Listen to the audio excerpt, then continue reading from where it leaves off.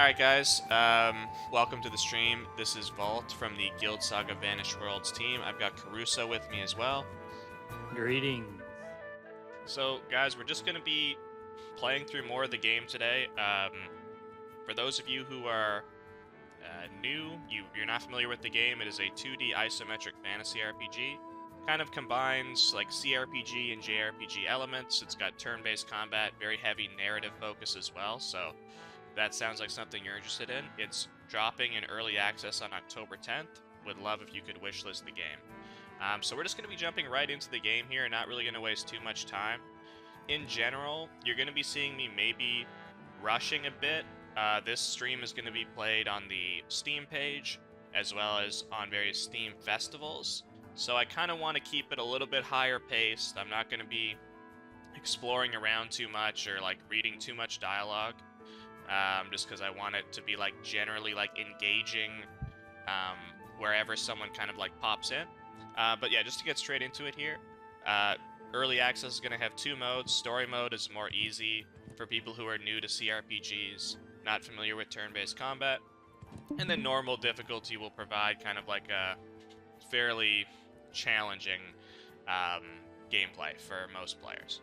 I'm just going to start that right up. Going to allow data sharing. And just a heads up, guys, this is a developer build. This is like really sort of like, I don't want to say it's work in progress, but it's like fresh. We just we just pushed a new build to the beta today, so there could be bugs. So standard character creation, and what I'm going to be doing is going through character creation and then using a beta command to skip the introductory part of the game, which is what we showed in the last stream.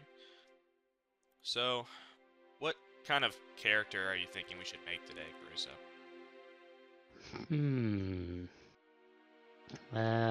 What about like a mage? Maybe Pyromancer? Yeah, I'd be down for that. Cool. Okay. So yeah, I mean the character... Gotta have like red hair. Yeah, that's a good idea. Do we want red skin as well? Just full Yeah, red? red on red. Yeah, full-blown red. Do you want to go female or male? Female. Okay, what about white hair? I feel like that would be kind of a cool look. That would be cool too, yeah. Red skin, white hair. White eyes maybe, or no, maybe, Oh, blue, maybe blue. Yeah, that's a cool look. And then maybe we'll just go pure Hydra, or pure Pyromancer, guys. So just heads up, guys. There's no clear classes in Guild Saga Vanished Worlds. Rather, you can put points into various schools, and then you can acquire skills from any of those schools. There's no defined class. You can really mix and match. There's a lot of flexibility there. But I think for this playthrough, maybe we'll just go pure Pyromancer. We're going to be jumping right into having a full party of 4, so we'll have like a decent variety anyways. So I'm thinking we'll just, yeah, we'll just keep going here.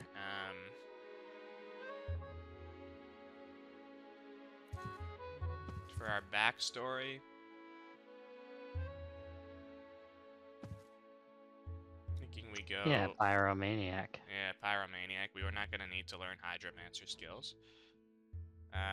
Just heads up, guys, as well. Just FYI, I do have the music turned off or on, but at reduced volume for a lot of this stream. So just a heads up on that. If you're not hearing much audio, it's because just for the stream, just so you can hear our voice without issue. Yeah, so we'll go Pyromancer. Inclination, this is just kind of a general sort of flavor thing. It'll affect some dialogue options and stuff like that. Thinking maybe we go Greed. Let's go Greed. And we've got our primary points here. So Strength, this is going to affect your damage that's being dealt with in melee attacks. Dexterity is for ranged and dual-wielding attacks, and Intelligence is for magic attacks, so we'll go with that. Secondary points here. Initiative determines how your battle order, so how the combat works is At the beginning, it's turn-based, and at the beginning of the battle, the turns are ordered based on initiative. So if you go higher initiative, you're more likely to act first in battle. Constitution gives you more health points, and memory allows you to learn more, to have more active skills at any one time. So I'm thinking we go memory just because maybe I want to buy skills and we can show off more of the skills. In early access, we'll be launching with over 100 skills across the 10 schools, so there'll be quite a lot of variety there. We're going to be rocking the staff, so we'll just go with wizardry. This kind of determines your various weapon-based aptitudes. We'll be going with wizardry, so it makes us more effective in combat when we have a staff equipped. And here we have our schools, so we get 2 points, and because we're just going to go pure pyromancer on this route, I'm just going to put both points in there. But if I wanted to do like pyromancer warlock or something, that's something I could do, and then I would have access to these different both of these schools. We've got 5 starter skills in each school for you to choose from in the early access character creator. We'll go both into pyromancer there. And I'm thinking having a summon is pretty effective. We have a choice between barrage. This is going to be a standard sort of like 3 fireballs spell attack. We've got summoning a fire slime. Sheathing and fire our weapon. This is not going to be much use to us because we don't have a sword. If we were going for like kind of a spell sword. Spell blade. Yeah, spell blade. That would be more effective, so maybe we won't bother with that. Fireproof is good. You know, if we have fireproof, we really like... surfaces are a big thing in the game. If you've ever played Divinity Original Sin 2, there's kind of this like... maybe not as heavy as in that game, but there's a focus on surfaces, so if we're going pure pyromancer, there's going to be... the ground's going to be on fire a lot, and having fireproof is useful, but I'm thinking we go Meteor Strike. This will be kind of a AoE fire attack, and we go Barrage. More on the pure damage plus summon route. Cool. And then here we have talents. Talents give you kind of like a, you know, unique sort of ability. Adding evasion, making you more likely to land your attacks, giving you extra dialogue attributes, making it more likely for you to be able to persuade people in dialogue. Mineralist is adding the likelihood of mining additional ore. And, you know, we could go Interrogator. I'm thinking we go medium just so we have the opportunity to communicate with ghosts if we want. Yeah. Yeah. And here, you won't see this in the actual game. This is just going to allow us to skip right past the introductory part of the game.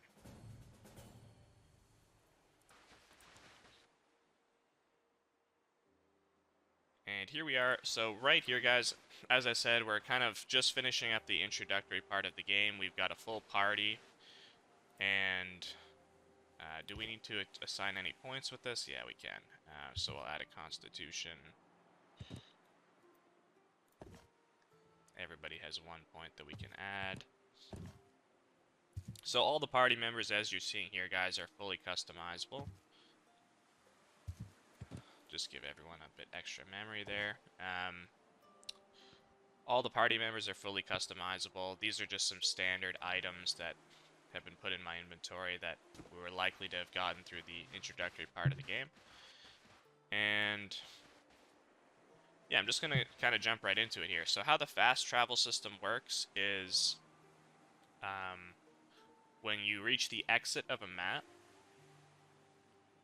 you will be able to open kind of the world map here, and then you'll unlock the map that exit is connected to, and you can travel to that, or you can travel to any place you've already been to. So here we could travel to Gladeheim, which is the map we've just unlocked, or we could travel back to these other maps that we've already been through.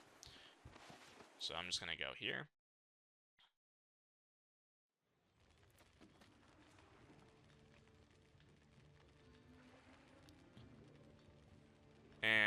we're entering Gladeheim now. This is where the game kind of starts to open up. It's fairly linear for the introductory first like couple hours, and then we reach Gladeheim and it becomes much more of an open world experience. So we're entering town and we have a guard that's talking to us here. He says, "Hold up, strangers. Ain't seen new faces around here in a while. General Zilford's orders. Gates are shut tight. No one's coming or going without his nod. How'd you manage to get past?"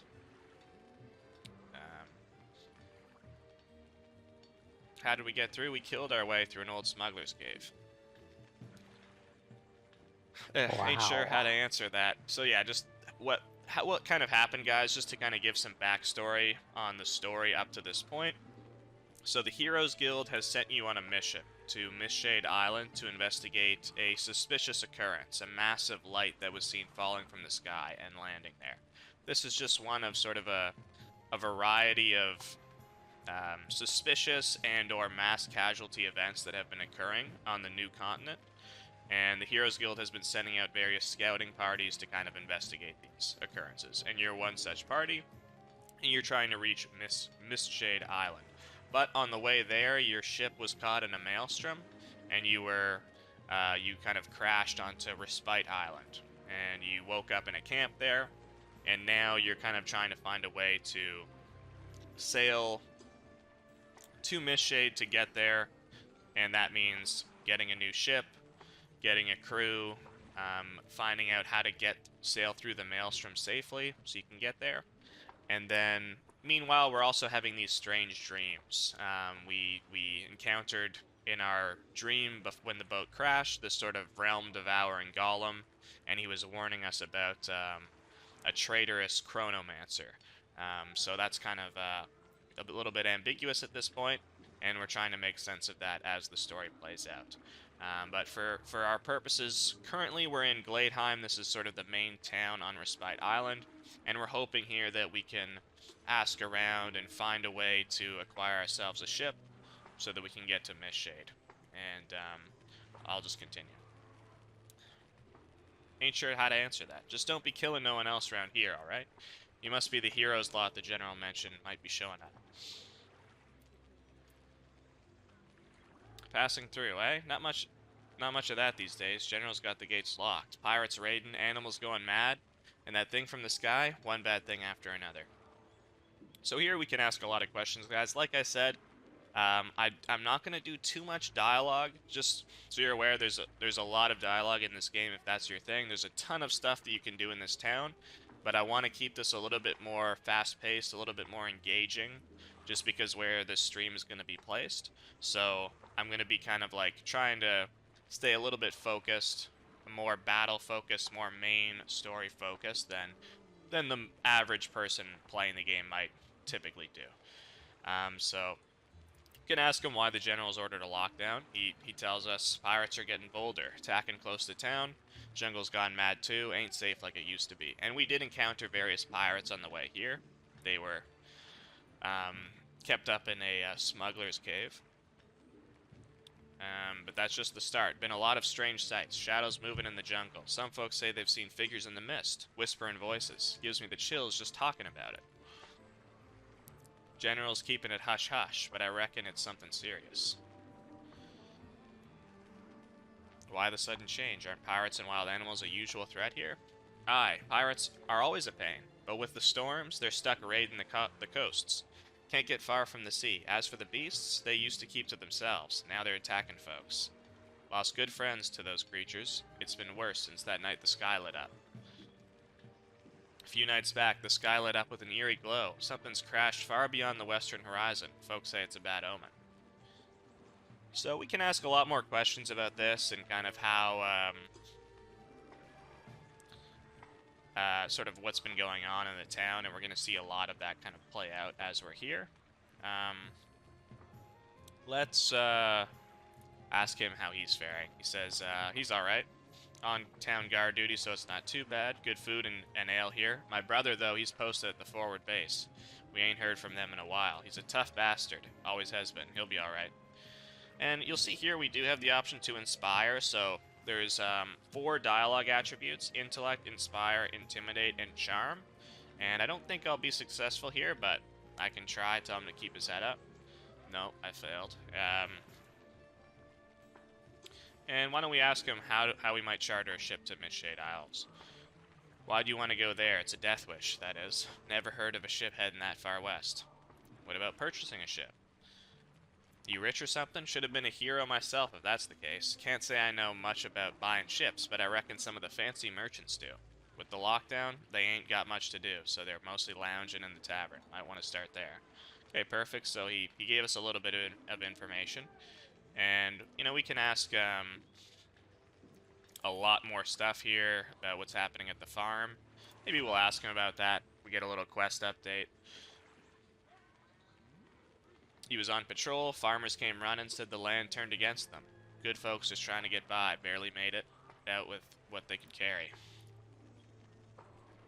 Was it bandits or pirates? He wishes. He says his friends recovering in Little Haven, swears the land itself came alive. Crops turning foul, strange growths, hard to believe, but he swears it. And he tells us we can talk to the general, we can talk to some clerics, and we can talk to a farmman to get more information about this. So we'll be on our way here. General wanted me to greet you when you showed up. Told me to see you to the big building over yonder. And here, take this map. Town's a right maze. Get lost myself a few times when I first came here. And you got a little map that you can use. Says stay safe. This island's got secrets and not all of them are friendly. And Lucite, our party member here, says we've got our mission and it's clear what needs doing. Securing a ship to reach Mistshade is our top priority, as per the Heroes Guild's orders. Still, the plight of these people can't be ignored. Perhaps there's a way to aid them while we pursue our goal. Aska says, poor folks, caught up in all this mess. We can't turn a blind eye to their troubles. Let's help out where we can and maybe spread a bit of cheer along the way. We'll find that ship, but let's make sure we leave some smiles behind too, yeah? And Leora. Aska and Lucite, just to give a little bit of background, they are our fellow Heroes Guild members. They're in our party. And Leora, we just recruited prior to starting this playthrough. She is a former pirate. Mistshade Isles, huh? Those waters are treacherous. Haven't heard of a crew brave enough to venture that far west. If we had our own ship and crew, we might make it. We'd need a navigator, a helmsman, and a boatswain, at the very least. More hands wouldn't hurt either. But there's still the matter of getting a ship. We could steal one, but I doubt that's your style, right? Plan B, we find a merchant willing to lease us their ship. Ship owners often rent out their vessels for a cut of the profits. In a town on lockdown, the tavern's our best bet. And she suggests going to Mama's abode, which is the inn. So, now we can kind of explore the town, and there's a lot to do here, guys. I'm thinking about what we want to do. We're currently level 3. We're somewhat close to level 4, and that's where we kind of want to be when we start venturing out of town to the next major area. I'm thinking what I'm going to do for us here. We did have this map of Gladeheim, so I know the map pretty well, obviously, but if you didn't, this you can pull up here and you can get a general idea of where things are. I'm just going to spend a little bit of time equipping my my party members here. So I think we're going to do... what do you think, Caruso? Like, maybe we could do Aska as a geomancer? Yeah. With each of the party members, when you recruit them, they essentially have 2 classes, or you could multi-class with them. You get a little bit of choice. So with Aska, she can be a geomancer or an archer. I think maybe we'll make her a geomancer here. With Lucite, he can be an aeromancer or a warrior. Maybe he can be our kind of like... Our tank. Our tank, yeah, exactly. So he's pretty well equipped there. And then Leora can be hydromancer or rogue. And maybe we'll try multi-class with her a little bit. Cool. So let me see. We've got some rings we can put on. Dexterity, we'll send that to Leora. I'll wear this Constitution. I'll put on these arrows, even though I'm not going to need them. They will give me a little bit extra armor. I'll send these to Aska. We do have a bone mace. Lucite might be able to use that. Or Lucy could use this, a really good Rusted Elven Piercer here, actually. There is a shovel here, you guys. You'll see there are some tools. Tools in the game allow you to basically gain certain abilities. So with the pickaxe, you can mine ore, and with the shovel, you can dig. So we'll put that down into our skill bar so we can dig as we go through. We've got some +1 strength boots there. The wizard scroll belt. Maybe I'll throw that on. Ooh, +2 geomancer dawn root. That's really good. So we're going to be actually really well equipped. A geomancer offhand, we can send that to Aska. And maybe we'll give this to Leora. I'll give this to Lucite. Oh, no, this should be Lucite. And all the characters in your party are fully customizable. They all have their own inventory. You can search your inventory, you can filter it. You can sort. So how did you know, like, each of these items were for which specific class? Like, you're like Geomancer offhand? How do you know that? Yeah, so if you hover over the items here, you'll get a little tooltip. And if I'll just go to Aska here, so here, this is a Noxious Blob, so you can kind of look at the stats. See, it's going to give 6 magic barrier, which I'll explain a bit later when we get into a fight. And +2 geomancer. So because it's giving +2 geomancer, it's perfect for our geomancer. So we'll throw that on for her. I'm gonna give her these little bit better arrows, and we're also this dawn root is really good. This probably shouldn't be actually here, but we'll take it. So she's gonna be really powerful as a geomancer. We're already giving her +4 geo. You might be seeing that we're getting through battles a little bit easier because of that. But it is what it is. Also, we have 2 large health potions here, which is interesting. We're going to give Lucite this really good melee weapon. Rusted Elven Piercer. We give him this belt. This we could probably sell. These boots are good for him. Leora, I don't think, has any boots, so we'll give these to her.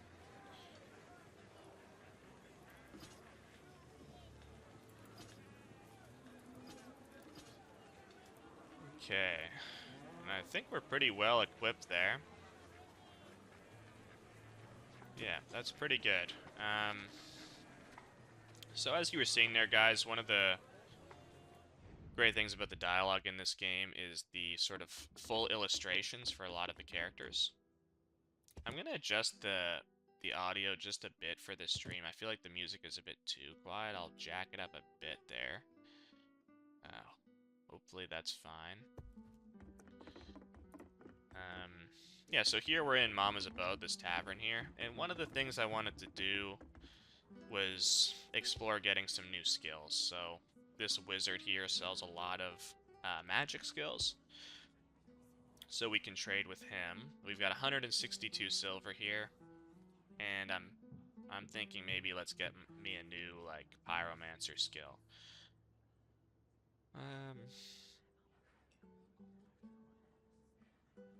This is a 5 AP skill, so this is a really expensive skill to cast, but it's a Comet Storm. We can lock the tooltips by pressing L, and then you can hover over the parts of the tooltip to get more information. So this is the skill that we'd be learning. We strike the battlefield with 3 comets. That's really good.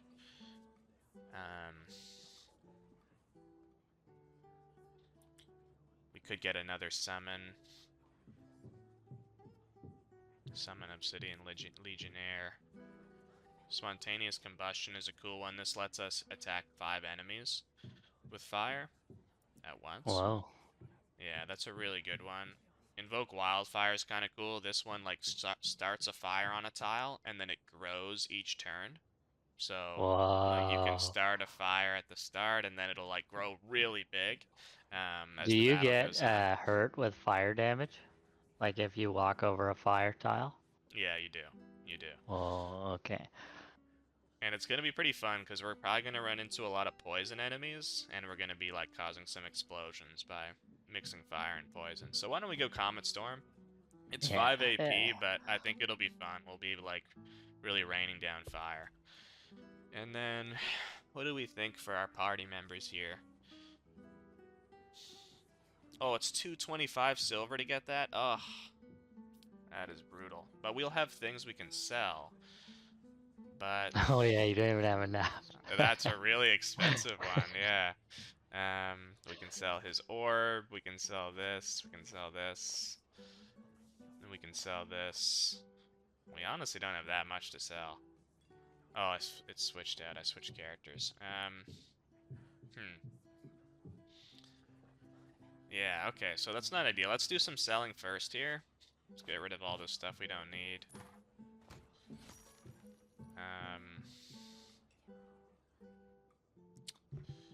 Yeah, we don't need this or this. Another 37 for us. Yeah, so Comet Storm might not be ideal for us. We can maybe come back and get it later in the stream when we have more Yeah. money. So for now, let's go with maybe a new spell for Leora. Let's go with Invoke Rainfall's interesting. Get a little bit of weather going. Icefall is cool.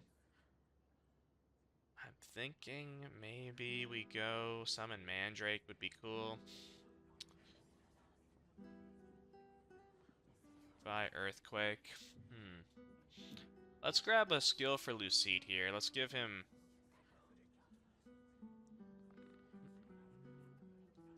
Godspeed. What's and Godspeed?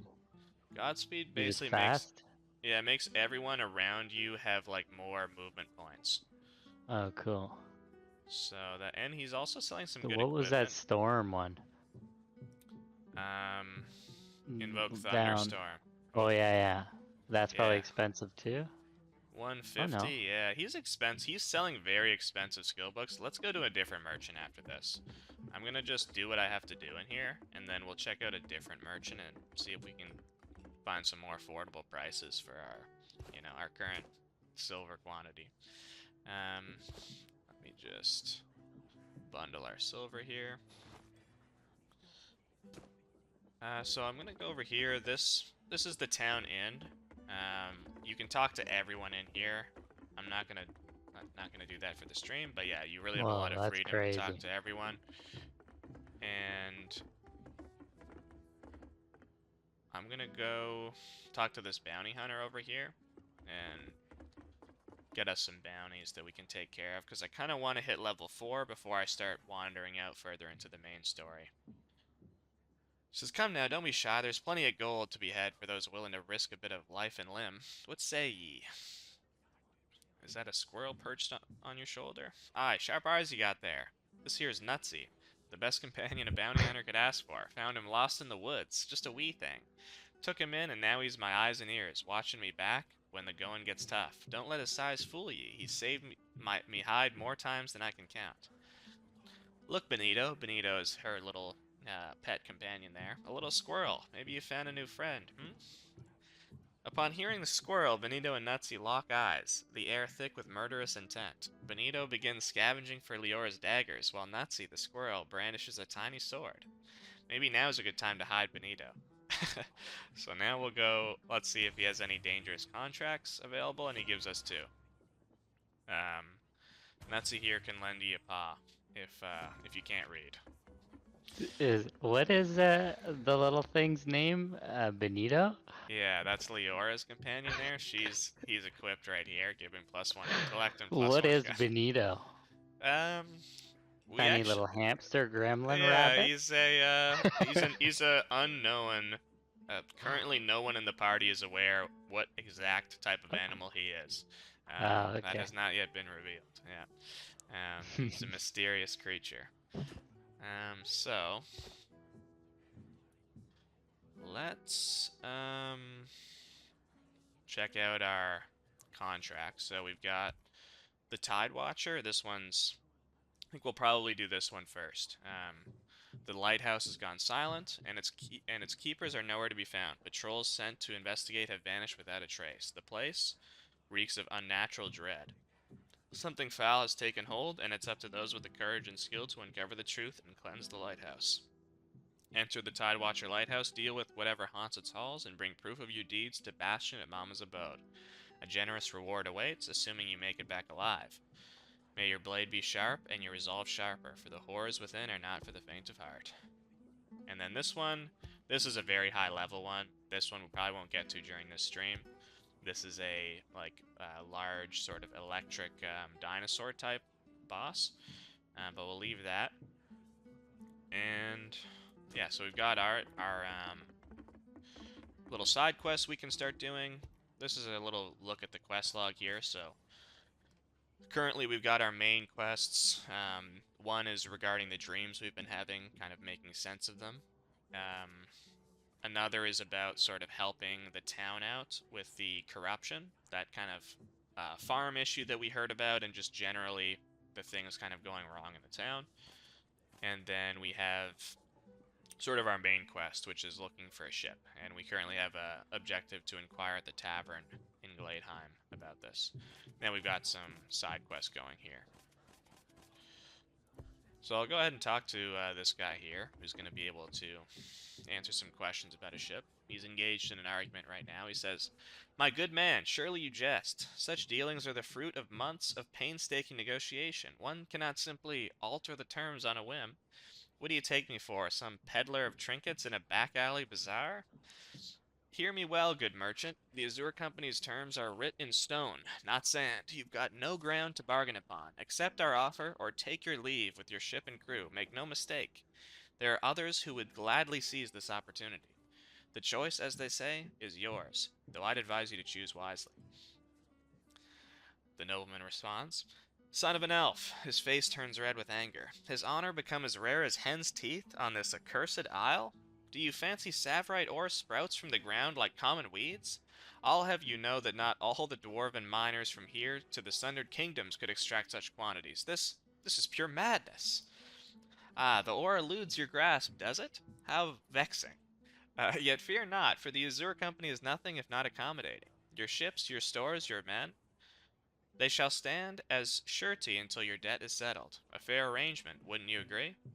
Though I warn you, our patience, like our coffers, has limits. Best not test them overmuch."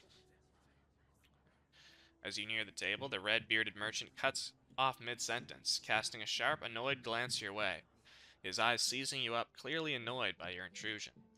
"What? What is it now? Can't you see I'm occupied with matters of actual importance? There's no respect for Jeez. station in this blasted place anymore." The Earl's gaze pierces his guard. "Why are you allowing the common rabble near me? What am I paying you for? To stand around like a poorly dressed statue? Man. Begging your pardon, my lord. Stop right there. The Earl's doing important stuff. No disturbing. You can't, go away. Or else." "Not now, you useless git. Must I do everything myself around here? What are you, sellsword, mercenary, adventurer? Bah, dumb as rocks, the lot of you. I'm not in the market for hired muscle, especially not the brainless variety." And we can tell him we're from the Heroes Guild. Try to get some respect. Yeah, I'm sorry. this guy's a tough cookie. Yeah, did I interrupt your tantrum? Maybe if you weren't so busy whining, you'll listen. I'm Volt from the Heroes Guild. Well, well, this does change things. My sincerest apologies, my friend. As you can see, I'm perpetually besieged by incompetence. Allow me to introduce myself properly. I'm Earl Thaddeus Blackwood of Highvale, or Earl Redbeard, as I'm so creatively called around these parts. Now, what can I do for you? You know where I might obtain a ship? A ship? Unless the Heroes Guild has suddenly started paying in gold oblins, which I sincerely doubt, you're out of luck. Even if you manage to borrow a vessel, these accursed storms would make short work of your journey. I'd wager your answer would be, official Heroes Guild business, am I right? He chuckles dryly. Heroes Guild and I, we're old acquaintances, you see. I've had dealings with them on numerous occasions. Such urgent matters are rarely as straightforward as they seem. However, perhaps there's a way we might be of mutual benefit to one another. After all, business thrives on opportunity, does it not? And we can hear him out here. There's an exclusive auction of worldly rarities to be held in a nearby island. An invite-only affair for the elite and affluent. one from which I've been unreasonably barred by the organizer, without so much as a whisper of explanation. Imagine that! Me, a perfectly straight, law-abiding merchant with a reputation for quality of goods and steadfast delivery. Now, this is where you enter the picture. I'm certain the broker, that's what they call the auction's mastermind, wouldn't dare turn away esteemed members of the Heroes Guild, should they grace his doorstep. Your task is simple. Attend the auction and secure a pixie that's rumored to be among the lots. Accomplish this, and I'll grant you use of one of my many ships. Yeah, we can ask him a bit of questions, but we'll just tell him to go on.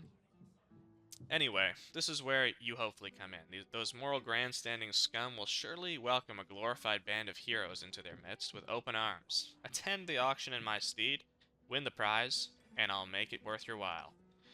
Asuka says, this is horrendous. A pixie, a creature of pure love and freedom being sold like this? I don't like this at all, Vault. It's so wrong. Lucide says, my father always warned me to be wary of those who speak too kindly. He speaks with a silver tongue, but I sense deceit lurking beneath his pleasant words. We must tread carefully around this merchant. We can ask Leora what she thinks. I see a solid opportunity here to get ourselves a ship. We should take it. Not like we have many other options, right? That is my final offer, and it's a good one. Bring me the pixie, and you shall have your ship. And we can tell him to shove it, because he's been pretty rude to us, but we don't really have much of a choice at this point. We'll see how kind of the quest plays out, but we'll tell him we'll get him his pixie. And he says, my, such hostility, but I suppose beggars can't be choosers, can they? Very well. Your discomfort is noted. Just ensure you procure the pixie without fail. I'd hate for any unpleasantness to arise from a botched acquisition. You'll need these, a keystone to access the auction venue, and a substantial bag of silver, which should more than cover the cost of the pixie. Whatever you manage to save from that sum, consider it yours to keep. Bring the keystone to a certain temple in Oro's Grove, a jungle which lies northeast of Gladeheim. There you must seek out a blacksmith named Caldric, one of few individuals appointed by the broker himself who will be able to take you there. Who's the broker? The nobleman lowers his voice. A man with his fingers on every pulsating vein in the world, shrouded in mystery, he deals in the currency of intelligence. Now, I leave matters in your capable hands, hero. I'll await your return with good news, I trust, right here. So we have our mission here. He'll lease us a ship if we go to this auction and win him this item. So he's actually given us 500 silver, and as the player, you could take it upon yourself to just go spend all the silver on yourself and try to get a ship a different way. But we won't do that. We'll play out the auction here. So before we go to and I'm just gonna turn down the ambience a little bit. Don't want to make myself too quiet there. Before we go northeast of Gladeheim, I'm thinking we can do our Tide Watcher bounty, perhaps. So when we got that bounty, it unlocked a new node on our map. So what I'm going to do is I'm going to go back down to the entrance we came here, and I'm going to take that exit to the lighthouse. This should work for us here. There we go. And you can see kind of like at the by the node, it tells you if you have any active quests that are there, and we can go over to the lighthouse. As you emerge from the dense jungle, you find yourself at the edge of Tidewatcher. The scene before you is perplexing. While eerily silent, it is far from empty. Spectral forms of animals linger in the air, their ghostly visages drifting aimlessly as if bound to this forsaken place. They move with a haunting grace, trapped in an endless loop. In the distance, you notice the faint outline of a figure. The specter stands still, an enigmatic presence amid the spectral menagerie. You can't help but hope that this apparition is not one of hostility.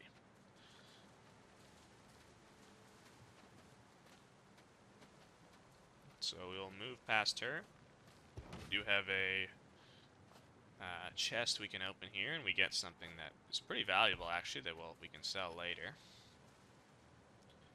Now let's go ahead and get into the lighthouse here. So the game definitely has a pretty heavy sort of loot focus. You can search a lot of things, as you can see in this room. There's a lot of looting. Like, my inventory, when I started this, your inventory will probably be a lot more full after playing through that introductory portion of the game. This P here, that you can ignore that, that's just a placeholder graphic. That's just a placeholder graphic. You won't see that in the actual game. We will go ahead and travel down. And we have a bit of a creepy sight here.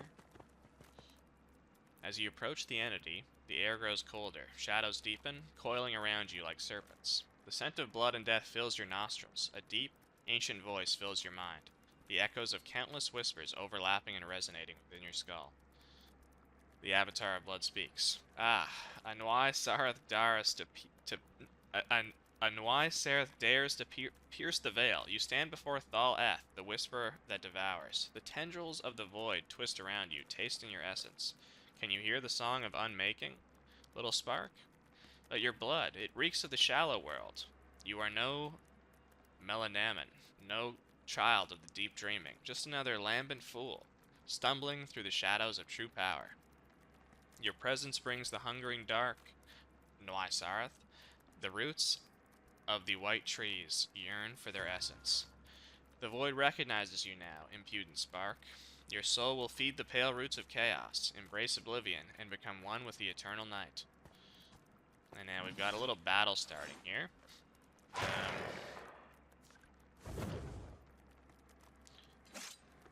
So this is a bit of a, like I said, guys, we're a few hours into the game here, so this is not kind of like your standard introductory battle. It's definitely a bit of a weird one where all the enemies here are teleporting quite a lot. And so this is actually a bit of a challenging battle. You'll see Ask is already really low on health, and we're going to have to think about this, actually. We don't want to be, you know, dying on the... on our first battle of the stream.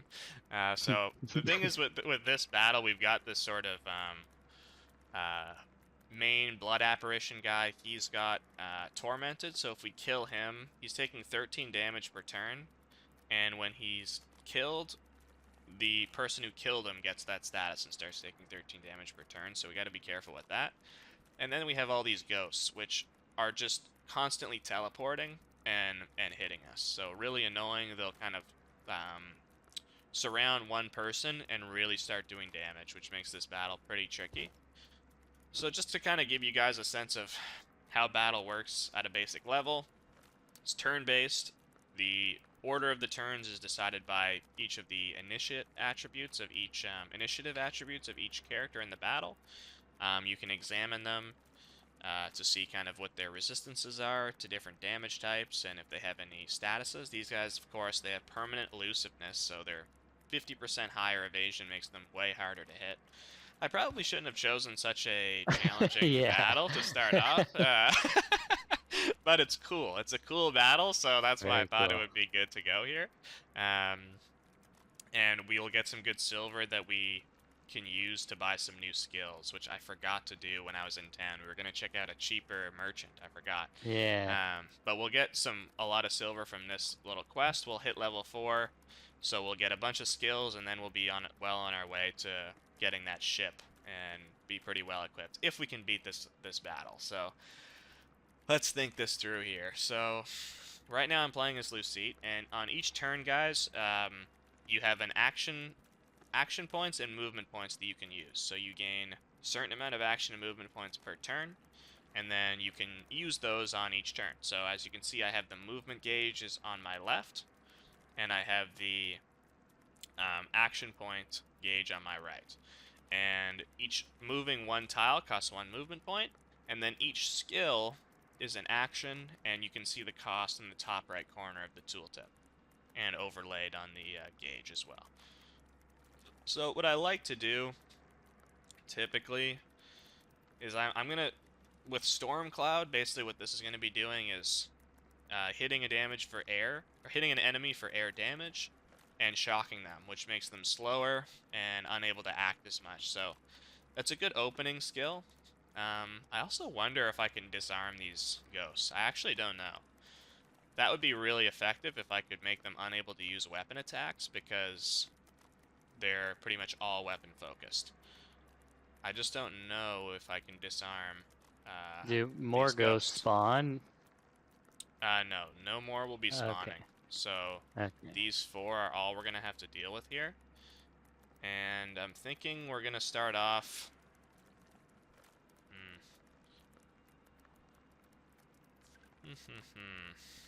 In terms of the camera, guys, you can see I'm moving it around freely right now. You can focus it in on any character. I'm thinking I'm going too slow. I need to just act. This guy has... So basically, Yeah. before you can inflict a status, you need to get through the respective armor. So if I want to inflict disarmed, I need to break their armor barrier, or their armor. And if I want to inflict slowed, or shocked, sorry, I need to get through their magic barrier with shocked. So this is definitely going to get through, assuming it both hits. So let's go ahead and hit him for that. Perfect. So we got him shocked there. And then we can actually also do a melee attack, if I wanted to. And I am going to. And I missed. Okay, perfect. So I'm going to try spread out a little bit. I think that's a good strategy here. Now we are Leora, so I think we're going to want to use her heal on Asuka right off the jump. Or Asuka could heal herself on her turn. Yeah, let's do that. So we'll let Asuka heal herself on her turn. I'm going to use this Frigid Gust. This is going to hit all of them with some frost damage and just get really good damage for us. So I'm going to do that. We missed 2 of them. Not too bad. Just so your heads up, guys, missing is generally not this prominent in battle. If you just tune into the stream and you're watching only this battle, don't worry too much that it usually is not that big of a factor, but we're fighting ghosts in this specific battle, so it's a little bit of a twist. So we did that. We got a couple decent damage ticks, and I'm just going to keep spreading my guys out because we know how these ghosts operate. They like to teleport and swarm. Asuka... ugh, that's annoying. That's disastrous, actually. Oh, no. We have learned it. Okay, perfect. Thought we didn't have her, her healing, skill on, but we do. Just wasn't on the skill bar. So, we're good. Gonna give her a little bit of a heal there, get armor back and health. And I am also gonna use a health potion. So, when you have someone controlled in battle and you open someone else's inventory, you are allowed to just use their items from their inventory. You have that freedom, so we're gonna just hit a health pot there. Try to keep everyone alive. What happens if one of them dies from your party? Yeah, so if one of them dies, you can use a resurrect scroll to bring them back to life. So it costs 3 AP in battle to do, or you could wait till after battle and use it for free. And these are consumed on use, so you only get 1 use each. We currently have 3... Oh, wow, I have 4. Okay, so we currently have 7. This is honestly more than you would usually have, but for the sake of the stream, I guess it's probably for the best. So we can revive with 3 AP using the Resurrect Scrolls. Cool. And, yeah, so we are on Asuka still, and... Well, I also could have used this. It might have been smarter, but I'm just going to save. Any AP that you don't use carries over to the next turn. So long as it's within your maximum AP. So we can just save that last remaining AP there and end our turn. Now we're back to my character here, and... Yeah, we're probably going to get swarmed next if we're not careful. Luckily, they're all bunched up, which is going to be really good for our fire area of effect attacks. I also want to get this slime out, though, so he can start absorbing some damage. Yeah, but they might not. They're not gonna be all together like that again, probably. Yeah, the thing away is, from your other party members as well.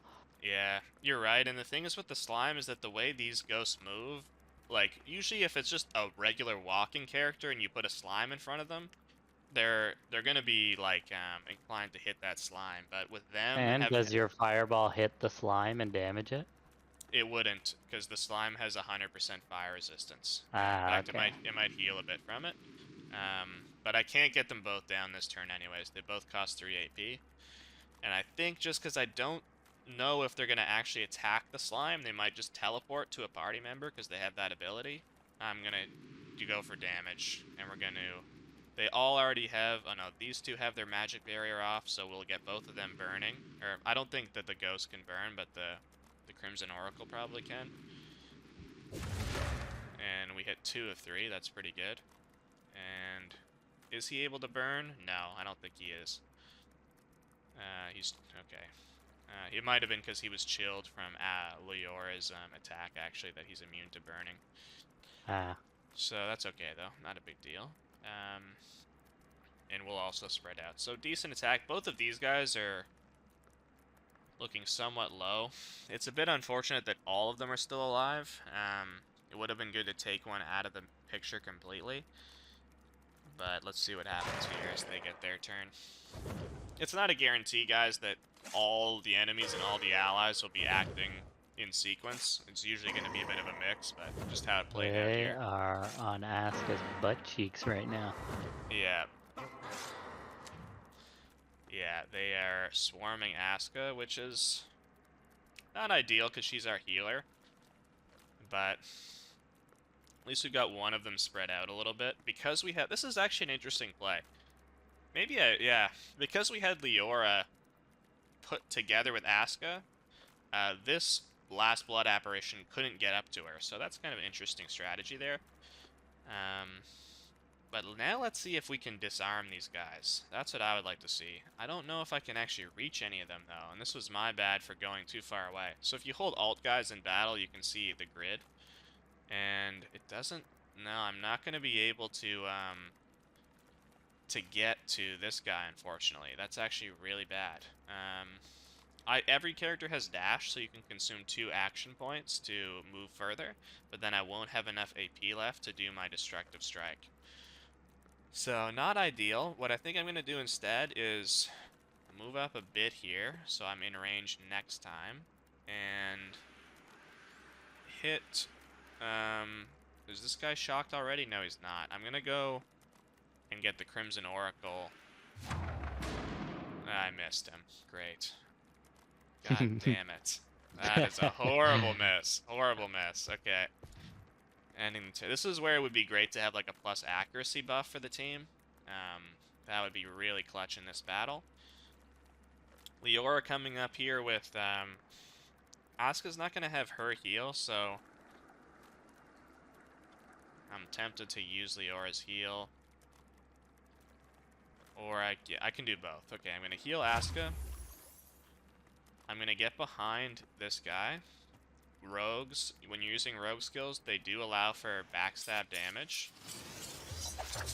We're gonna hit him from behind for huge damage. Okay, that was big. That was big. This guy's almost dead. Asuka, we're gonna replenish her armor with this Geomancer skill. And I don't think that these guys can trigger traps, so I'm not... Usually this would be a really good skill, but against these guys, they're floating. It probably won't work. And we do have some fire surfaces spreading here as well. What I'm going to do instead is I'm going to hit him once. Hopefully that hits him. Finishes that guy off. And then maybe we can... We miss, and we don't kill him. But he's poisoned. He'll die on his turn. He's taking 2 poison damage per turn, and he's got 1 health left, so he'll die on his turn. And we can even actually get 1 more attack off on this guy. Back on my character here, and yeah, I'm thinking I can get a barrage off, and I can summon a slime. So I'm thinking that might be a good play here. Let's get the slime out there to help out. And actually, that was really stupid. You'd think I would be better at the game, considering how much I played it. Dev. Yeah. But I used up all my movement points to go to this position without thinking about lining myself up for the barrage. So unfortunately, I'm going to have to save this AP for next turn. And I'm just going to end there. he dies on his turn, so that's perfect.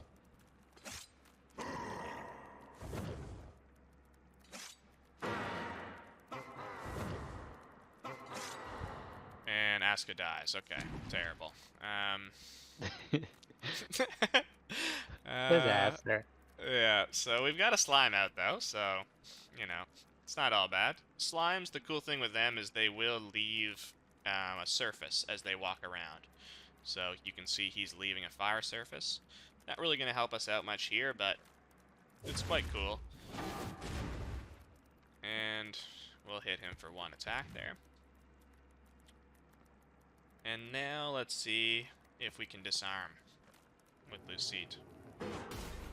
And oh, okay, so we could have disarmed him, it looks like, but we didn't get through his physical armor with the attack. Another blunder. But we've got him almost dead anyways. Oh, yeah. So not a big deal. We should be able to win this battle, no problem. But we are gonna have to use up at least one resurrect scroll, which is unfortunate. Just a heads up, guys. The resurrect scrolls, they don't grow on trees in this game. Like, they're not dropped significantly, and they cost you a decent amount. So you don't want to be having too much party member death in your battles. Even if you win the battle, having to use up a resurrect scroll is a bit of an unfortunate cost. So we're gonna go in here with Leora, and we've got him bleeding, and we couldn't land our second attack there. So he's gonna live for another turn, unless I could finish him off from over here. But again, I'm putting myself out of range. We're gonna have to dash. Avoid the fire there. And yeah, we want this guy. So hopefully with 3 hits we should be able to hit once. Miss, 1 hit. Okay. And we get one more attack and we got him. Okay, good. Okay, perfect.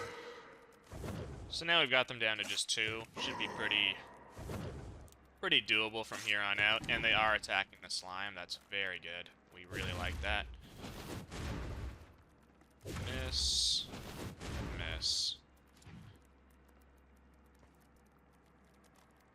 Lucite out of range, unfortunately, here.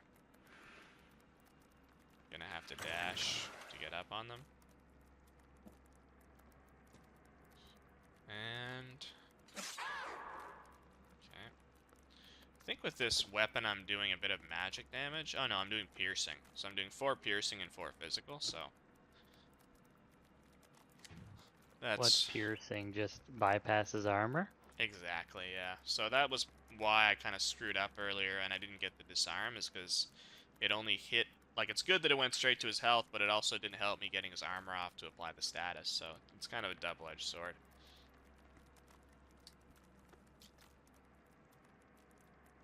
Okay, Leora.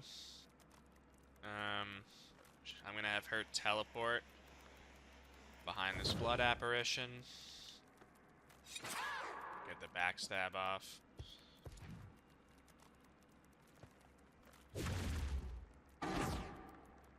Land some fire attacks on my turn. We're pretty safe here. We just gotta stop missing so much.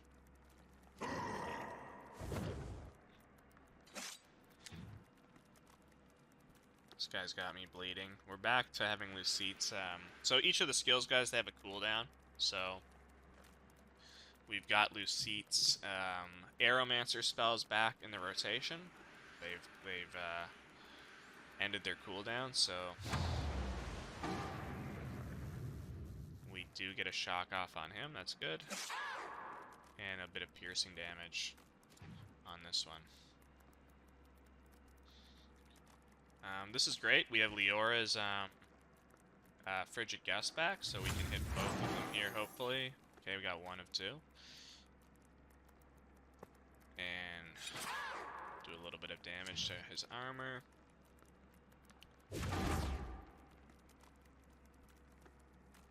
Back up a bit. 2 misses. I'm almost dead over here, so this is really bad. Oh my god. Oh my god, that guy just hit me with a critical. Oh, Okay, jeez. I thought I was safe, and now I'm not looking Go so to safe ghost anymore. too. Oh dear. Okay, this guy's dead. He's gone. Okay, there we go. He's dead. We've got 1 AP left here. I'm gonna heal myself, bring myself back to life. I mean, and gonna have to use it. Health potions are also kind of a really good resource to have, so hate to be using those up. I do have my spells back now, so I can just start missing again. Perfect.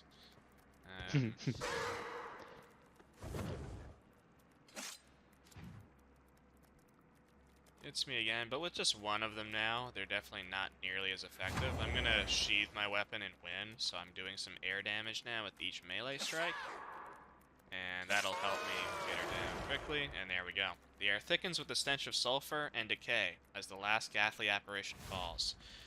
Silence fills the cavern, broken only by the faint echoes of your own breath. The spectral forge of Thal-Eth looms before you, its form wavering like smoke in the wind. Pitiful. Soon you shall join the echoes of the unclean. The roots hunger for your blood, and they will not be denied. Embrace your fate, or be consumed by it. The avatar shimmers and then collapses into a pool of crimson. And the bounty is updated. Okay, there we go. So your party members, it's giving me a message here to regroup party members. I'm just going to go ahead and revive Aska. There we go.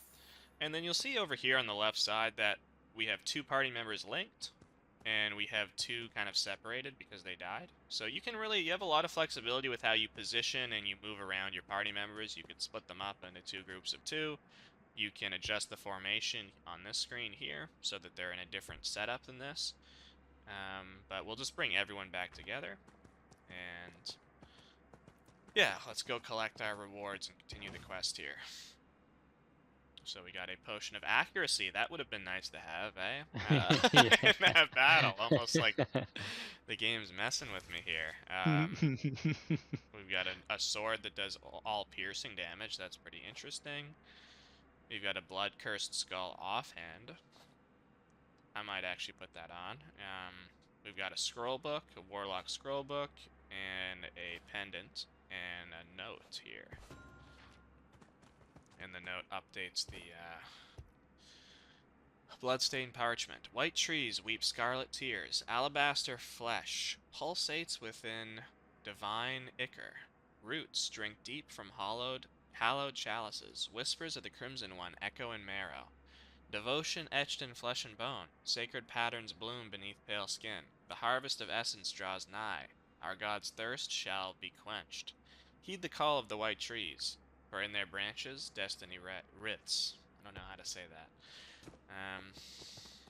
If I'm doing a good enough job for you guys with the streaming and the reading, I'm not a experienced streamer or anything, so hope it's somewhat bearable.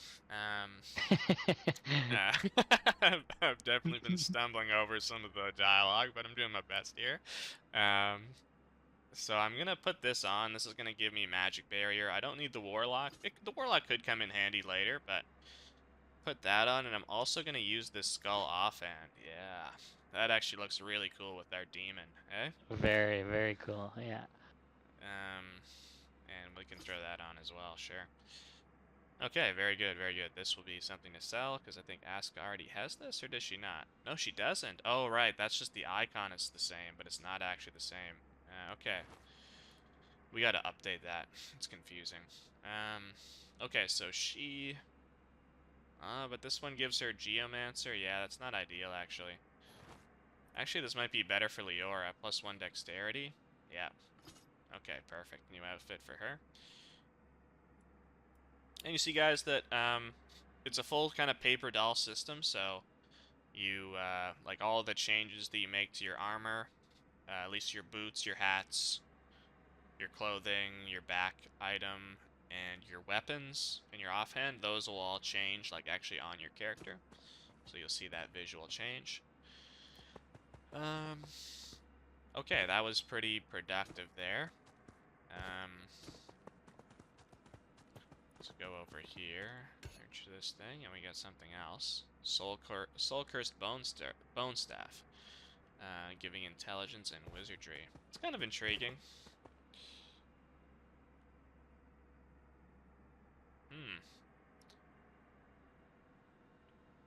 I feel like I should add this. It's cool. It's gonna take away my basic fire skill, and now I have to use a warlock basic skill instead. But I do have a +1 warlock on this, and this is giving me wizardry and intelligence as well. So I think maybe we're morphing into a warlock pyromancer like build. So I'm down for that. That's cool. Yeah. And we have the skull, which maybe also gives us warlock. Is there a little skull on your scrolls as well? Yeah, there is, yeah. So See? we got +1 warlock here, +1 warlock here. So yeah, this is actually pretty cool. So we're developing into a little multi-class here. And I think we can leave now. Let's check out our quest log here.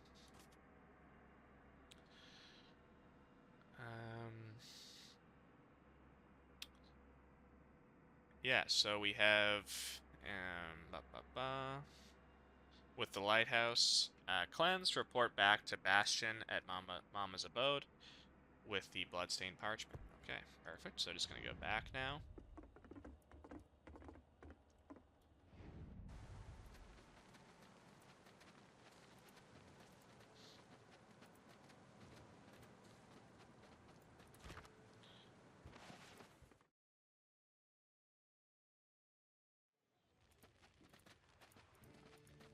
How are we doing on level? Okay, we're closer to level 4, not quite there. That's okay, though. I would do some more, like, little side quests around Gladeheim, but I do want to keep the action moving here on the stream.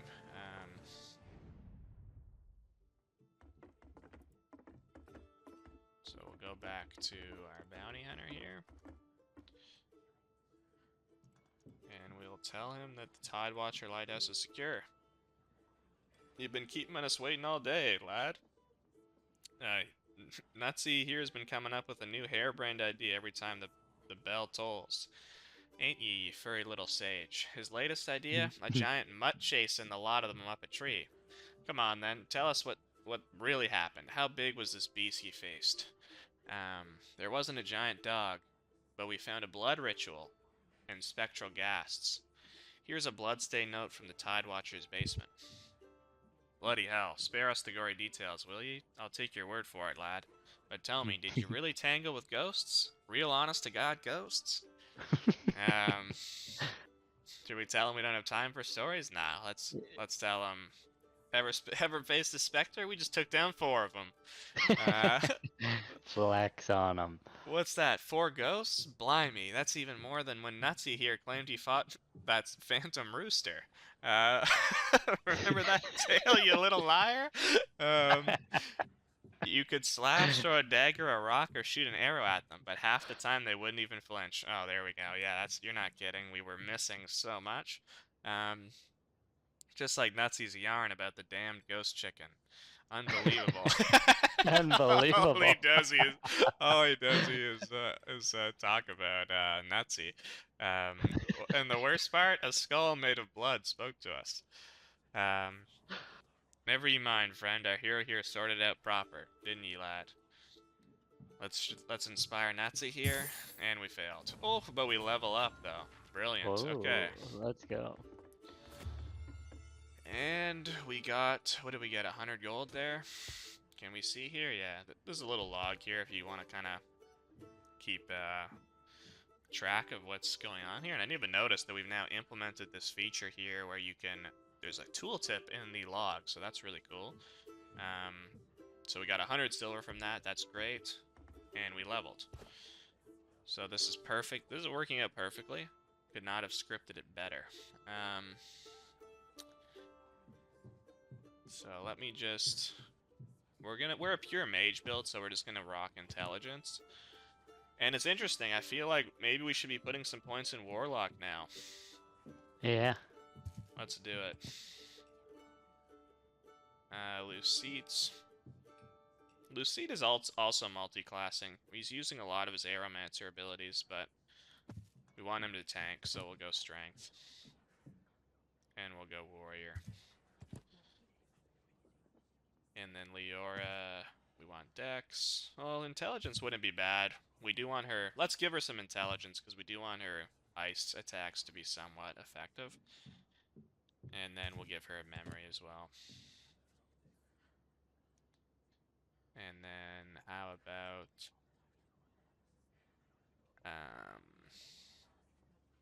we'll go Rogue for her. And then Asuka...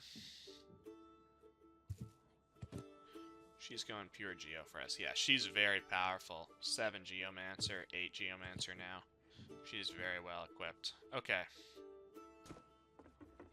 Now, let's, this is a little trick for you. Mama Donna. Oh, yeah, see, you have to complete a quest for her before you are able to get access to her Warlock store. So that's actually a bit unfortunate.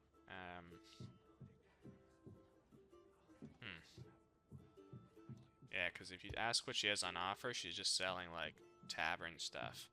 But she is a hidden Warlock merchant. But we'll leave it for now.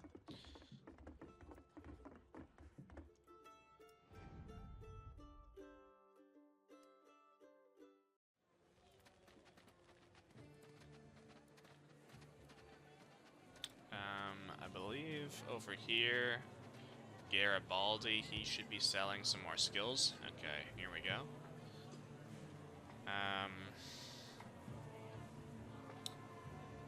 Oh, he says some Warlock stuff.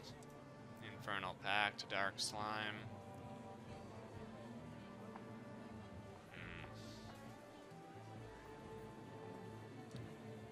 Yeah, I'm thinking I'm gonna get... Let's get this Conjure Wall of Ice. It's only 75. This is an interesting skill we can show. And maybe...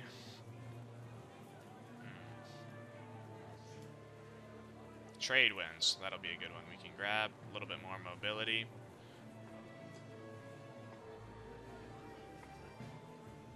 Maybe also we get Lucide this. I don't know if he can use it, but... 225 left. Let's do it. Okay. There we go. So now we do have some skills here. I'm gonna send this to Leora and this to Lucide. And I think they can both learn one free skill because we upped their memory. She's got Conjure Wall of Ice, and we'll give him Trade Winds first. And we got him Aether Grasp as well. Aether Grasp is really good as a tank. It's a Aeromancer skill, but it's going to give him the ability to pull enemies towards him. So that's a really good one that works well with his build. We're going to take off Parry. We didn't even use that last battle, which is like a defensive skill. We'll put on this one. Yeah, okay, Lucide's going to be way more effective now, I think. He's like going to be a bit of like a mobile tank hybrid.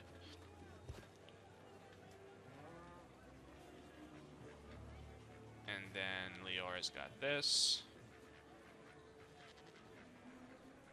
And then do we want to maybe look for some merchants? There's like a lot of like stuff you can explore and buy in town, obviously. Lots of equipment and stuff. Maybe we'll just go up here.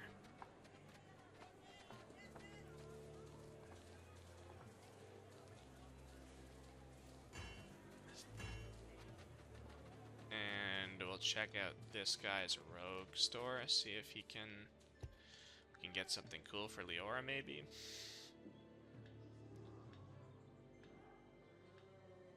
Haste would be good for her, but she's full on skills now. Shadow Decoy, Backflip, Shadow Assassin.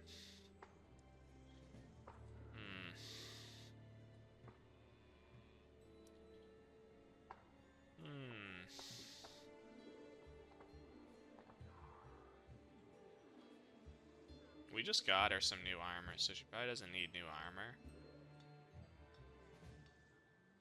But it would be really good for her to have haste in her arsenal, though. That will give her, like, more AP per turn. And it's only a nice 1 AP skill. Don't want to make sure... Remember, the guy gave us 500 silver to buy that pixie, so... Don't want to be throwing silver around, like, too wildly. And I think if we talk to him... Here's a little trick. You talk to him... He says, this ain't no place for sightseeing. He makes fun of the Heroes Guild. You can talk to him about that. You lot be prancing about, thinking you're special, then end up in some elfin pirate's brig. And who's to save your asses? Us, that's who. You don't appear to be very active at the moment. There's quite a bit of drinking going on. You've got some stones on you, I'll give you that. It's true. Bloody General's got us all locked down these past 3 days. No one's in, no one's coming in, no one's going out. Can't wait to get back to cracking skulls. You're looking to lighten your coin purse. Got some, let's say, unclaimed goods from our recent excursions. Straight from pirate holds and smugglers' stashes, if you catch my meaning. And then we can tell him that we just cleared out a smuggling ring, which was pre-stream. Hold on now. Was there a water witch among them? There isn't one anymore. Well, shite on a stick. Color me impressed. We've been tracking that ring for weeks now. The water witch took down 2 of our boys in the last raid. You did us a favor, you did. Here, take this, on the house. Don't go flapping your gums about it, though. We've got a reputation to keep. Oh my god.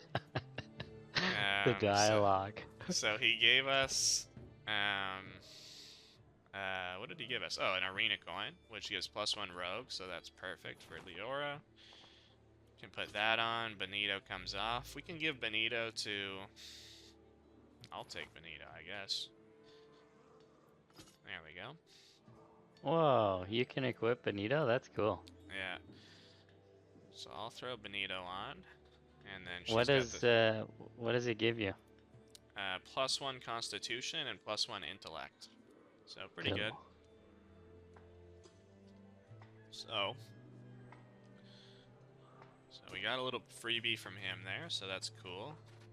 Now I should probably just do a little bit of selling maybe as well while I'm here. You can get rid of this and this.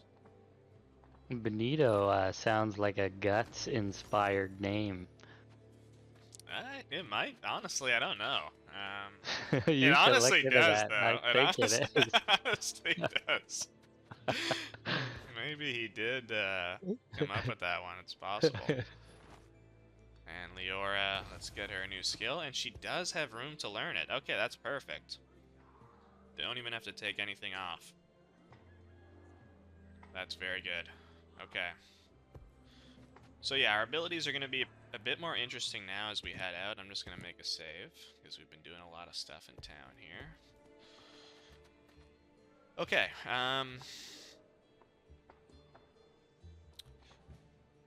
let us, continue. I'm really tempted to just plug around in Gladeheim a bit more, but we can come back later. So this is the gate that we're supposed to go through, but as we know, the town is on lockdown. General Zilfer doesn't want to let anyone out, and this guy is informing us of that. He tells us they go to Oro's Grove. We need to get through, but we need to talk to the general if we want to do that. Leora suggests a little bit of a bribe, and we can try it, and he says, I'll pretend I didn't see that. And Lucide is impressed by his steadfast adherence to her orders. Okay, so we've got a quest there just to talk to the general before we head out.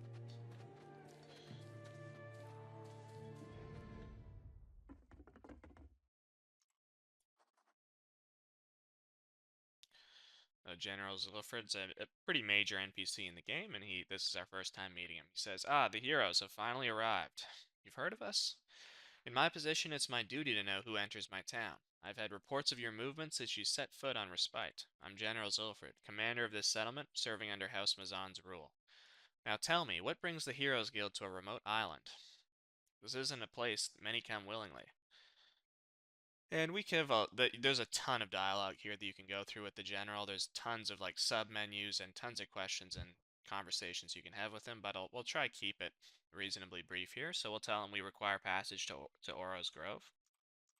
And why would you ask for such a thing? The jungle's not gentle, especially not lately. Pirates, smugglers, beasts, and worse have been reported roaming the wildlands. And then we tell him that we're working on a mission with the Heroes Guild right now, and we need to secure a ship so that we can get to Mistshade. To do that, we got to go through Aura's Grove. As you know, the town is on lockdown. I have soldiers and civilians alike constantly requesting access to the outskirts to search for their missing loved ones. Perhaps you could help in this regard.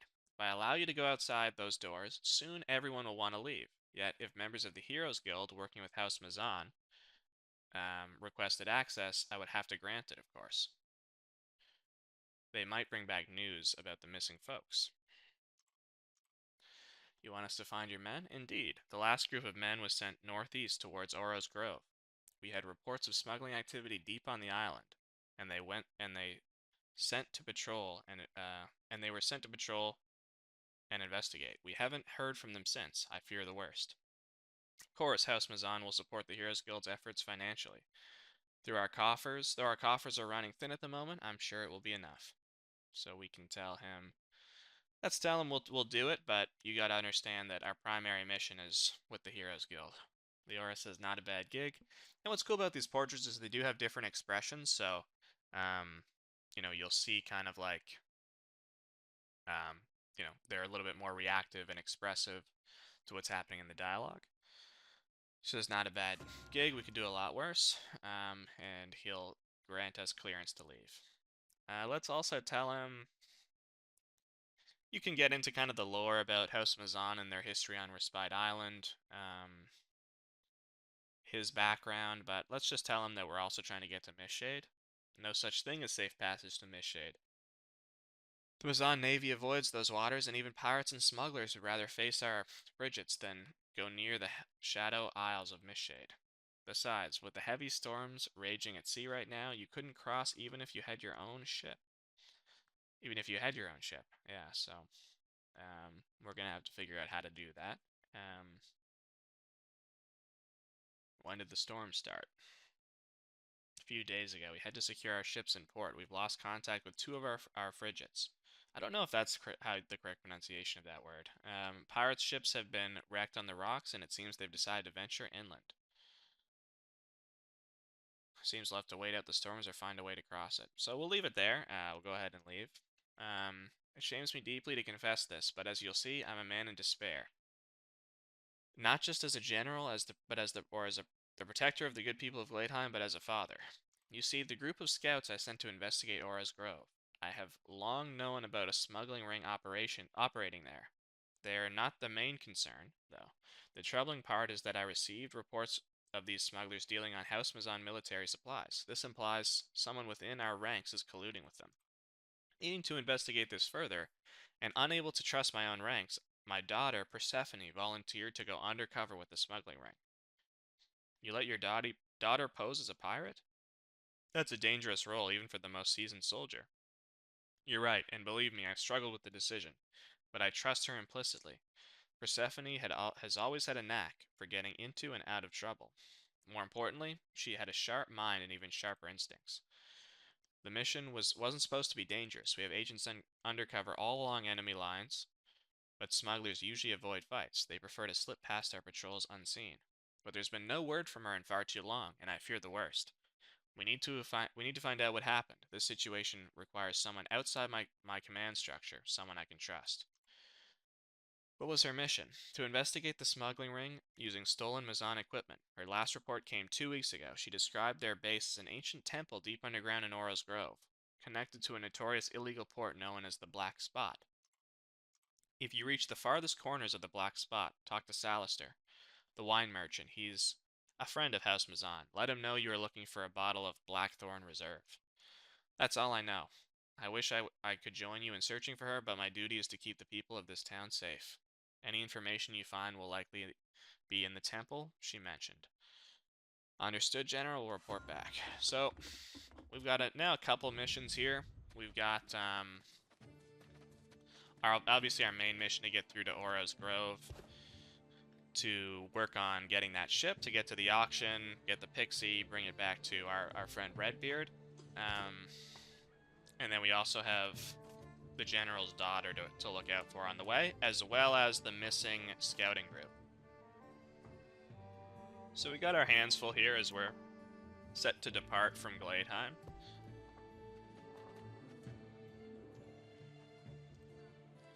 The General has informed me you've been granted clearance. You may pass. Perfect. Be vigilant out there. The jungle shows no mercy to the unwary. So there we go.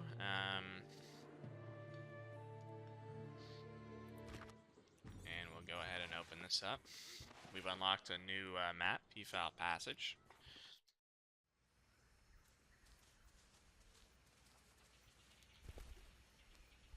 Your steps falter as an otherworldly presence grips your senses. The shrine before you pulses with a familiar, ethereal energy. Time seems to slow, and the air around you grows heavily with anticipation.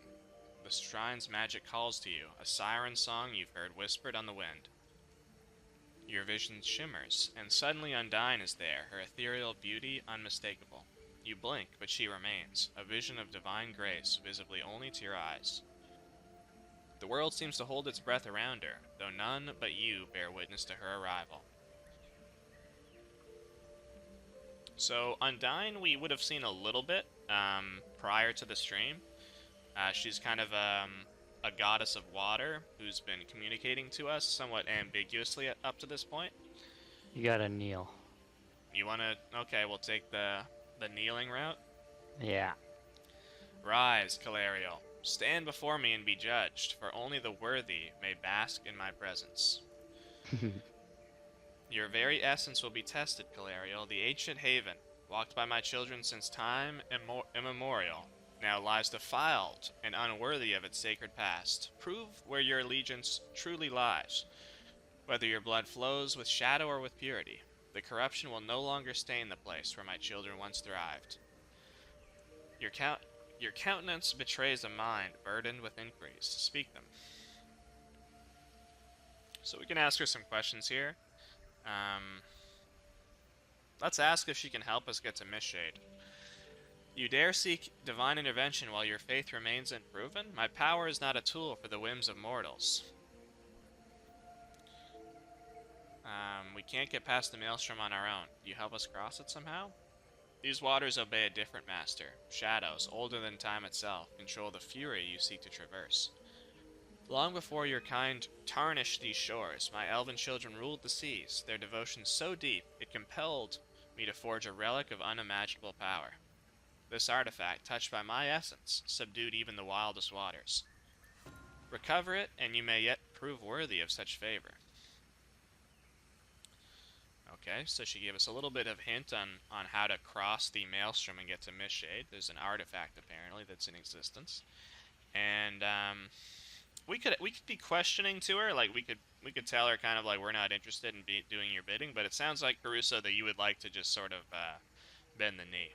Yeah, I would like to bend the knee. So, so we'll go ahead and we'll just tell her we're going to serve her. This land mourns, soaked in the blood of those who once held it sacred. My ancient domain lies shattered, profaned by those who act without understanding. Yet here you stand, unbowed. Feel the anguish that ripples through this place. It yearns for restoration. My temple, once a beacon of devotion, now stands desecrated and forsaken. The corruption of lesser beings taints all it touches. Your essence remains unproven. Let your actions echo through these sacred halls. My sanctum, once pure, now waits for one with the courage to restore it. Go forth, and if you succeed where others have failed, you may yet earn the gaze of a goddess. The stain left by lesser beings mars all it touches. Your nature remains to be seen. Let your deeds resound through all these hallowed grounds. Gaze upon my fallen sanctum. It awaits one who dares to purify its halls. Okay. Before you depart, Calariel, heed this. Guard this knowledge well, for the shadows walk with you, as you do with them. So, she's pretty, like, she's really trying to get us to essentially cleanse her temple. Based on what General Zilford was telling us earlier, we could probably assume that there's sort of a Undyne sort of sacred temple that's been taken over by pirates or others, and Undyne would like us to do something about that. So we will carry on. There's a little tidbit here. There's a peacock here that you can talk to, and I believe that you can dig here and get 100 silver. So there's a little tip for you, anyone watching the stream there. The tile in front of the peacock does have a little bit of treasure you can get, and there is also a chest over here we'll grab as well.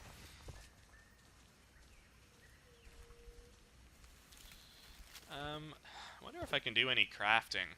We haven't touched on that yet. There is crafting in the game because we started from like a later point in the game. Our ingredients are not looking too great. Yeah, we don't really. There's not really anything we can do. With the crafting, you can either learn things through experimentation, or you can find recipe books and learn recipes that way by exploring. Another shovel here, and there's a pit, like a mound talking to us here. Guess I'll just be going to sleep now, unless. So we're gonna go ahead and dig him up there. And we now have this skull talking to us. Maury, he says, well, well, well, if it ain't my knight in shining armor. It took you long enough to notice me down there. What, were you waiting for the worms to do your job? You're not exactly brimming with gratitude, are you? We just dug you out. A thank you wouldn't go amiss. Oh, I do beg your pardon, my lady. I didn't realize I was in the presence of such delicate sensibilities. Tell me, did you chip a nail while your friend here did all the heavy lifting? We'll tell him, how about I see how far we can throw you. Whoa there, Thane. No need for violence. Can't you take a jest? We're all friends here, right?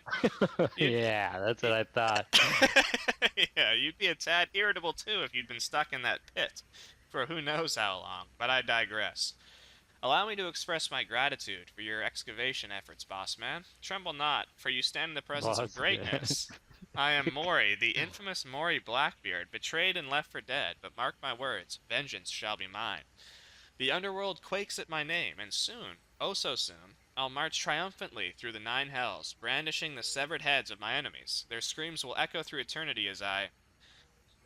You don't have a beard, I've never heard of you, and I'm pretty sure you can't march anywhere right now.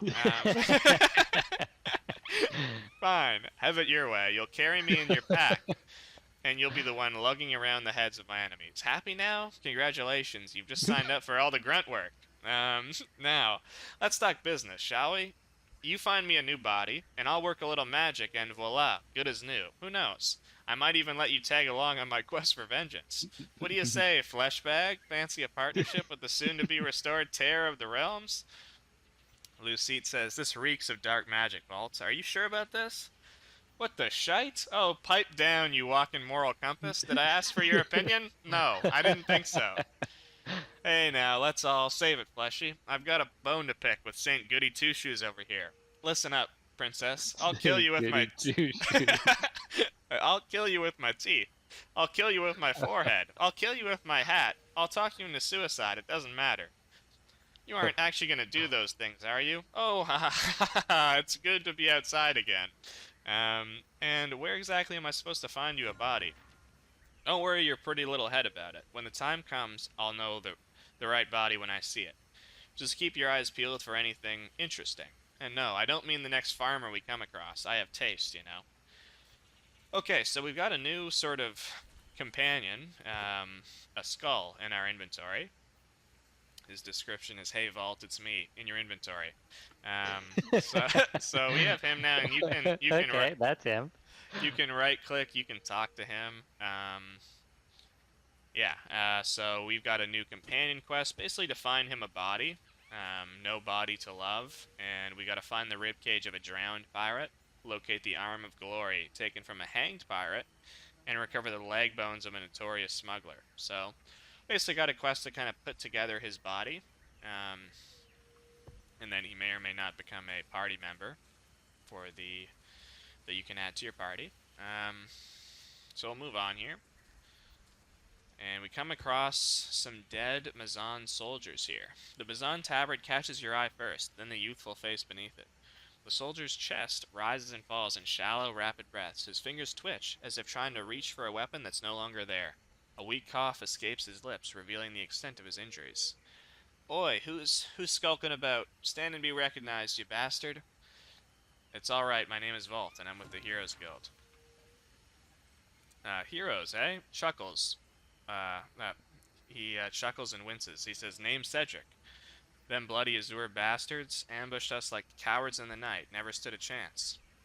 Asuka says, we gotta help him. Let's give him help right away. She begins chanting in Elvish, her voice weaving a spell of healing. And he's got bad wounds, but... Oh yeah, you can click this button here, just FYI, to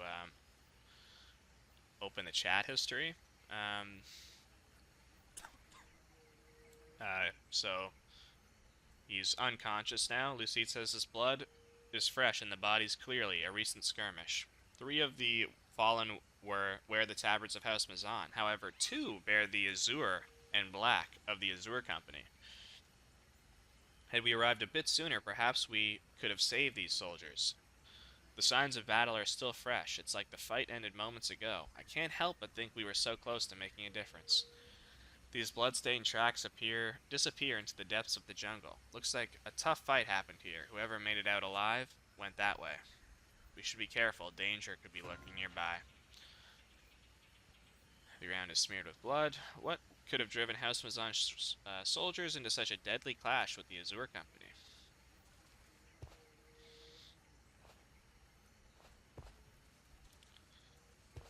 These scroll items that we've been finding every once in a while, these let you cast sort of a one-time spell. They're like a skill, but it's consumed on use. Let's search this one, some silver, and we will continue on. So when you open up you can open up the map at each exit, or you can just right-click travel, and you'll go directly to the connecting exit.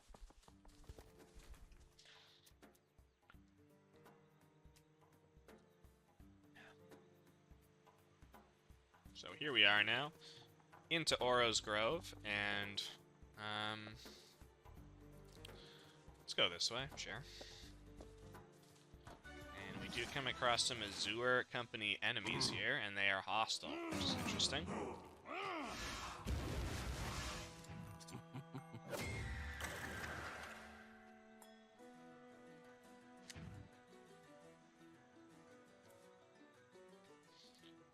So, we've got a few new abilities here, but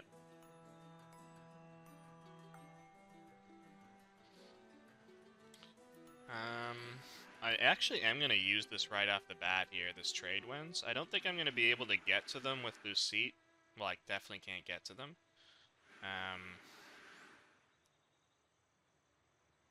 And yeah, I'm gonna... Basically, this new skill that I got lets me swap positions with another character. So I think what I'm gonna do, this is a high level play. I'm gonna swap the archer, I'm gonna stick him, I'm gonna get the archer stuck in here, so he's like stuck next to all my characters, not where he wants to be. They want to be far away. And then I'll be right up on this brawler.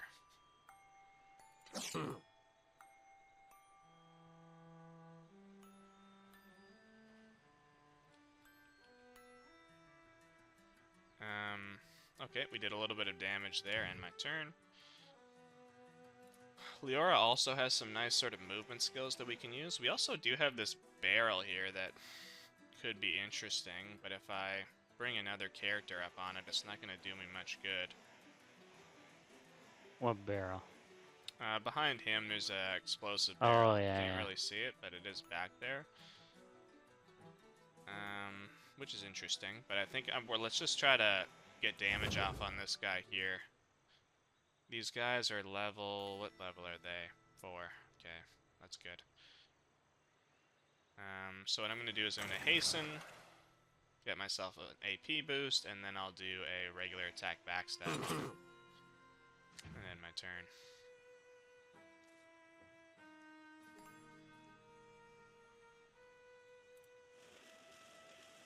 And then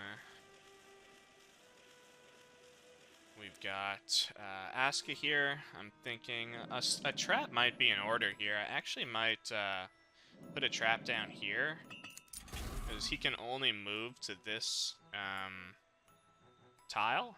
He can't move anywhere else, and I expect he'll want to move away from, because he's an archer, so I bet you he'll walk right into that trap. And then we'll get a poison off. I would love to hit that barrel, but I don't want to damage Leora.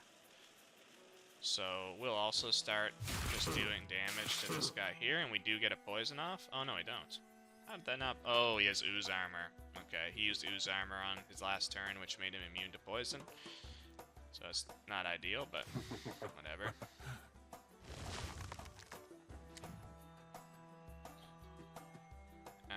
Okay, he spawned a thorny tulip. Unfortunately, I didn't get any new skills for myself. I should have bought that Comet Storm. Forgot about that. We'll go back later and we'll get it. Yeah. Sorry, Leora. I can't resist. We're gonna have to blast. This is what we're gonna be seeing a lot of blasting. Boom. Okay, Jeez. so unfortunate for her, did a lot of damage to Leora, but really good damage to them as well, so I'd say that's a good thing. Okay, I'll end my turn there. Oh, I untrapped this guy, though. That was really stupid. I should have stayed in that position. Now he's not going to be trapped. Yeah, I screwed that up. Damn it. That was such a smart play, and I botched it. Yeah. Okay, Tulip attacks Leora. Leora almost dead, so that's not good. This guy is almost dead, though, which is good.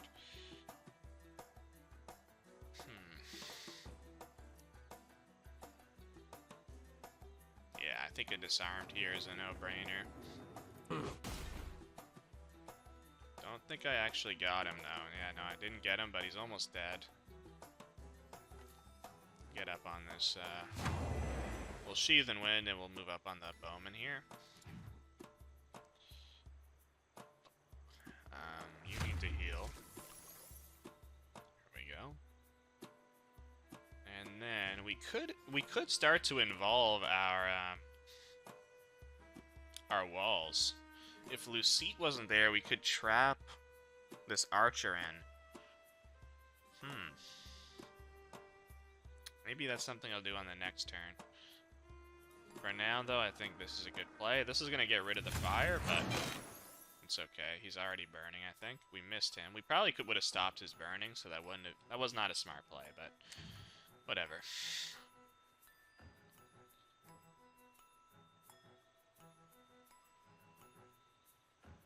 So now I'm with Asuka here. It was really dumb to put that trap down over there. I think this guy wanted to just be damaging him. He says no magic barrier left. And why don't we also give Leora a heal there? We already used up 2 Resurrect Scrolls earlier, so I want to be a little bit smarter here. Unfortunate there. He stuns Asuka.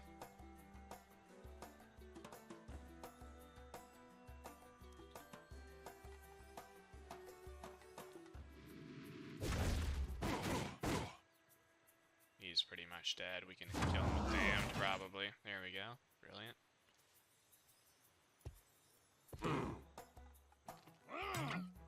Oh, this guy heals. It's unfortunate. And then he... Okay, Asuka's in trouble. Oh, no. Gosh, damn it. Jeez, that was a hard hit. Yeah, that was... These guys don't mess around. Okay, this guy... It's me again.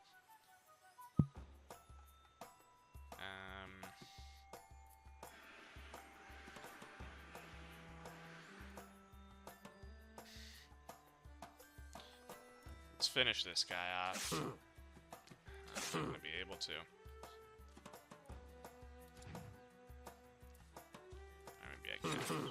Yeah, I should get it. Let me get him out of the picture. And then just hit this tulip.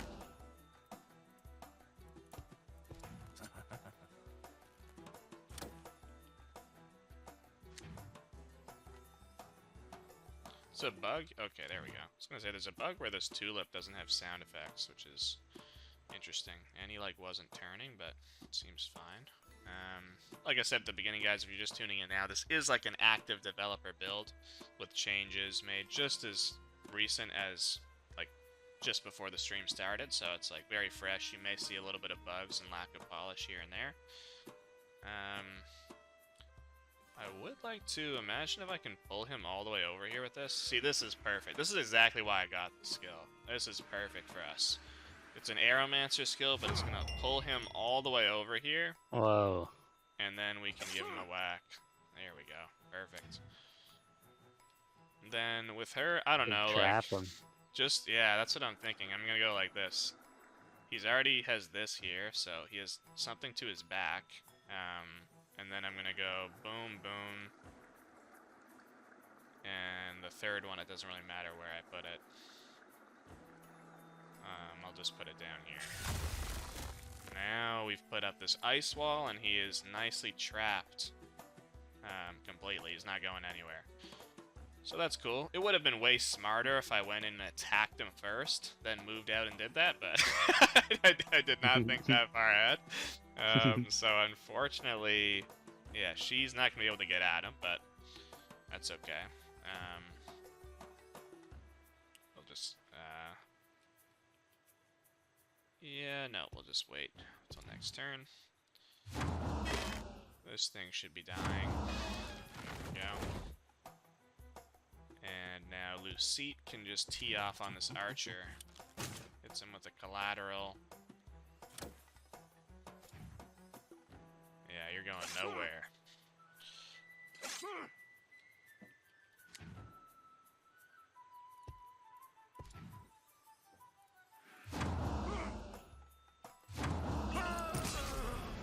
Nice.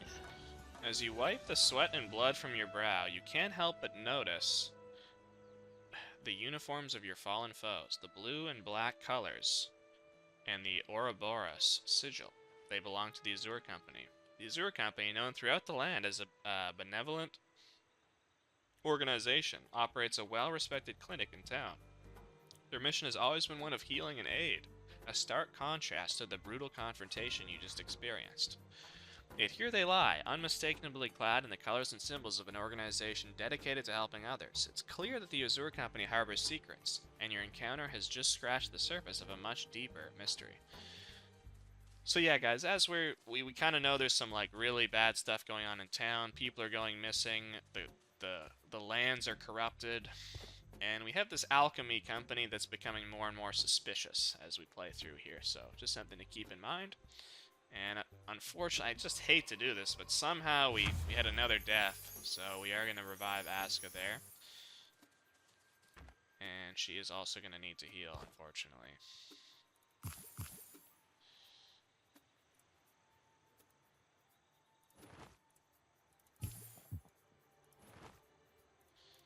There we go. Oh, I'm kind of low as well, actually. Not good that I'm going through so much healing potions. I wouldn't have these on a normal playthrough necessarily either, so it's not ideal, but we've been making some mistakes. It happens.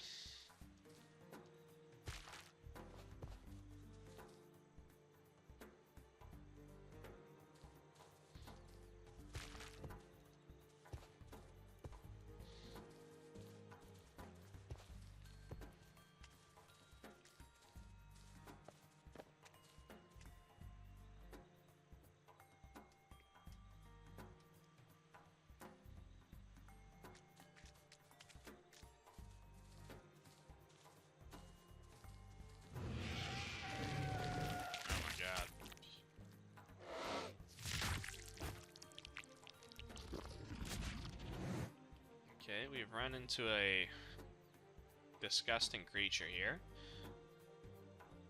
The narrator says you've never encountered a creature like this before. It's neither fully human nor entirely beast, but a monstrous fusion of both. The blue brute stands before the gruesome remains of the Rexites, their blood soaking the ground. The sheer strength and brutality displayed leave you in silent awe. Oi, would you look at your faces? Priceless. What's wrong, darlings? Never seen a bit of skull crushing before? And here I thought I was traveling with hardened adventurers. Our blue buddy there, now he knows how to make an entrance, or make an impression. Shame I couldn't give him a standing ovation, being handless and all. You know, back in my heyday, this was just a typical day. This fellow, though, he's taken it to new heights. Almost brings a non-existent tear to my eye. Almost say, I think he'd be open to giving lessons. Think he'd be open to giving lessons? I could use a refresher on the finer points of mortal terrorizing. Been a while since I made someone soil themselves just by existing. His level of barbarism is beyond anything I've witnessed. We cannot let this creature continue its rampage. It ends here and now. By all means, charge in. I'll be right behind you. Way, way behind you. Wouldn't want to steal your glory after all. Asuka says, yikes, that was intense. Guess we better deal with him before he decides we're next on the menu. So we can ask kind of what our party members think we should be doing here. I'm kind of interested in Maury's opinion on this. He says, what would I do? Well, for starters, I'd ditch the walking moral compass over there. Our blue friend's got talent, raw talent. But no, you lot probably want to do the right thing or some such nonsense. Leora, I've never seen anything like that brute, but once on a pirate ship in the southern seas, we faced a monster nearly as terrifying. The key is to not let him corner us. Stay spread out and keep moving. He's strong, but with the right tactics, he'll fall. And trust me, there's nothing out there that I can't take down with my blades. Asuka, we can outmaneuver him, use nature's tricks to slow him down, and strike when he's vulnerable. Let's turn the terrain into our ally and make this brute regret his rampage. And Lucide says we need to stay out of its reach. This brute's strength is its greatest asset. We'll use our agility and range to our advantage. Aim for its vital points and don't engage it head on. Together we can bring it down. Alright. Etched into our memory, yep.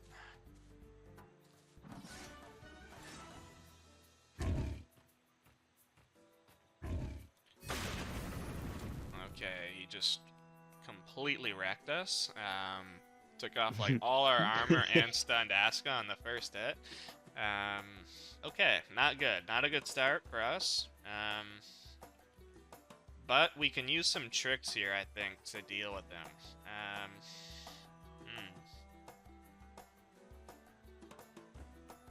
I'm gonna try... He doesn't have any magic barrier, so that's a major weakness for him. I'm gonna hit him with the... I'm gonna shock him. So let's see how this plays out. I'm gonna shock him. Then I'm gonna move down here, and then I'm gonna trade winds him. Oh, he's too heavy. I can't. Damn it. Okay, I completely botched that. Okay, so I'm gonna have to save that AP for the next turn. Yeah, we'll just leave that. Asuka's stunned.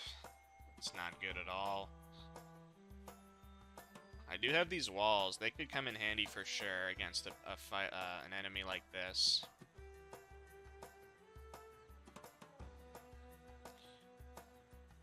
But do I just start hitting him?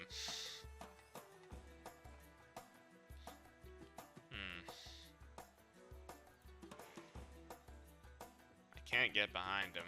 Okay, I'm gonna do this. Hasten. And then backstab him. Ultimately, I'm playing with fire here, fighting him up close like this. Oh, we'll get a slime out there. This will be good. Slime are good against fire damage, and he won't be able to do anything to him, I don't think. Yeah, he's 75% fire resistance. That's actually terrible for our character. Our fire skills are going to be pretty useless, but luckily we got that warlock skill. The warlock, yeah. Yeah, this will come in handy for sure. So we'll end our turn there, I guess. And he's going to hit Asuka. No, he's going for Lucide. Okay. Okay. Oh my god. Yeah, he's a powerful one. Let's just hit him with an attack there. Now I could... Okay, let's try this out here. Let's get Lucite.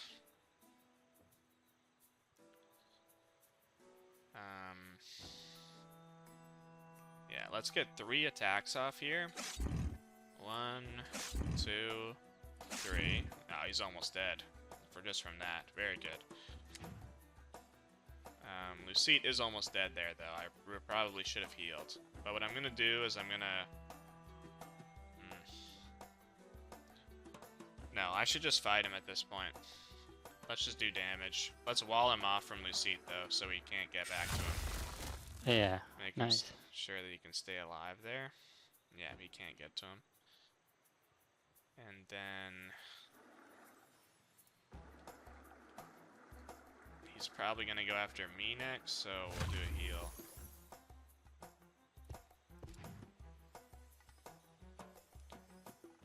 Aska, let's just hit him with some poison. Now we got him poisoned as well. And I'll heal Lucite. Good. And I'm just going to have to use my Warlock skill. It's doing a lot of damage to him. And he's probably just, he might just die on his turn. Yep, he does. Perfect. Yeah, so he hits hard, that guy, but he's definitely vulnerable with the right strategy. And some very good loot here. Potion of Strength. And we have a new belt. +2 strength on this belt. Okay. Okay. Send this to Lucite.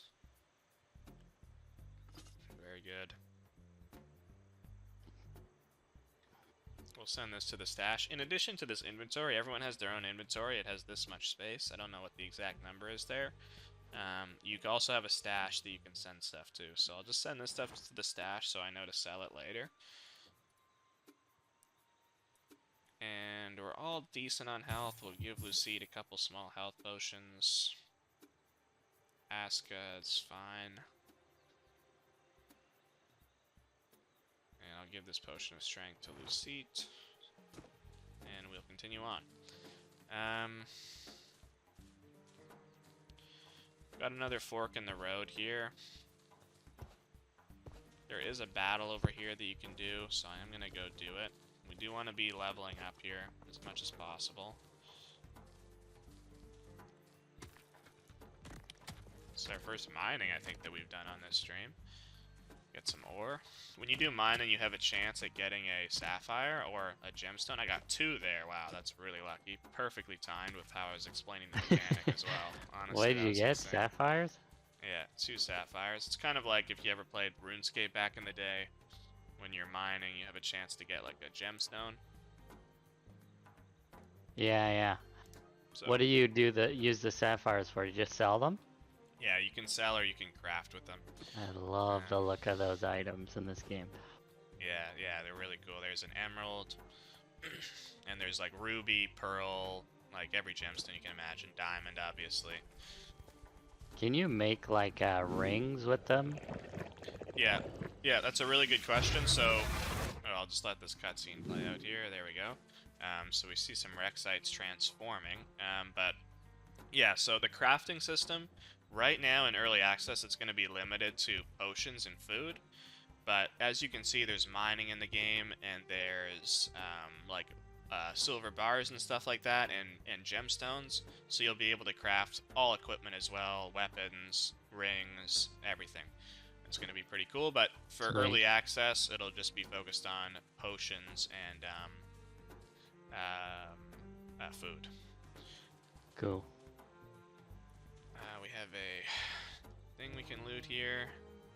Ooh, Hero's Keepsake Medallion. You gaze upon a fallen medallion, partially concealed beneath the soldier's torn tunic. You gently pull it free, the metal cool against your skin. As you turn it over, the emblem catches your eye immediately. The unmistakable crest of the Heroes Guild. It's an unusual find in this remote part of Respite Island, where Heroes Guild members are strictly forbidden. from joining the ranks of any great house's military. As your thumb traces the back of the medallion, you notice a delicate engraving. Leaning closer, you read the heartfelt words, "To our future hero, love Mom and Dad." The inscription tugs at your heart, a poignant reminder of the young soldier's aspirations and the loved ones left behind. The discovery makes you wonder about the young soldier's identity and the life he led. Perhaps you can uncover more about him in Gladeheim. This medallion, though old, has been meticulously cared for. It reminds me of the one my father had, and his father before him. Such a symbol is bestowed upon only those who have rendered great service to the Guild. I aspire to earn mine one day. Hey, I know about this medallion. The Heroes Guild awards these to those who have accomplished extraordinary feats. It's a mark of honor among the true legends. I've seen it on some of the most celebrated heroes. So this is actually a side quest that you can start in Gladeheim with parents who are looking for their... I'm kind of spoiling it, but it's just a little side quest. Parents looking for their son, and if you started in Gladeheim, it would update the quest that you found this medallion to bring it back to them. Because we found the medallion first, it's kind of starting the quest out in a different way. So we can, when we get back to Gladeheim, we'll go deliver it to the parents. And we are actually coming up as well on our other bounty area, too. It's probably going to be too hard for us, but let's just try it anyways for fun. But first, let's take care of these guys here. These Rek'Site enemies, these were fought pre-stream in the introductory part of the game. But this is a new type of Rek'Site, this electric one here.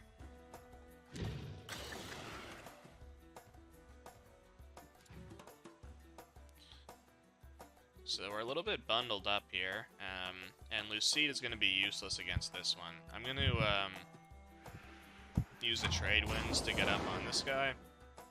This is the great thing with Lucide. We've made him into this like hyper-mobile tank who is able to pull enemies closer to him, teleport to enemies with his Aeromancer skills, and then do really good damage with his weapons. So that's great. Let's spread out a little bit here, bring him down here.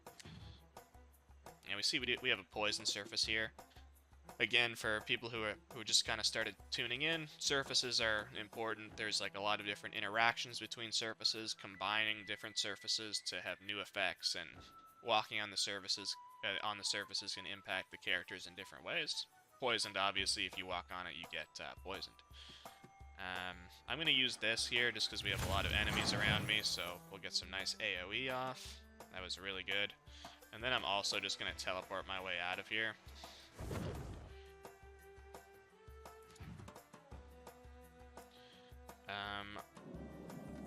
What's really good with Asuka is if you're using her bow archetype, or you just her bow, I mean, you can use this forceful shot, and you can put a trap down and then push them into the trap with the forceful shot. But I'm using her staff, so I don't have that option. But I wonder... Yeah, let's put the trap here, and then I wonder if I could use Lucide's pull skill and pull them into the trap. I'll try that combination here. Other than that, let me get a couple poisons off on these guys. Here we go, 2 poisoned.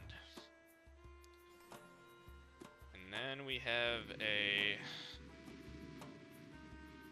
This is my character's turn now. We do have a good AoE we can get off.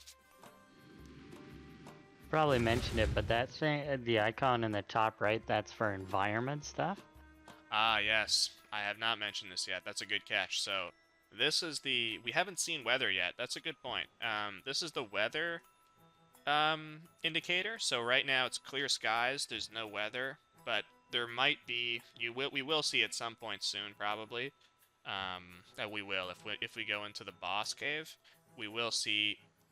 some skills have the ability to change the weather, which basically... essentially creates like a battlefield status that affects all the characters and the battlefield. So like just something simple like rain would give characters wet status and create like puddles around the map. And then like something a little bit more a little bit different. Might be like a the character in the introductory part of the game. You'll see like an earthquake, where it's kind of like a dust storm weather caused by an earthquake skill, and that makes it like harder to see. Like the accuracy is lowered, and the damage is being taken on every turn by all the characters. And then Cool. there's also like really crazy stuff like we have like a apocalypse weather, which is maybe something I could try get with our warlock archetype. But it's like it casts apocalypse. Like the battlefield goes all dark. Gravestones are popping up on each turn, Whoa. and skeletons are rising from the dead and attacking both teams on each Jeez. turn. So it can get like really crazy. And then the boss character has a skill like this, so we'll see that. Not the apocalypse, but a different sort of hostile weather skill. So we'll see that in a little bit after this battle. Cool. So like if it's raining, will it make it so the ground can't be burning, or? Yes, yeah. So that's a good point. So if there's like burning surfaces like this, like if I cast rain, Affects the environment too. if I cast rain, this fire would dry up and it would turn into steam. Oh, cool. And same thing, I think if you cast, if you make a fire surface while it's raining, I don't know. I think it would go out, but I'm not 100% sure. Right. But there is like an interaction with the ground for sure. Cool. So nothing else I can really do here. I'm just gonna back myself up.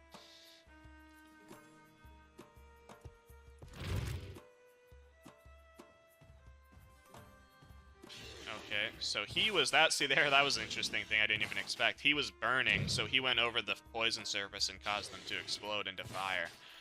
Whoa.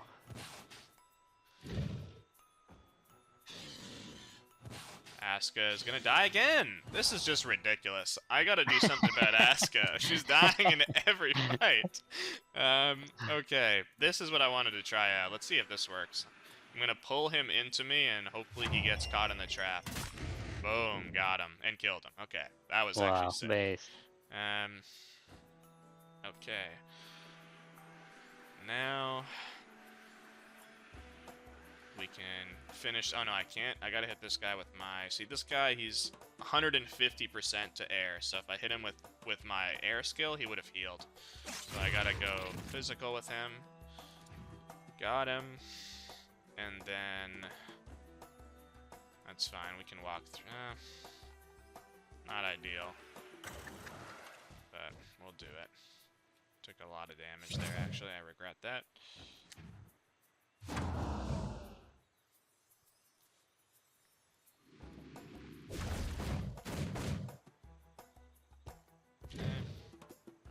This guy's poisoned, burning, and bleeding, so he's dead.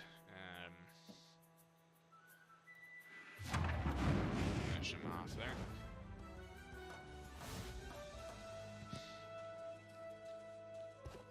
Alright, Aska, we gotta do something about you.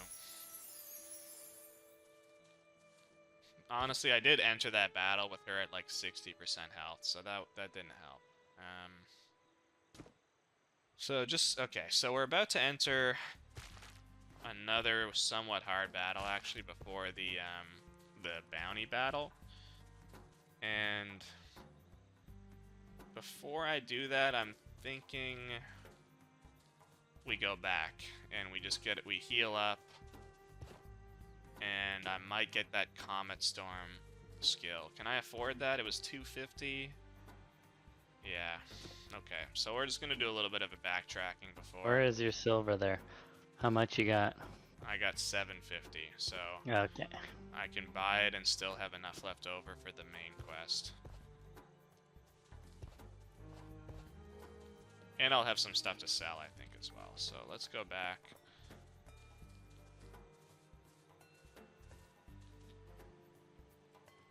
And I'm actually going to go back. Sorry, I'm going to go back to the camp.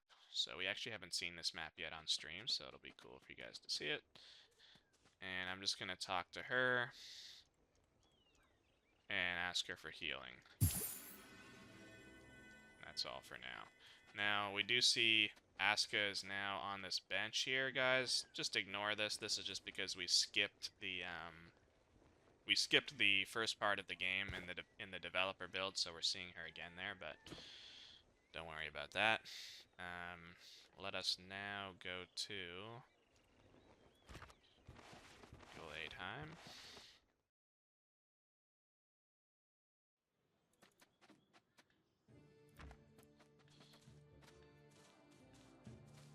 And, actually, this is good. We'll go...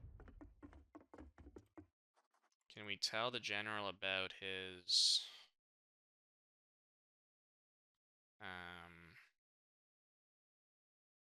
No. I was gonna see if we could tell him to maybe get some XP or money about what happened to his scouting party, but we haven't actually found them yet. That was just part of it. So we will go back to the inn here. We'll check in on, we're gonna try to get this Comet Storm skill.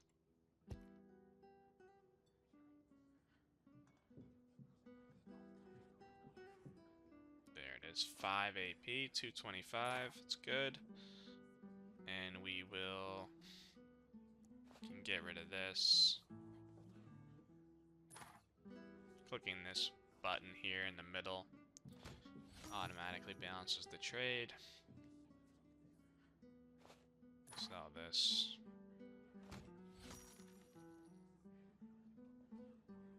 Oh yeah, and I put something in my stash to sell as well. So you can access your stash directly from the merchant window. There we go. And I would love to buy like a pyro hat or something, but I gotta save my money, unfortunately. So we get out of here. Just kind of cool, by the way, just a kind of a neat touch. You can go and you can talk to the bard here, and you can ask him to play like a specific song. I think this is implemented already. Yeah, so you can, there's 4 different songs you can ask him to play. Just kind of a nice touch.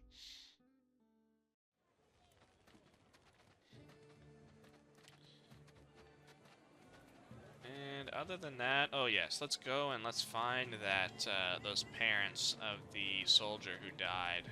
Oh, this is the graveyard over here. It's not where we're trying to go. In here, possibly? No, not in here. So just breaking into random houses here. Here we are. Wulfric, rare sight indeed. New faces few and far between. Are you seeking Thomas by chance? I am Vault from the Heroes Guild. I haven't met Thomas before. Such an honor to have you here. Welcome. I'm Wulfric, and this lovely lady is my wife, Marguerite. We're visiting our son Thomas, and this faithful hound is Rufus, Thomas's best friend and protector. Might a hero spare a moment to hear an old man's request? I imagine you're on an official mission from the Heroes Guild that may take you beyond our now closed gates. Could I ask you to look for our son Thomas? He's missing? Why would he go outside the gates? Oh, he's not missing. He joined a scouting party that left for Oro's Grove 2 nights ago. They were supposed to return the same day, but we've had no word from him since. Does Thomas wear a distinct iron helmet shaped like a hound? Ah, yes, the iron helmet. Stubborn as a mule he is. No one could ever get him to take it off. A proud smile spreads across Wulfric's face. Hand the medallion to Wulfric. I believe this belongs to Thomas. Yeah. Wulfric's smile fades and a single tear traces a path down his cheek. Thank you, hero. I feared this day might come. Keep this trinket. It belonged to me once, and it should be with someone pure of heart like my Thomas. And from what I can see, like you. His hands tremble as he carefully hands you the medallion. Please, say nothing to my wife for now. I'll speak to her myself. Alrighty. Did we rob anything from this grieving family here? Oh my god. We got an axe. Okay. Oh. Oh, there we go. Okay.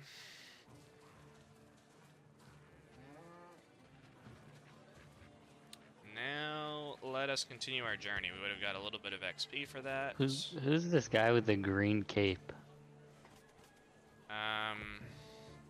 The green cape. Left of you. Oh, this guy? Yeah. That's Leora. I gave her a green outfit. No, not Leora. The person in the like the NPC up there. He has like a big club and a green cape. Oh, this guy. Spice Merchant Thandor. He's in a argument right now. He's just arguing about spices. We're actually gonna have a quest line in the future, probably post early access, where you have to kind of like resolve a merchant dispute between these two. Right now they're arguing about it, but there will be a quest that you kind of act as like a adjudicator for their dispute in the future. But yeah, he's just he's just an NPC, spice merchant.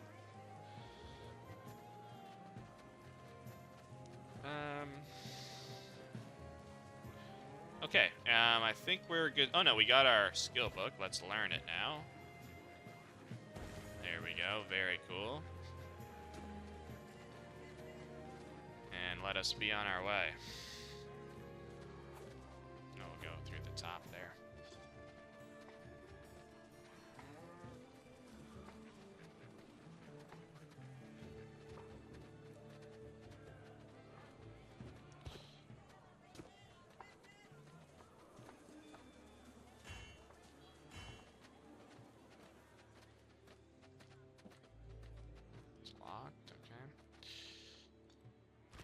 Okay, back to Aura's Grove.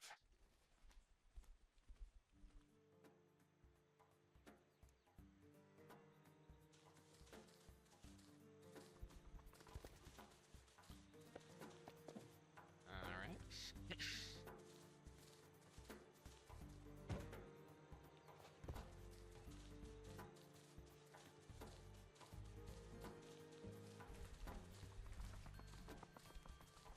This is where we were. We could just continue along the main sort of progression there, but we will work our way over to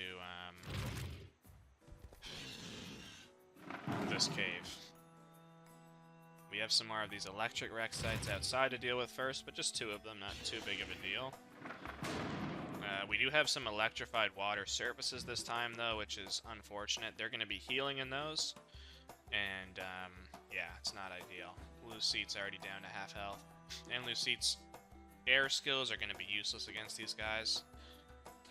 So he's got to go physical only, but he's doing a ton of damage, so should be okay.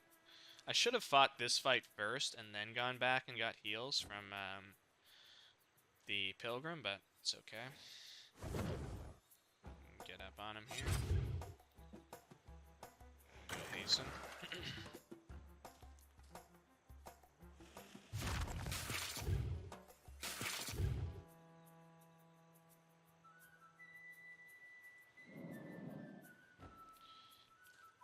And I'm going to put this trap down here because I know that he's going to want to walk through the electrified water to heal. He's going to want to walk around in here, and he's going to walk onto that trap.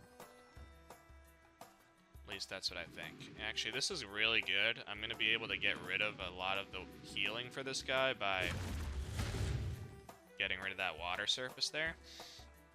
So that was useful. There he goes. And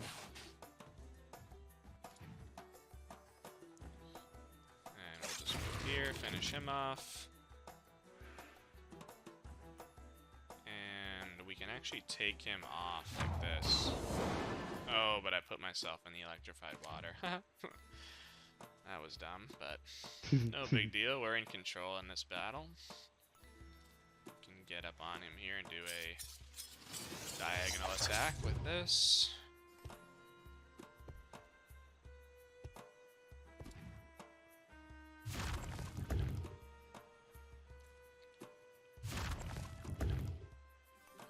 And this guy should be dying on his turn. Or no, he's gonna heal from the shock, but that's fine. We can finish him off here.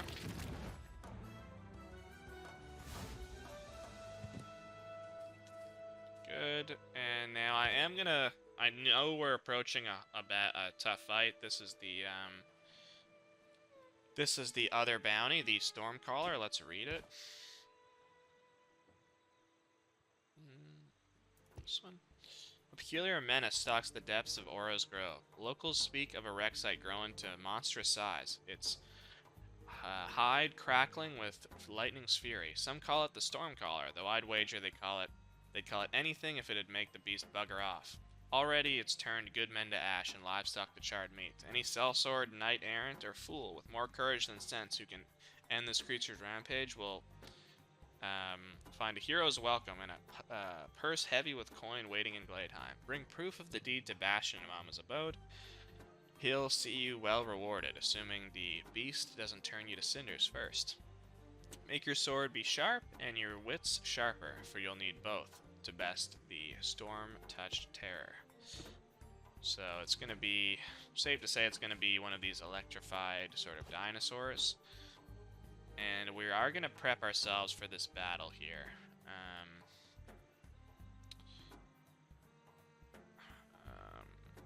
I'm thinking we want Lucite healing. And we're going to want to use his Potion of Strength. But we do have to enter that area first. So, yeah, what I'm going to do... Let's give this to Lucite to heal up. There's a very good chance that I'm not going to be able to beat this. Because it's a level 6 fight, I think. But I do know what I'm doing. Sometimes. Well, so, yeah, I don't know about that. We've had a character die in every single battle so far. So it hasn't really been looking like it. But I know the tricks to be able to beat these guys. So we'll see. We might just have to give up, but we'll give it a try. Yeah. Okay, I think this is all good. I'm going to make a save here.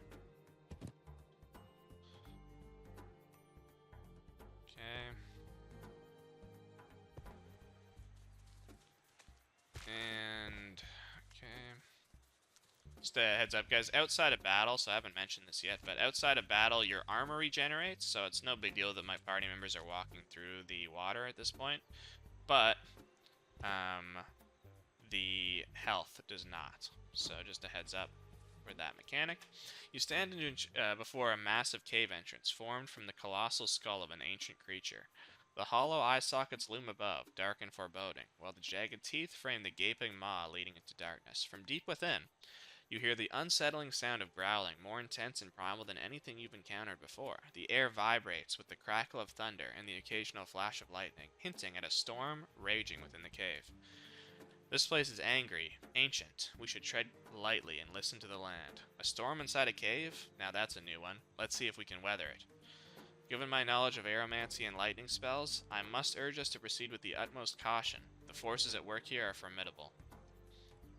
Have you seen a creature like this before? Lucite says, I've heard of elementals and certain beasts born of aeromancy magic, but common creatures such as Rexites infused with this power are beyond my knowledge. Is there anything you'd suggest before we enter the cave? The core of aeromancy magic is to control and harness the storm's fury, stunning and striking with immense power. To counter this, I recommend acquiring protection against lightning. To defend against it, we should seek lightning protection. Air-resistant potions from Gladeheim would be invaluable. Okay, so that would be smart, but we're just gonna go in raw. Ooh. I'd love to hear about your days as a magic student. Thank you, Lucia. I'd love to hear about your days as a magic student. I bet you were the teacher's favorite. Certainly, Vault. I can share some tricks I picked up during my training days. So, just heads up, guys. There is a relationship system, so you can increase your relationship or decrease your relationship with certain companions, and there are romance options as well. So, just a heads up. What? Really? Yep. So. Whoa. Yeah. Steamy.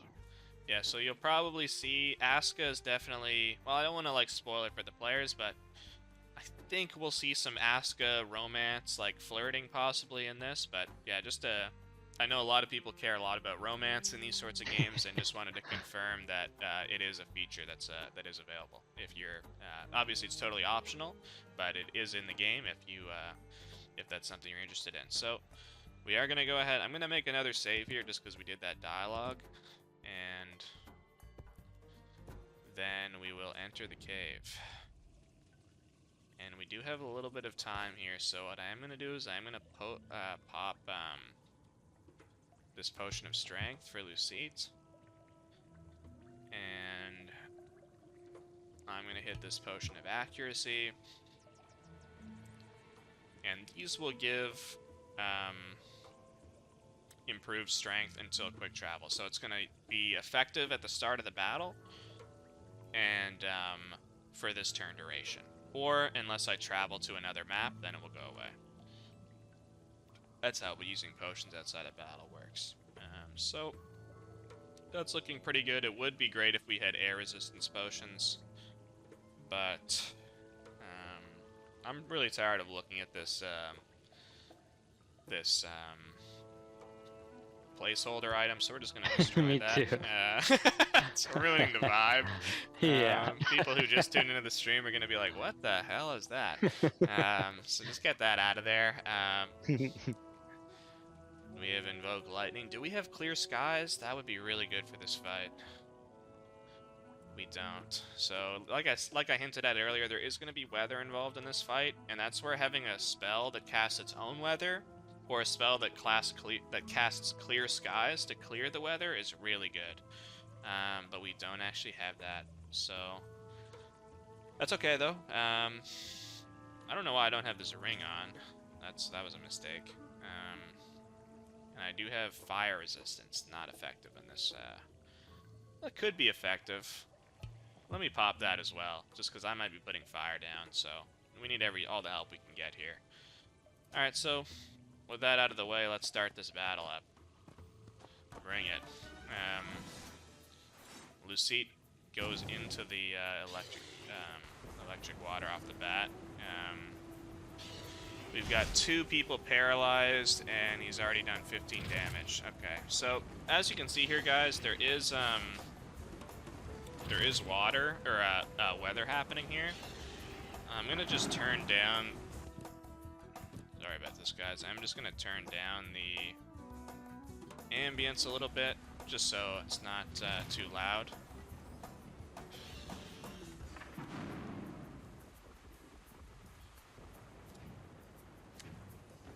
And Lucite is basically dead, and he's paralyzed, or he was paralyzed, so that's not ideal.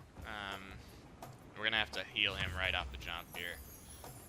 And so we do have this thunderstorm weather active, so it put down additional puddles. It electrified him? Yeah, it made everybody wet, which caused them to get paralyzed because they were already shocked. And then, oh, I'm paralyzed as well now. Oh my god. What does that do? You can't attack? Yeah, it skips your turn, unable to move. And then also you're gonna see that lightning is gonna strike the battlefield as well, so we gotta stay out of the way of that. So we healed Lucite. It didn't really heal him that much, to be honest. Not really ideal. I am going to try to start poisoning these guys. We have to just start getting rid of them one by one.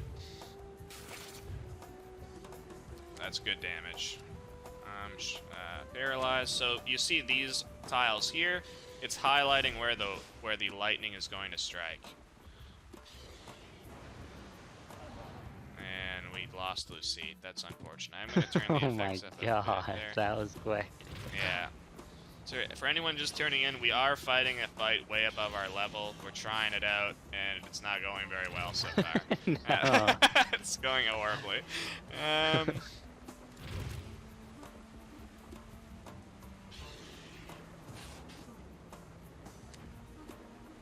Okay. They're all really grouped up, which I really like. And I was paralyzed last turn. Blast them. And I have my Comet Storm. I should have it ready. I'll have full AP. So, yeah, this is actually really good. So let's This is actually excellent. So let's hit them with this. We actually don't Maybe want get them. her out of there though. Yeah, we should. You're right. Let's move her. Yeah, we don't want her to get caught in the crossfire. Let's we can't hit anymore. Let's just get out, like you said. And we don't actually want them to get struck by the lightning because the lightning will heal them. But it is what it is. We're all not gonna get hit by the lightning already, so that's fine. Asuka was paralyzed, and I don't have full AP. Okay. You don't gain AP when you're paralyzed. Note to self. Rip. So we are gonna hit them with hit him with this. This is what we're gonna do. We're gonna hit them with this.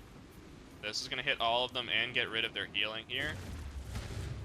Very good. Very good damage. Not the greatest on the boss, but good on the rest of them. Then we're gonna save this last AP point. We'll do Comet Storm next turn. Yeah. The lightning comes down and heals them, unfortunately, but that's okay. And there goes my character. Okay, so there goes Leora. So we're down 2 characters now.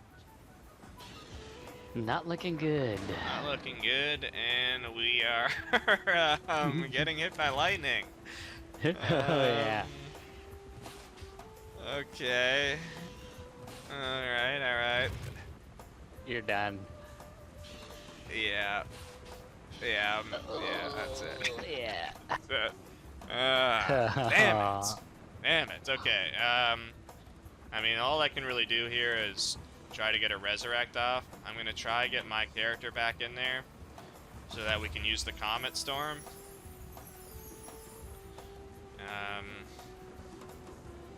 Yeah, I mean, really, what else can we do, really?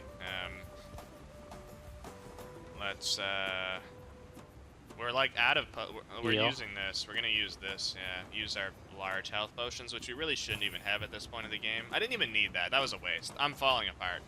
I had 7. I used a full large health pot to heal like 10 health. Yeah, we're losing it here. Complete waste. But I am back. Why? I am back. Why? Oh, you already had. Yeah, Asuka actually had almost. good health, pretty much. Yeah, she needed armor though. Okay, so I'm gonna use one of those. Where are they at? Where are they? Asuka has them None now? left. Yeah. What's that? Oh, none left. We got one more. There we go. That was good. And then we don't have any armor pots, or no magic armor pots, so that's no good. Yeah, but oh yes, I can heal. Let's just start trying to bring us back here. Let's put Leora. Lucid is kind of useless in the fight because his Aeromancer stuff is useless. So let's bring Leora back up here. She can heal herself with her skill.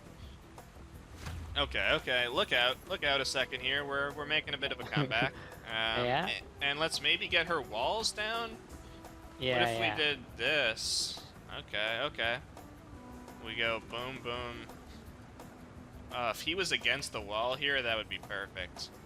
We can't quite You could still trap do it, him. though. You'll have to waste a lot of movement. Yeah, there we go. Get him in that little box there. Lightning comes down. And he's out of there. Okay. 16, okay.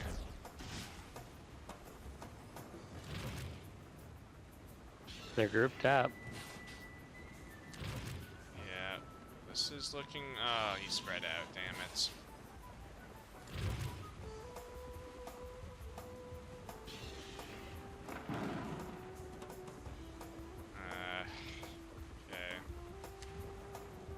Okay, we're alive.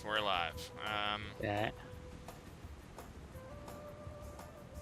I'm gonna heal Leora. He's on the verge of death. This guy has full, like, the boss still has full health, basically, so it's not ideal. And none of them are even close to dying anymore because they healed off the lightning, so... we've been too defensive. I think we need to get one of these traps working. The good thing is they're running out of heal. The services are going away. I would love to get one of them in a trap. I really would, but I don't know how to lure them in. If I could trap, that's what I should have done. I should. This is a combo that would be really good. Put the trap on one tile around them, and then put the walls up on the other 3. Oh yeah, yeah. That would have been a really good play. If we lose this, we'll try it again, and that actually would be a really good strategy. But let's just hope for the best. Let's just put it there. And that would be amazing if we could trap the boss. That would really go a long way. But we're probably gonna all die soon, unfortunately. She's paralyzed. Okay, they didn't get hit by the lightning, so that's good. He did not go for the trap. And there's another death. Okay. Yeah, it's over. Oh, it's over right yeah. here. Yeah, it's done. It's done. It's done. Okay. Do we try again? Run it back. Run it back. Try again? Okay, let's yeah. we'll do one more try. Oh. Oh my god. Oh my god, we're still in this.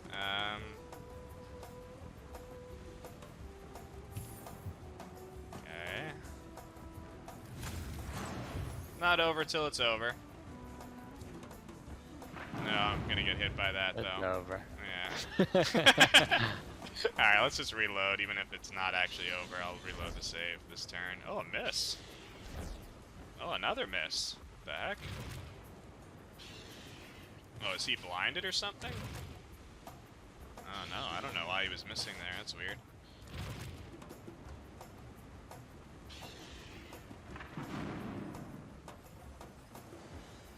Okay. She's actually still in this, but yeah, let's just go ahead and load. Okay. Yeah, so what are we thinking here?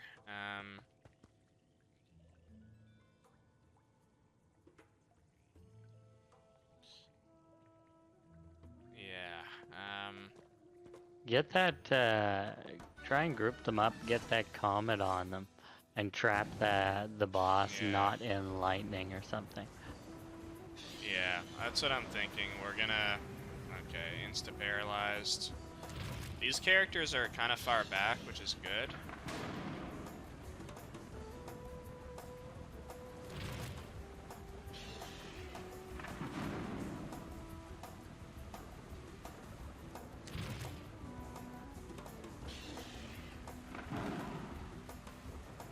Okay, I'm basically dead already. Okay, let's bring them in here.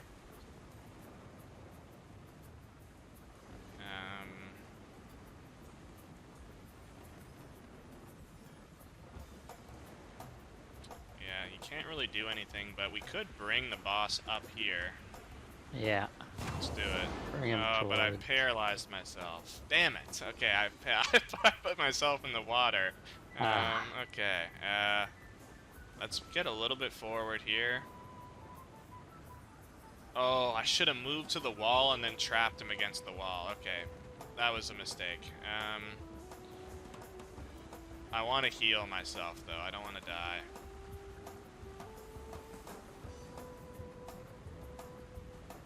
Yeah, okay, just heal. Just heal, and yeah, we'll focus on the trapping next turn. Now,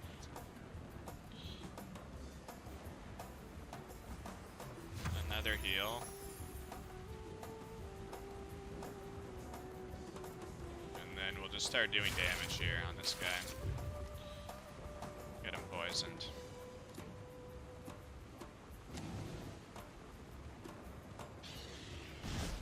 Comes back.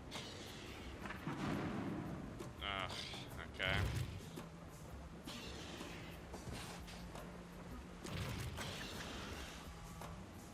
Okay, this guy's just back here healing, so he's not even really getting involved, so that's good.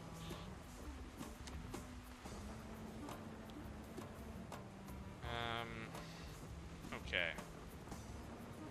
Let's focus on trying to take this guy out.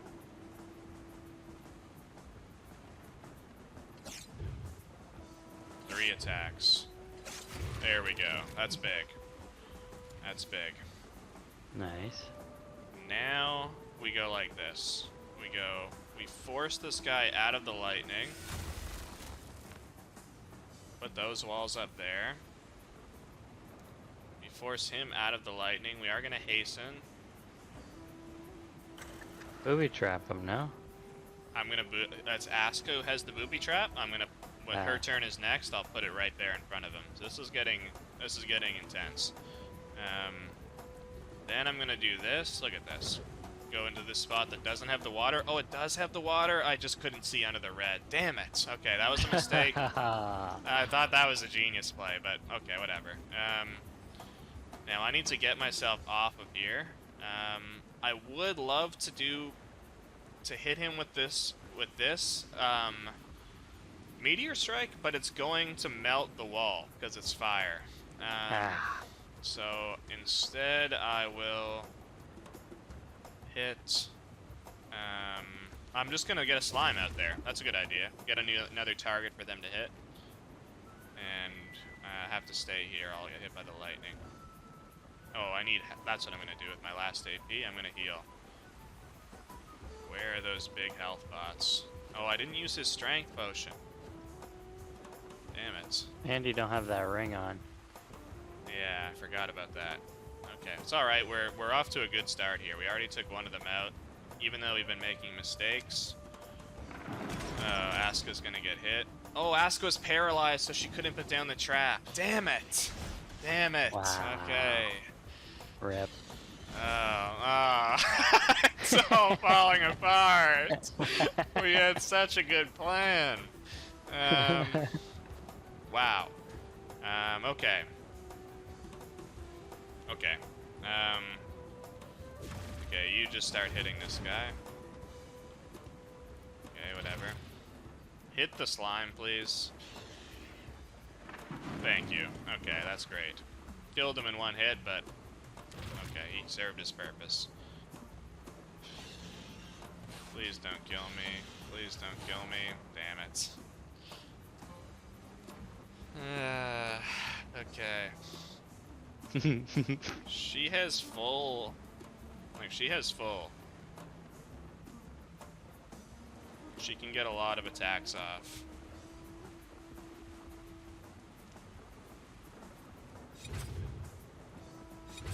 Yeah, she's not doing enough damage, though. Not even close.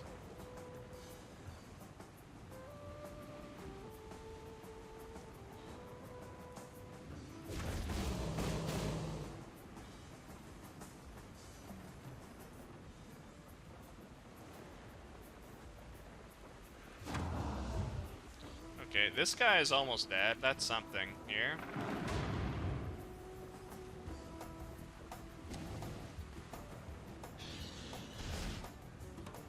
Paralyzed. This would be really... If I had clear skies or some way to get rid of this thunderstorm, that would go a long way.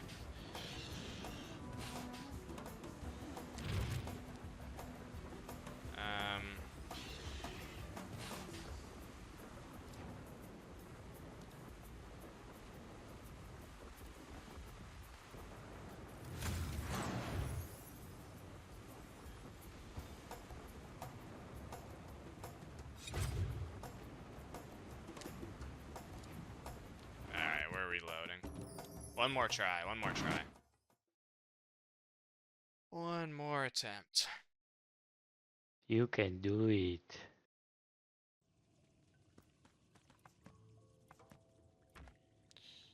Okay, I did kind of like having them spread out there, eh? Like, the fight gives us a little bit of it. She probably shouldn't be like this. We should probably fix it to trigger earlier, but let's put this on. Drink his strength potion. You should get Lucite front and center to, like, take all the damage since he's useless. Yeah, good idea. That's a really good idea, actually. And then, yeah, I can pop this accuracy potion and this fire potion. And then let's disconnect Lucite. And let's bring him up. How do we want to do this? Let's just separate all of them here. Unlink all. I think we want my guy to be a little bit further away, raining down fire. Leora, we want to be in trapping range of the boss. So let's put her over here as well, actually. Do they have AoE though? Kind of. He kind of does because he shoots that ricochet attack. But Probably want to spread you two out, no? yeah. Let me get my guy and bring him over. He can be near anyone. It doesn't matter. Let's bring him there. Asuka, you stay back. You're gonna do the trap. Oh no, we want her to trap. These two need to be together. They have a combo we want to pull off, so we'll put them together. Lucy, you go crashing pull him through. Yeah. There's the thunderstorm is in. And Lucy is paralyzed, but no one else is paralyzed yet, knock on wood. No one else is paralyzed.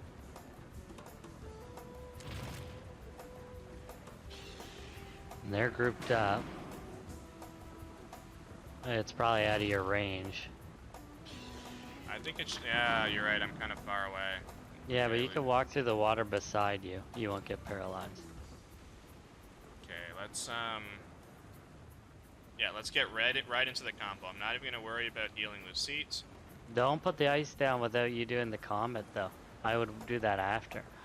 The trap after you do your like comet storm on that group. Yeah, I know, but the problem is that it goes. Or you could just Leora, focus this one at the bottom. I think I'm gonna just focus on getting this combo off. That's my #1 priority. Get one turn where this guy is ensnared. It'll be me there, and I actually can heal Lucite. I am gonna do that then. Get him some magic barrier full and a little bit of health, and then look at this. No, out of range. Okay. Oh, she won't get hit by that. Perfect. Okay. There we go. Look at that. Oh. Excellent. Then we can either You could heal Lucide even more. Yeah, you're right. I'll do that. Good move. Okay. And then I come in here. You could just focus this one Yeah, group. I can just start breaking this guy down. Let's get rid of his heals. Get rid of this surface here. And, oh, okay, that's all we can do there. But we'll have our Comet Storm on the next turn, saving an AP. Nobody's in those. Like, Did it's he even lose hard. any health? Oh yeah, he did. Well, they heal in that stuff. Oh yeah, from the ensnared, you mean? Yeah. He lost, and now he's can't move. He's stunned for a turn, so he couldn't do anything. Okay. I think he'll be stunned. His turn ends on that turn, and then next turn I think he'll be stunned as well. So that's why it's so huge to pull that off. And I think even when I use my Comet Storm, it might be worth not even trying to do damage, but rather getting rid of all these electric surfaces that they heal in, arguably. True. Yeah. But you do have two grouped up. Yeah, you're right. You're right. I honestly don't know, but Lucite is alive and well here, and is going to be able to get really good damage off on this guy. Really good damage, so that's great. And then Leora might be able to come in. Let's put her here. Piercing damage. Boom. Nice. Okay. Whoa. And then we'll do a hasten. Asuka can finish him off. Oh no, she can't because he has magic barrier. He's got 8 magic barrier. Is he gonna die on his turn? You know, he's gonna maybe. heal. Oh, you can't. I will hit him with 1 comet. Yes. No. No? You? Yeah, I'm up next, so I can go 1 comet and then 2 comets over there with these 2. Why can't you use the mass attack that you got? That's what I'm talking about, sorry. Oh, the mass comet, attacks yeah. lets me do 3 comets, so I'll do 1 on him to finish him off, and then 2 on those 2 is what I'm thinking. Yeah. Or I could just kill him here. Let's just do that. Boom. Okay, he's gone. Nice. Okay. And then just you could even just do all. Can you do 3 on 1 guy for that massive comment? We could do these 3. Try to take them out. Boom. Yeah. There we go. Huge damage. They're both almost dead. And they have no heal. They're gonna have to come over here to heal now. So they're gonna walk right into these 3 enemies. He's hitting the wall now with his attack, trying to get through. This is just getting more. This is just getting better and better. This guy's hitting the wall as well. He breaks it, but whatever. And he heals up a little bit. The healing is actually really powerful. You know, Yeah. I'm seeing that now, how much health he just gained in there. Okay, Lucide almost dead, and he heals more. Okay. Oh. Alright. Should use a large health pot maybe with Lucy. I'll use a medium. Yeah, no. That's right, I haven't used any yet. Okay, perfect. That was last battle. And I don't want to walk in here, I'll get paralyzed, so... And you're about to get struck by lightning, too. Yeah, you're a good call. Yeah, I have to just get out of here. And it is what it is. Let's just get over here.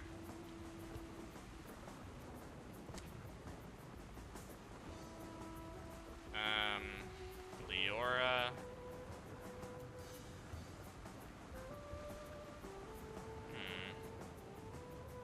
Focus one of them, I think. Yeah, let's do a double hit on this guy, may as well. Take his armor off. And... could back up really far and then teleport back in next turn. That's probably a good move. And then Leora, or Asuka, she can finish him off. Yeah, 20. There we go. Nice. Walk right here and hit him. He's almost dead as well. Yeah, she is extremely powerful. She's like a hidden weapon for us because of all her geomancer equipment. Yeah. I'll walk through the fire, not a big deal. And let's just get a slime out there. Let's just keep pouring it on these guys. Yeah.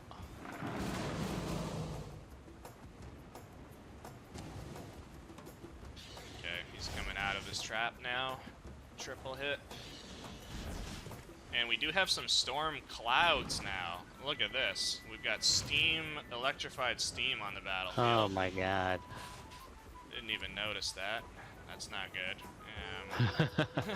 That's rare. We haven't been seeing that too much. It's because of the fire. The fire made the steam when it took away the water, and now it's electrified. That's crazy. Okay, so this guy should die. There we go. And now we can just focus this guy. Yep. It's in the bag. We will have to end our turn with Lucide, because... oh no. Yeah, I can't get around to him without electrifying myself. But we can get into backstab position with Leora. That's perfect. Here we go. You just got paralyzed? Oh, because did electricity hit me or something? I don't know what happened there.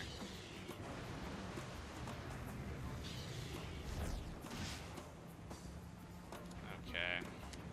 Now he's taking shelter in the steam. Yeah. He's healing himself in the steam. This is the... God.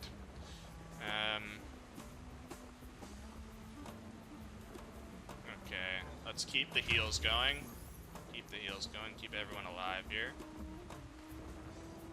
Now, see, the game does give an indicator, like, you see if below the MP indicator there it has an electrified, that means I'm going to walk into that steam. So I'm going to go right here, and I'm going to go like that.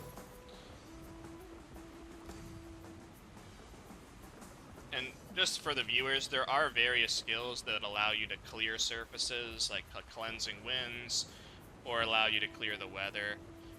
Unfortunately, I just didn't come prepared with any of them in this fight. Asuka, though, this should do good damage for us. Almost get his magic barrier off. And then we'll do a heal as well.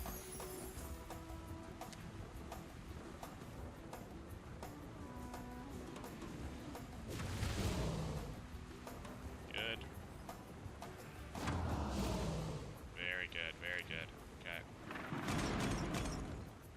Leora gets paralyzed. I should have got out of that, but whatever. He's healing again.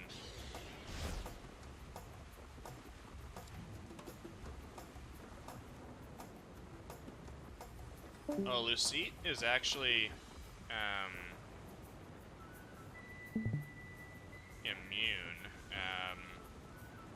Can you hear me still, by the way?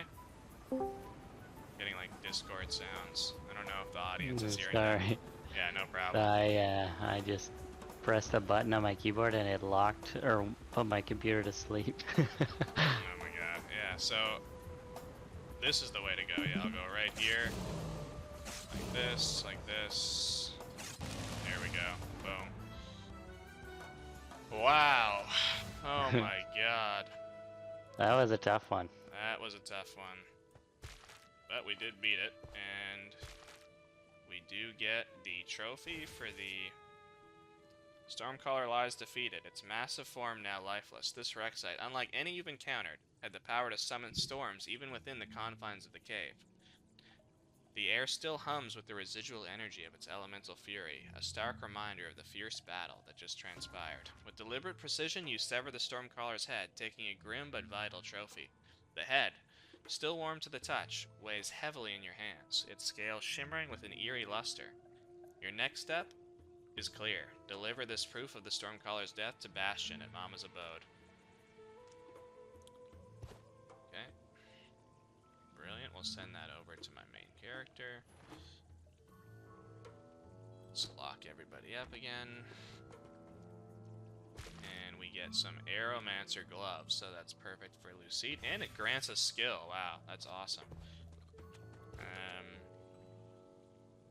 These over to Lucite, who doesn't even have gloves. That's perfect. Okay, wow. Lucite gonna get +1 Aeromancer, 9 more armor total, and then he gets the skill Repel from it. So certain equipment items, for the viewers, certain equipment items, they grant you skills, and those skills don't cost a memory slot. So that's just a bonus skill for Lucite, and it allows him to blast surrounding enemies back while removing any nearby steam or smoke surfaces. Cool. Whoa. And then I think there's more here. Yeah, we have a chest to loot. 3 large health pots. Pilgrim robes. Wow. And a skill book. Excellent. Okay, so this skill lets us summon a dog. It's an archer skill, but could be good for Asuka to have, because we can use it even without a bow. Yeah, that's good to have. That'll be another summon in our arsenal when we need it. And then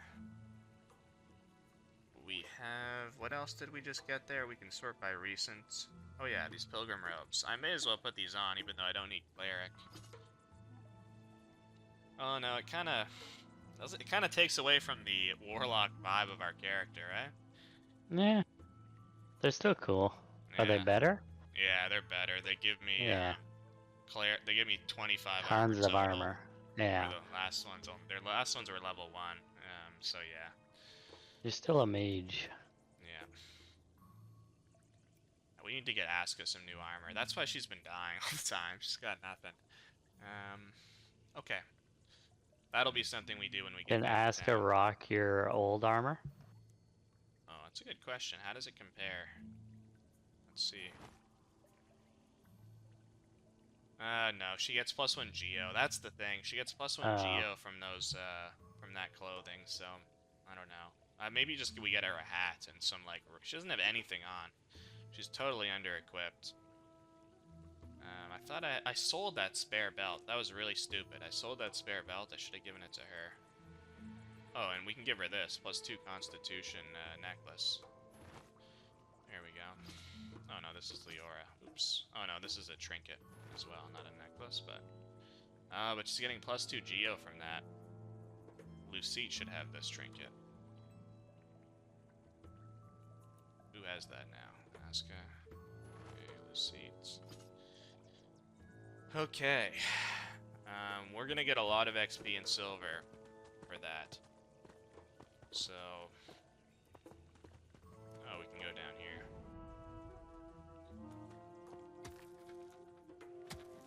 Get some silver.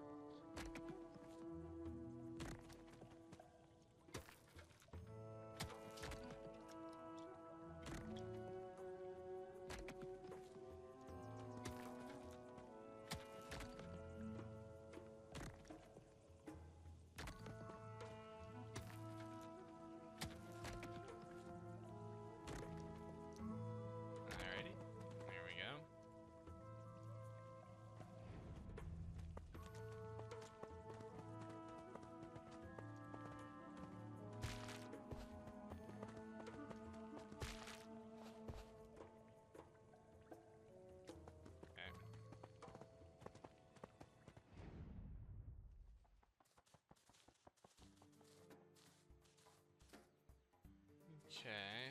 Oh, there's a chest up here as well.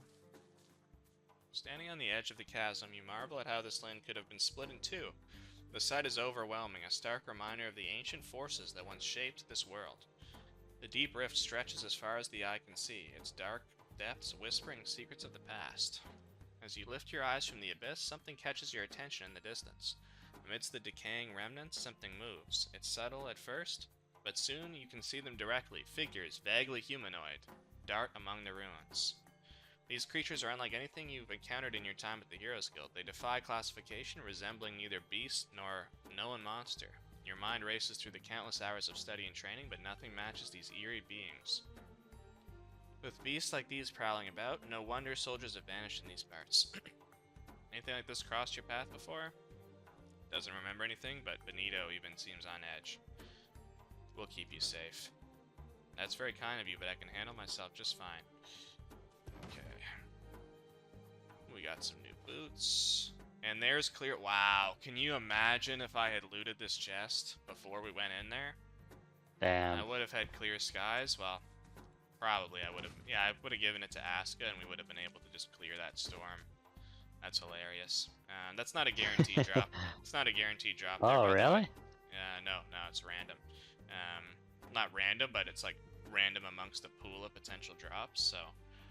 Wow. That would have been really lucky if I had searched that beforehand, but that's okay, it made it harder. We had to be super tactical to figure that battle out. Yeah. Send that to Lucide, and he can learn it if we need it. Lay it down the line. I think he's full on memory right now. Okay. I think I'm gonna go back to town and hand in that bounty. And then we will come... Maybe I'll go up a bit, actually. Yeah, I know what I'll do here. We'll go up a bit. Cross into the next part.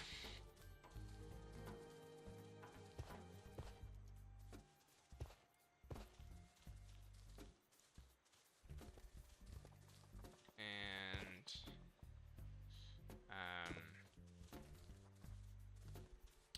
a vile scent intrudes upon your journey. Its arrival heralded by nothing but its own repugnance. It clings to you, your lungs burn with each breath, the foulness seeming to seep into your very being. The putrid scent grows stronger ahead. Its source, though unseen, is clearly not far off. Ugh, Benito, what is this awful stench? I spent months on the open sea surrounded by smelly crews, and even they didn't smell this bad. Asuka says, can we please not go over there? Please don't tell me we're going over there. I knew it. We're heading right towards the smell. This stench is overpowering, overwhelming the senses. If you wish, Fault, I will venture forth to investigate myself. Mori says, oh, how precious. The paladin fancies himself a hero. Tell you what, your holiness, why don't you toddle off on your own? I'm sure the forces of darkness... I'm sure the forces of darkness will be utterly terrified by your shiny armor and stern looks. I will grind you into bone dust and blow you into oblivion. You'll do what now? Ha ha ha. Do you even hear yourself? Oh, shining paragon of virtue? Asuka giggles and says, I think you two are going to end up being best friends. Okay. So what I'm going to do is I'm going to go up here. We won't go into the poison caves first. What would you prefer to do first? We have the option to venture into the poison cave there, or we can, remember those monsters we saw earlier? We can go and we can fight them. What would you prefer? Poison cave. Okay, so what I'm going to do is I'm going to just use this exit here. We do have a robot here that we can talk to. In the heart of the jungle, you stumble upon a peculiar brass construct, almost hidden by the thick foliage. Its surface is tarnished and overgrown with vines and moss, as if the jungle has been slowly reclaiming it. The figure's eyes flicker erratically, casting broken glows in the dim underbush.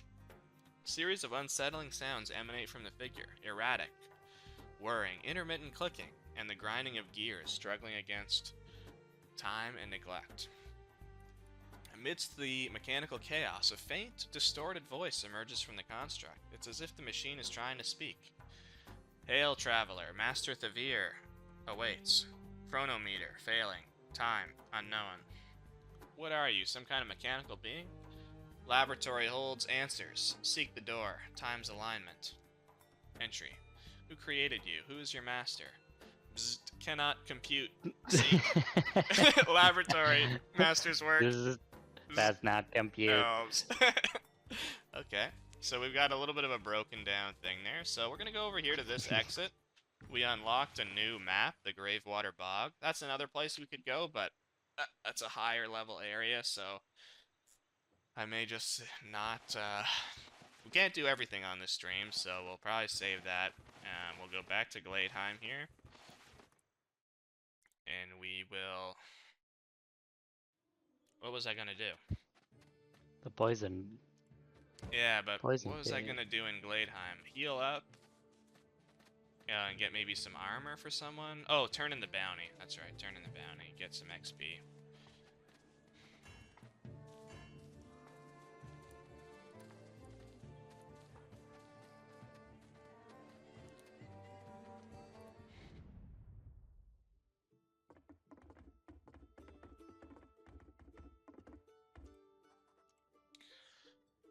Alright. Here's the head of the Stormcaller. Bloody hell, look at that beast, Nutsy. Never seen a creature like this in all me days. Bastion takes a long look at the Stormcaller's head. Hey, Nutsy, I'll ask him. So, how was the fight? Did it really throw? I like how interested he is in like the fight. He's like, you can tell he's very excited. So, how was the fight? Did it really throw lightning? Must have been a sight to see. Did you go at it with magic, a bow, or good old steel? Tell me everything. Me and Nutsy here, we're dying to know. You won't believe it. A creature the size of a house, but I stood my ground. Yeah, sure. Bastion and Nutsy gasped loudly. It was raining inside the caves? It lashed out, nearly took my arm clean off. Hero's arm is alright, I see. I was weaving through lightning strikes, and finally I landed the killing blow. How I wish I was there. Aye, we both wish we were there, don't we, Nutsy? Inspire? Failed. Damn. Don't worry, Nutsy. They won't be dragging you into battle. Now let's settle up. Here's the contract silver and a bit extra for the story. Okay, very good. Okay, we got 200 silver from that. So, what do we want to get for ourselves? I think Aska needs like a hat or something. So I actually might just get her something right here. A Geomancer hat. Make her even more powerful. Give her some armor. Yeah. This gives 12. The boots give 9. So I think this is the way to go. But this doesn't give resistance. But this is probably still better. 108 silver. Not bad at all. Totally reasonable. And... you can get her the boots, too. yeah, why not? Why not? I wonder, new skill, possibly? Could get her Earthquake. Summon Gemstone Golem. Summon Mandrake. Cool thing about the Mandrake is if it gets wet, it transforms into a Golem. Oh, yeah. Don't have anything to actually get it wet with, so we'll just get her this stuff, and we have 18 silver ore. We'll just sell that.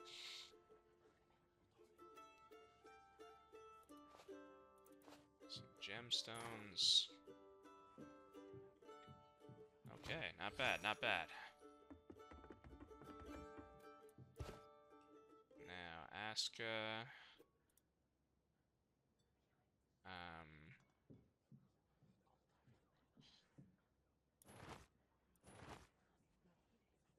Okay.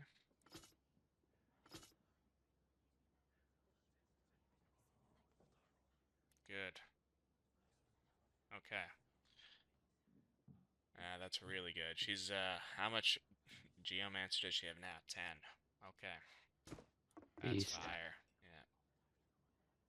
That is really good. Okay.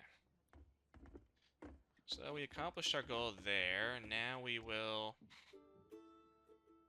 oh, let's get healing from Mama Donna.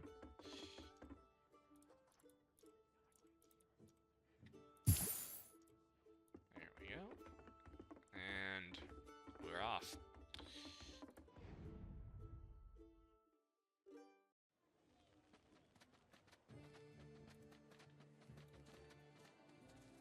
So, if you're tuning in midstream here, just a reminder, we are essentially, we were on our way. We were assigned a mission to reach Mistshade Isle, but our boat capsized. We got caught in a maelstrom on the way, ended up on Respite Island, and we are currently seeking a new ship, as well as a way to get through the maelstrom. We've been advised of an ancient relic that may be of assistance, so we're keeping our eye out for ways to work at that. And then we also are mindful of all the town's issues right now. There's corruption spreading amongst the town. People are going missing. There's a clinic that everybody loves from an alchemy company called the Azure Company. It's up here at the top left of town, treating people, but they also seem to be up to some suspicious things in the outskirts of Respite, in the jungles. So we're a little bit curious about that. And we've also bent the knee to a powerful ancient elven goddess of water who wants us to cleanse her temples of the sort of invader filth, the pirates. So we'll be thinking about that. This is the Azure Company building, by the way. I just thought I would show the viewer because we've been seeing a lot of stuff going on with them. So this is kind of their location in Gladeheim. Oh, also up here. Little secret there, you can take this, these party members move out of my way here, you can take this little guy off the ground here, this alchemical contraption, and does anyone not have a back item? Lucite. Oh, Leora will be good with that. So, we can put that on Leora. Here we go.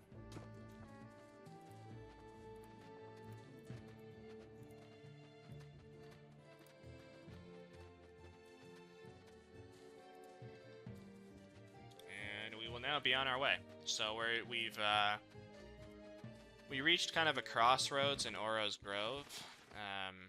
I went to the Gravewater Bog. So this is just a little preview of this really cool area. We're not going to go through because we're too low level, and we don't want to show like too much content on the stream. Got to leave something up to imagination. But a little preview of kind of the look of this map. Pretty awesome. We will go to Oro's Grove North entrance. And Caruso has elected to go to the Poison Caves first, so we will venture down there as our next stop.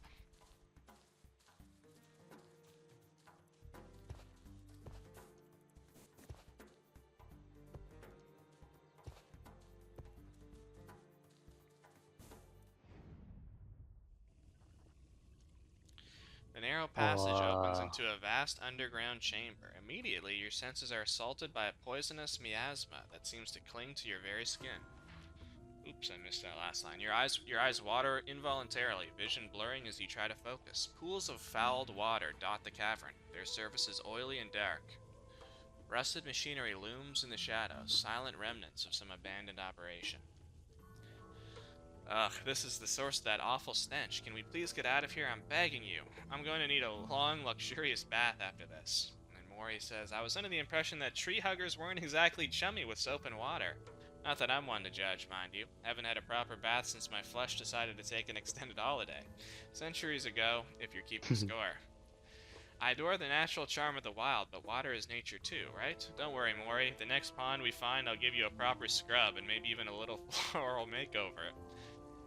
Mori says, Psst, hey there, Thane Man. I'll let you in on a little secret, the location of the biggest treasure hoard in all of Andra.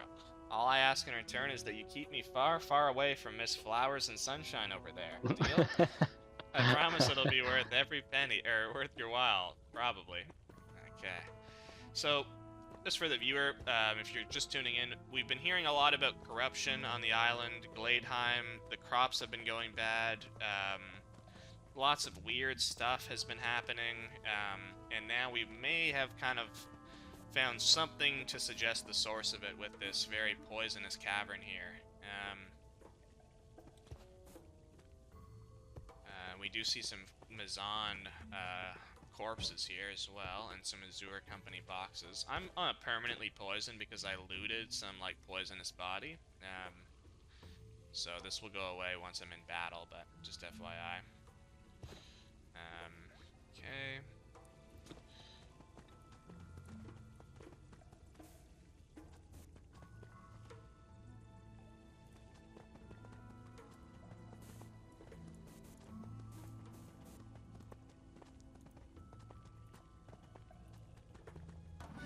Okay, we have a fight up here.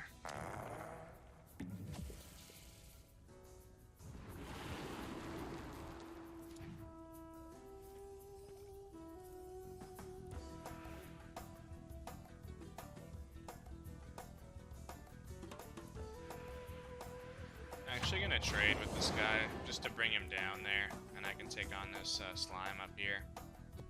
I honestly feel like I can handle like this. After we beat that boss fight, this battle's gonna feel like a breeze.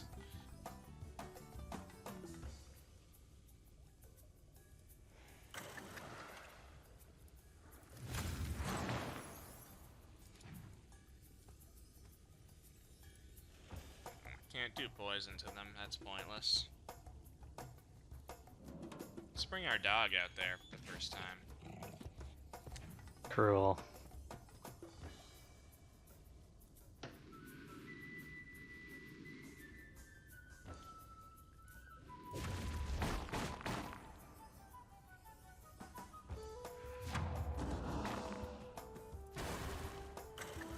So with these slimes, just like with my fire slime, they are leaving poison as they walk.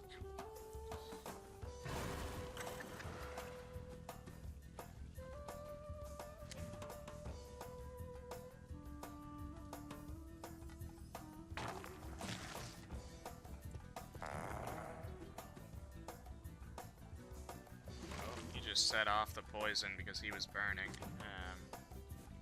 Okay.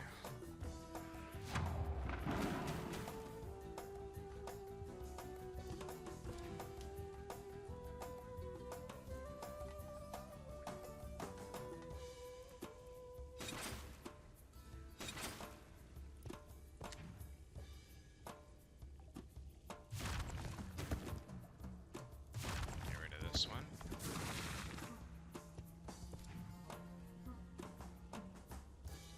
I'm kind of curious. I kind of want to hit this guy and do it. Get rid of all that poison that he heals in. He'll die on his next turn.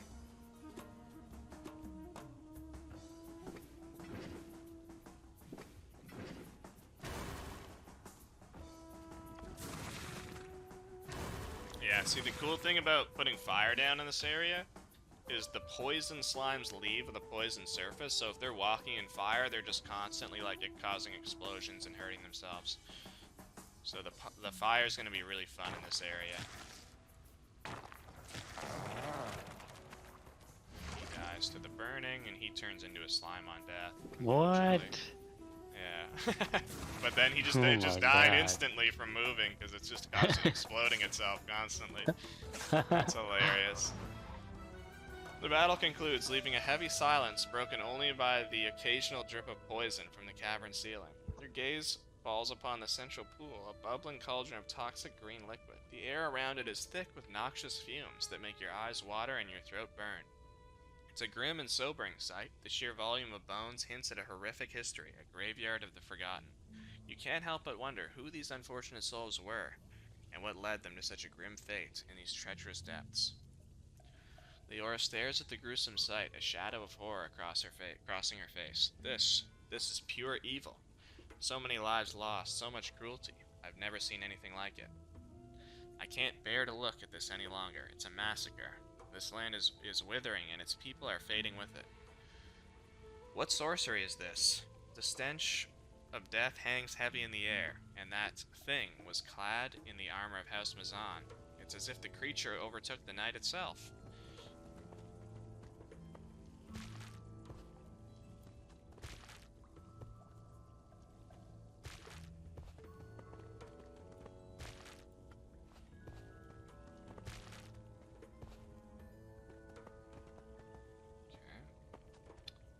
Oh yeah, there's a weapon here. A little secret. You can pick up that weapon on the ground. Ooh, that looks sick. Forged lance. Yeah, this will be a one for Lucide actually. 2 water, 11 physical. Yep, that's better. Wow. Lose 1 strength, which isn't ideal, but yeah, I think that's the way to go. We could also give it to Leora, but then she couldn't use her dagger skills. Kind of interesting. Receipt. Yeah. And we can sell this thing now. Cool.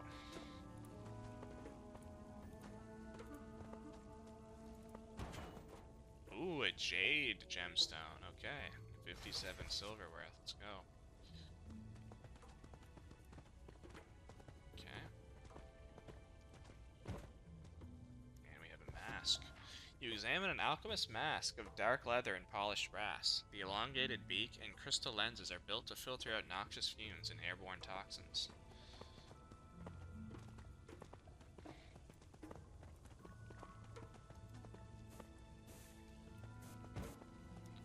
Poison arrow. So there are arrows in the game, so arrows are similar to scrolls in that they're like one time, they get consumed, so they're like a one-time skill you can use for 2 AP.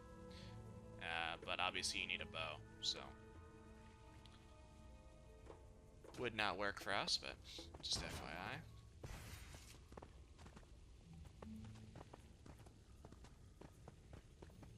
The deeper you venture, the more suffocating the atmosphere becomes. A heaviness settles in your chest as the air grows thick and putrid.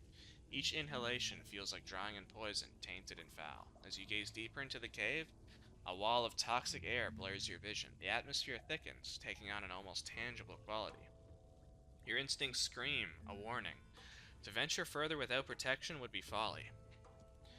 A rhythmic clanking echoes from the depths, accompanied by an unsettling squelch. Something moves in the toxic murk ahead. Beneath it all, a constant, vicious movement hints at denizens unseen. Ugh, the stench is unbearable. My eyes are burning and I can hardly breathe. There's no way I can take another step in this toxic cloud. Entering that green mist will be our doom. The Azure Company's alchemists wear special masks to protect them from such fumes. We must find some at their clinic in Gladeheim or search for any discarded ones nearby. So we already found one of them.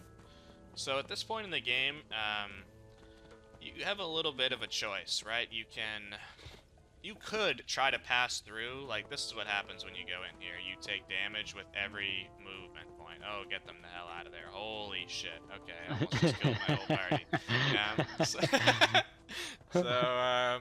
Yeah, so that's what happens when you're in there. You need the helmet, or the gas mask, to not have that happen. So I have one of them so far, and I could split my guy off, and he should be able to go. Yeah, he can go in there, just fine. So you could try to like solo it through, or if you only had 2 masks, you could go through it too. It's a pretty big part, like a big dungeon here, so it would be hard, but you could do that. But I don't know. I don't think it's worth our trouble for this stream. Maybe we'll come back to this once we find more masks. But I see our stream is already creeping up on 3.5 hours, so we might not get to it, but still worth showing off this area here. And yeah, we'll head out. And one thing you can do, guys, which is cool, is you can hide your mask. So I don't really want to be seeing this constantly. So I can just click this little button here to toggle the show helmet. That's cool. And I get the attributes from it while not like, you know, screwing with the look of my character. Oh, a secret area. Here we go. Cool, cool. Ooh, we get some boots for Leora. Let's check them out here. Ebon Leather Whispers, a pair of dark-colored boots that mute your footsteps, perfect for stalkers. Okay, it's a bit weird, but that'll work for us. I don't know why they had to add that description at the end there, but... Yeah. That's good stuff. 4 armor boots. That's probably better than what I have, eh? I have 2 and 2. My armor 21, magic 27. Yeah, we'll send that. I'll put those on. Oh, and I got a new ring. 3 magic barrier. Give that to Aska. And we can put these boots on. Now, before we proceed to that fight with all the monsters there, we are going to need to, unfortunately, go back and heal up again, so... we will, once again, go back to Gladheim.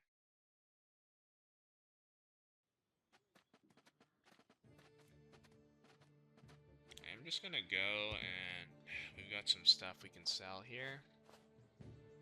Get rid of all this. I should actually put those boots on, not the ones I'm wearing.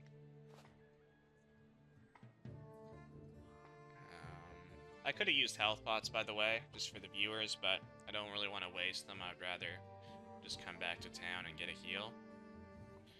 Yeah, let's sell this, and then we'll sell that. And then Leora, does she have a helmet on? No, she doesn't. Maybe we'll get her this cool bandana, +1 rogue. For 120. I wonder about getting her something cool like that as well. 246. 411. Yeesh. Oh, I gotta, here, we'll do this. I do feel she's a bit weak right now, like in her damage.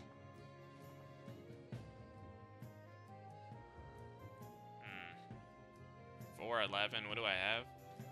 Oh, only 661. Yeah, no, that's not an option at all. I'll basically be out of silver. Just for the viewers just tuning in, we got 500 silver from a merchant who wants us to take it to and spend it on at a black market auction to win a pixie. And he gave us 500 silver for that, so we don't really want to use that because we think we might need it. So I will try to kind of keep a certain amount of silver to use during the auction. There's other stuff we're going to be able to bid on as well. There are other ways that you can do that, but we're going to try and get the pixie. So let's send this over to Leora. Give her a little bit more armor and +1 rogue. She's starting to look pretty cool. Very. And then I was gonna put on these boots. Yeah, that's more.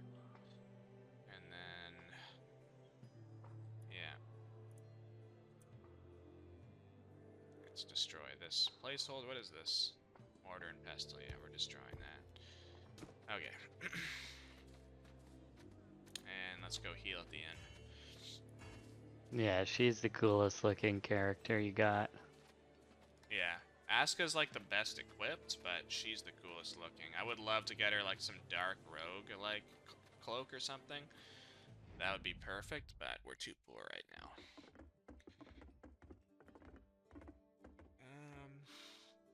Right.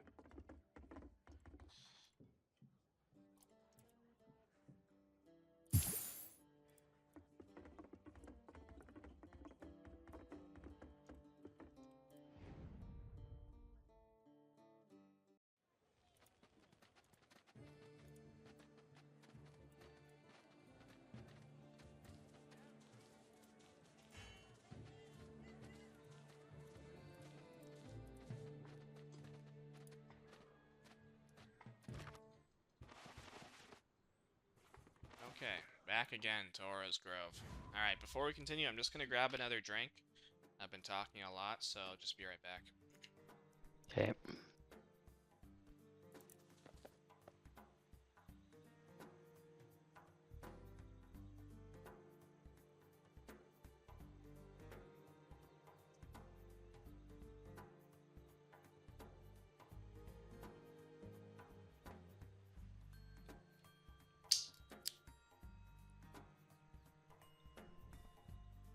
Guess what flavor bubbly I got?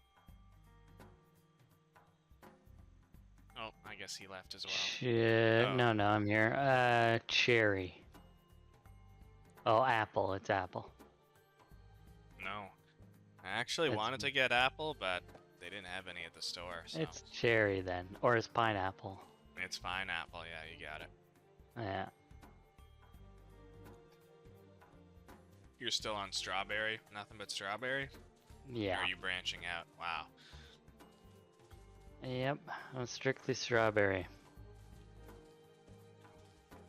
You should see this guy. To the viewers, like, I've seen him grab... what's the most amount of cases of strawberry bubbly you've grabbed in one visit to the grocery store? I've seen a whole pallet on your cart before. A whole pallet. I think 5 cases is the most. Yeah, that's not too bad, actually. Okay, so we come up on this, we had previously seen this area across the chasm when we were on the other side, and now we're coming up on the battle, and we see the scouting party is still alive. They are about to ambush this group of monsters here. Oh wait, who's coming up? My name is Vault, member of the Heroes Guild. We're here in search of a scouting unit sent by General Zulford. Shh, keep it down. Can't you see the bloody bastards lurking over there? We're the scouts, or what's left of us. Name's Captain Freed. It's a bloody mess, that's what it is. Those bastards over there, we had an ambush ready. 4 pirates out in the open, easy pickings, right? But then they did something. Don't know what, but now look at them. Unholy monstrosities. I don't have Inspire, so this is not even going to work. I'm not even going to try to do it. Ask him what the plan is. We're setting up an ambush for those abominations. Fancy joining the fun, heroes? Let's do it. Yeah, let's just start the battle right now.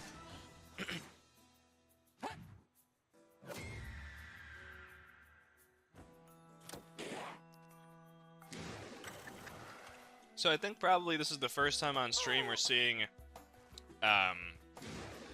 NPC allies join the battle. So this is something that you'll see in the game, not too often, but sometimes. So we're gonna try and keep these allies alive.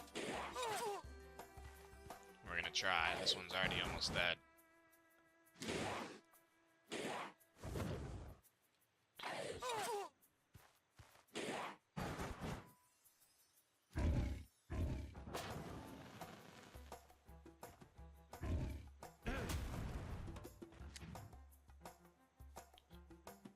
Let's bring one of those guys up here.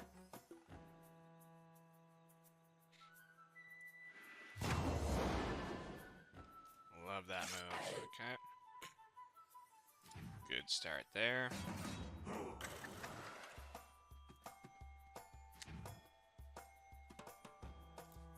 Think this might be a good time to use some walls.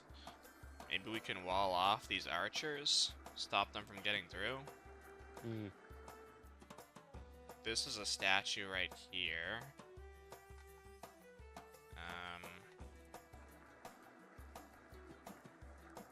This is out of range.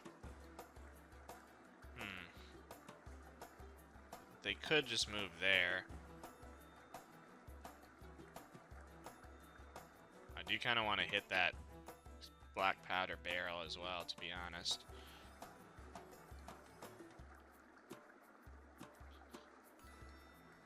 Yeah, let's just do it. Make it a little bit harder for them to get a line of sight.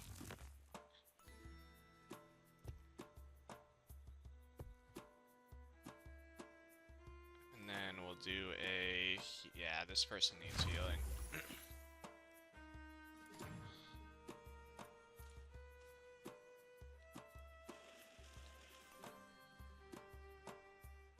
Asuka coming in. More healing on her. And we'll hit him with some poison. Yeah, I really want to be able to... I just can't reach that explosive barrel. Damn.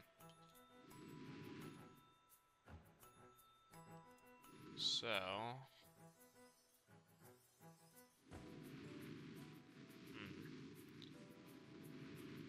Guess this is a decent move. We're gonna hit Captain Freed, but we'll get both of them. Although he's pretty good against fire, eh? 100%. Yeah, it's not gonna do anything to him. And he's out of range for this. This is not ideal. Not ideal. And they're kind of blocking my path. So I think I'm actually just gonna... May as well just hit this guy. Let's just get him burning. Easy.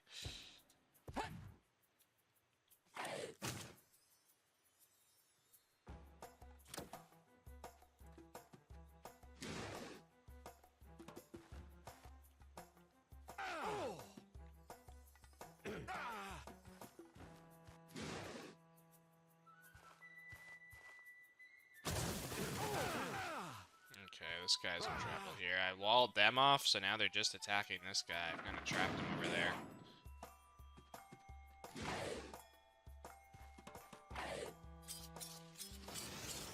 Okay.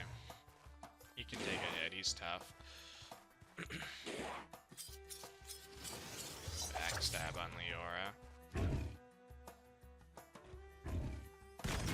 He just breaks the barrier. Okay. It's fine.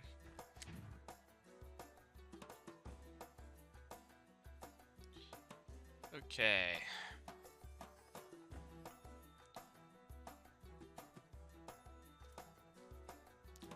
Just give him a whack there. Get him out of the picture.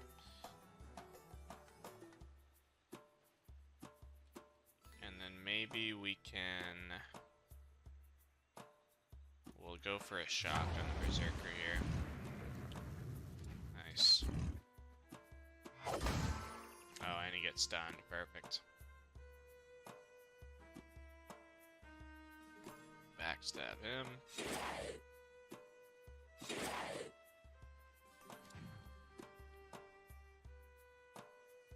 Let's get him some physical armor back. And then finish this guy off. Oh, now I got a tormented status though, not ideal. We should be able to... Oh, these guys are a perfect target for a Comet Storm if I could get down there. Not on this turn, though. Yeah, he's not going to take any fire damage, so... I may as well just save this until they're back. So why don't we... Why don't you walk over there? Yeah, I had to dash first. I was out of MP. And then I'll just hit him with a normal attack. Then these guys will hopefully come back. These two plague shots will hopefully come back on the next turn. Damn, we lost one. That sucks.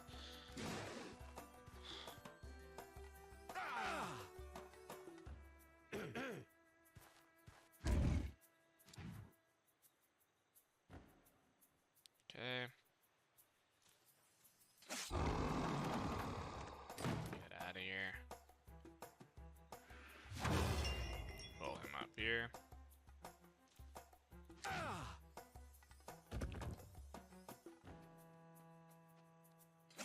Kind of wish he didn't walk there because I'm not gonna lie, I wanted to do my Comet Storm, but he's kind of low health.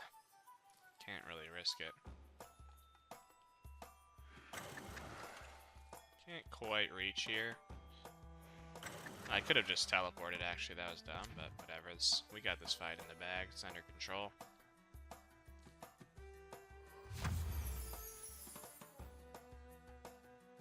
Heal him up there. He'll get put in that trap once if he moves out of that corner, which he probably will. Now, I did really want to do this, I'm not gonna lie, but it won't let me do it there. So we'll just do it like this. Got him.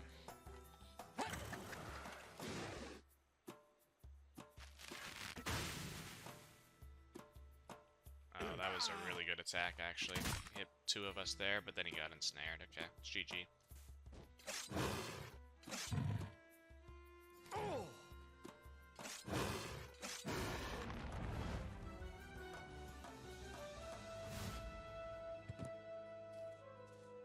Nice. Let's talk to this guy.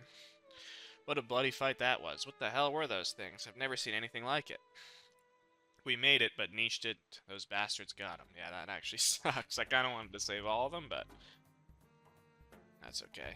Rest hand on Captain's shoulders. Captain, we mourn your loss. I wish the outcome had been different. We'll turn this sorrow into strength and fight with their memory in our hearts. Bloody bastards, we made this lot pay in blood, that's for sure. But more of them went down there.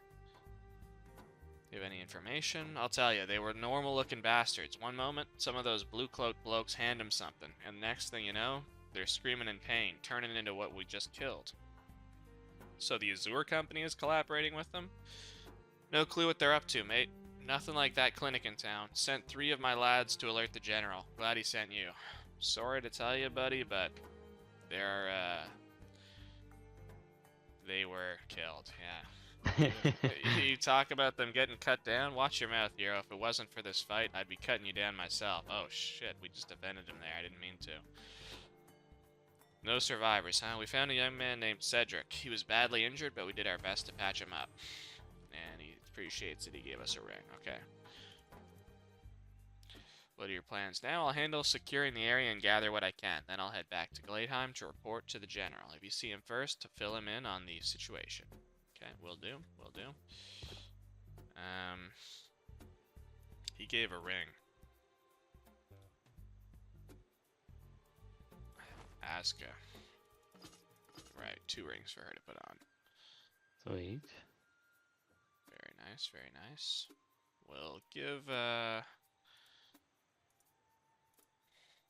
if I could find a cooking pot, I could cook this Rexite meat, so it's a little bit better. More effective, I mean. Do we have any small health pots? I guess, yeah, we can use these. Perfect. Just to get Leori up to full health.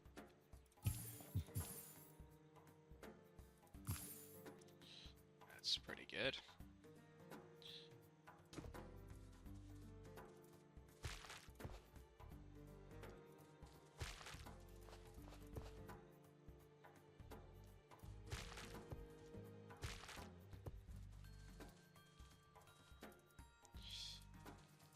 Okay.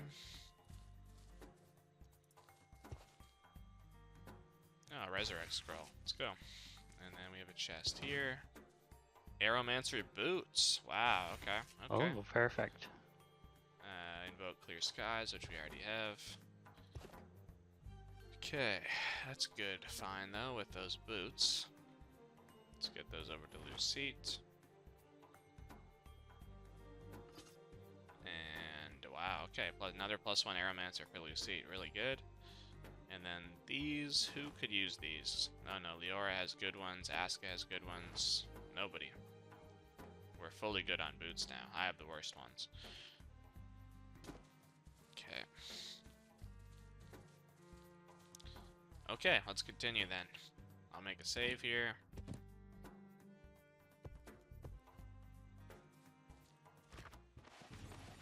We've unlocked the Temple of Undyne. Here we go. As you descend the steps, the jungle's whispers become a faint echo. You find yourself in an ancient sanctuary where ruins crumble and vegetation thrives. In the distance, an ancient shrine beckons. The statue within is unmistakable, an effigy of the goddess Undyne. This place is undeniably her sacred temple.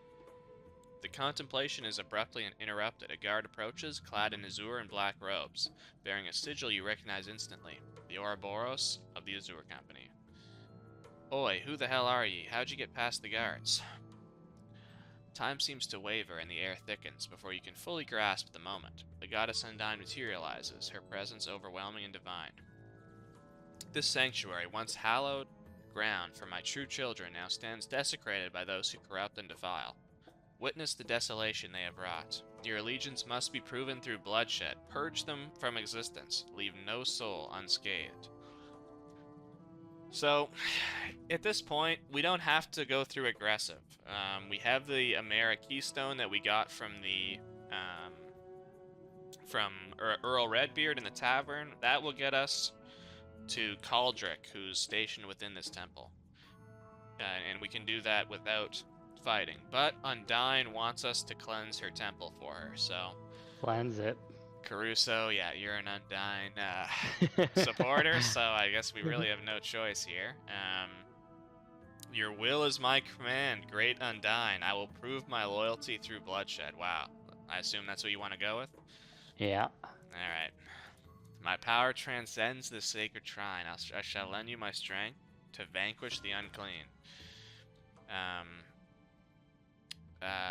Bit of a weird bug here on the name tag. This shouldn't be like this. It's showing like the map and then the name. Mate, you daft or what? What's your business? Business. Aye, what shite are you on about? What do you want?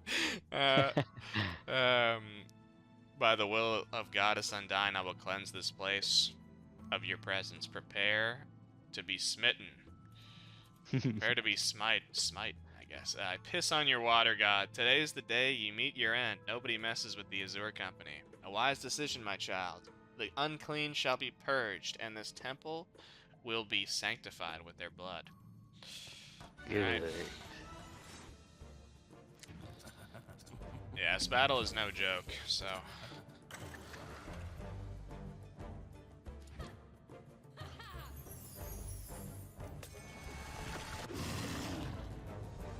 She transforms.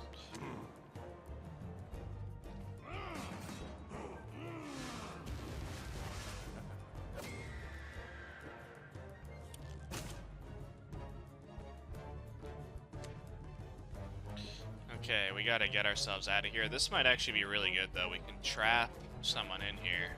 If I move here... This would be huge if I could move here and then... Wow, look at that. Boom. Put him in there. That's perfect. Alright, nice. And then we'll save AP. Now we can focus on this archer. The archers can hit really hard, so this is good. Don't line up for him, though. Yeah, that's true. Yeah, I don't want him hitting a big collateral. I'm just gonna bash him here. That's good damage. And then what I'll do is I'll move out, give him a path to move, and let him walk right into that trap.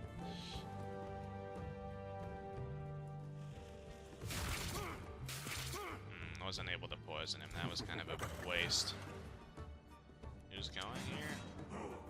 So we do have the statue that's buffing us because we're helping Undyne.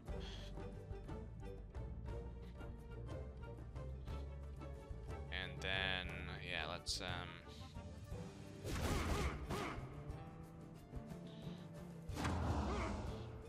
I want to stay there to force him into the trap. He just transformed on his second turn. So with him, you get a turn, basically, to try and get him before he transforms, but didn't work.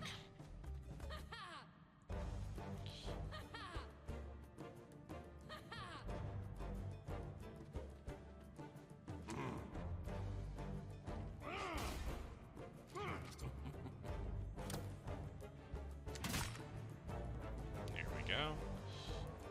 Oh, Lucida's almost dead here. That's not good. Gonna have to use a pot.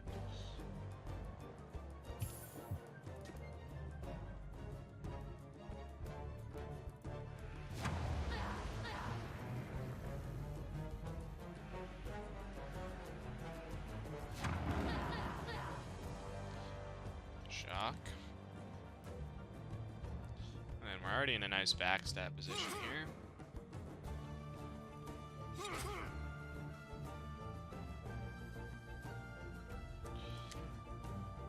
We're a bit clustered up here. My character is coming up, so I might try to move out, leave the door open for a big fire blast.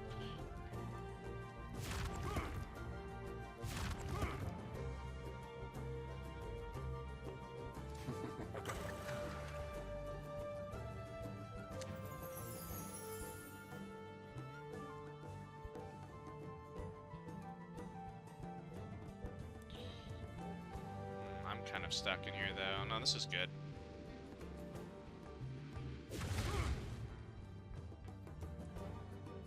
Okay.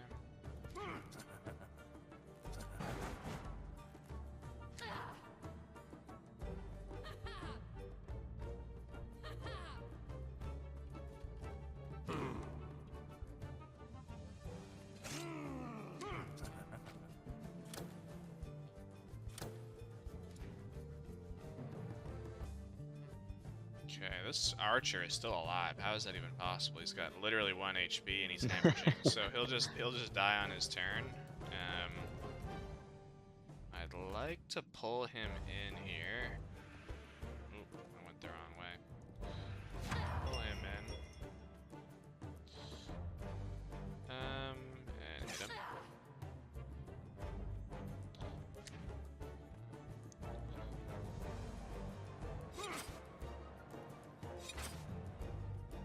It's annoying. He'll die on his turn though. He's burning and hemorrhaging. Okay, perfect. And I'll do a teleport out so I don't burn.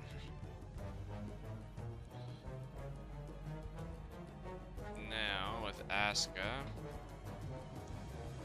I probably want to just do damage. She's become such a like high damage output character.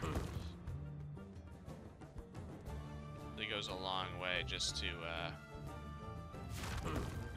attack. Where is this guy at?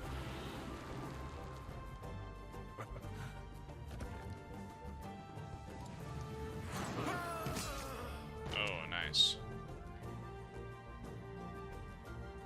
Okay, he'll die on his turn, and we can Comet Storm. Ah, they're just not grouped up enough. Kill him. Kill him. Yeah, we'll do 3. Yeah, that was sick. He's gonna die on his turn. So we'll move over here.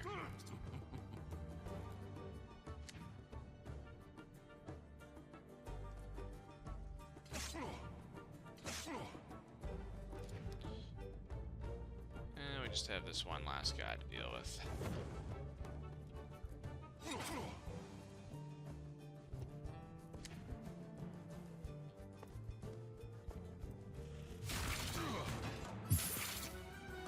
And we level up. Your deeds speak louder than your words. Before me stands not just a pledger, but a true champion, whose unwavering commitment shines through. Your triumph is a testament to your devotion and spirit. You are indeed a worthy protector of these sacred grounds. This place, once a sanctuary of love and devotion, now bears the stain of the unworthy. My temples, once hallowed grounds for the seeking soul, have been defiled by profane intruders who dare to trespass on sacred soil. These defilers continue to sully the sanctity of my temple. Continue your righteous path and cleanse my sacred grounds of these blasphemers. Only then can true purity be restored. Alright, are you happy now? She loves us. Yeah, very. Oh, a tombstone back item. Wow. Wow, huge pickup here. We already have this hat, so that's unfortunate, but we get a tombstone back item, which gives Geomancer and Warlock. Wow, I feel like I have to take this for my character, even though Asuka could really use it. I feel like I need this tombstone to go with my, oh, but I have this scroll pack already. And it's better, no?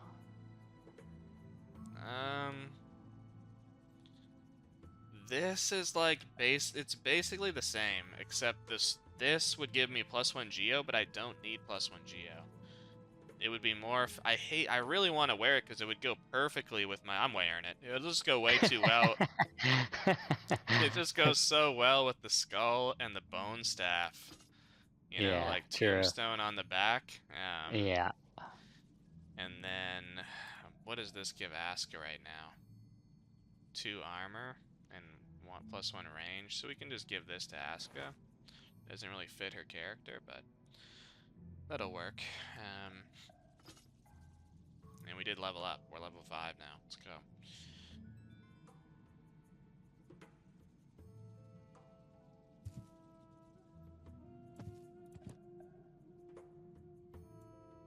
So each level up is not the same. Depending on the level, you will get different options in terms of what you can add points to. When post early access, we do plan to add like a dedicated level up screen. So it'll be like you'll be making various selections and choices, and it'll be like a dedicated UI as opposed to just being like pluses in the character UI. We'll go wizardry there. This is just showing my traits here.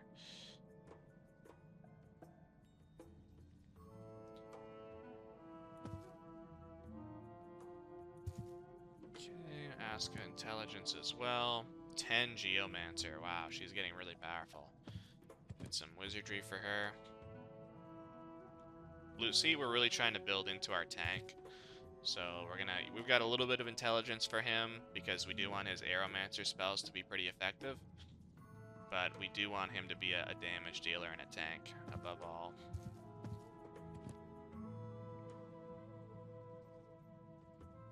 And swordsmanship, yeah. Perfect. Dexterity for Leora. And dual wielding. Yeah. Okay. Alright, let's loot up.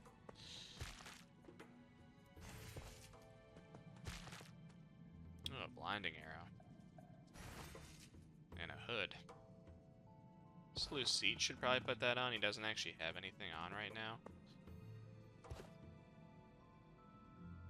Did I already send that to him? Yeah, I did. Okay. That's good.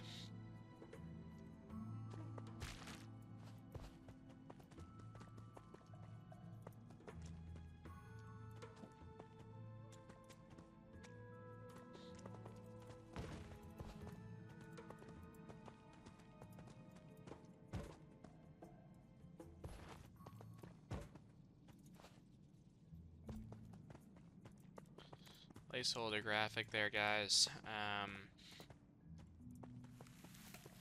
We've got some mushrooms we can pick. Another Undying statue we can talk to. Your allegiance must be proven through bloodshed. Purge them from existence. Leave no soul unscathed.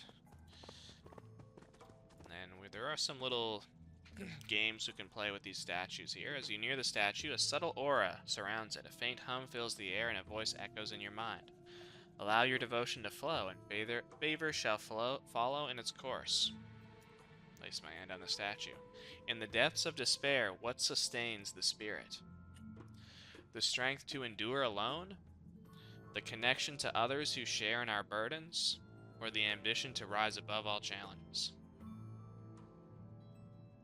What do you think? In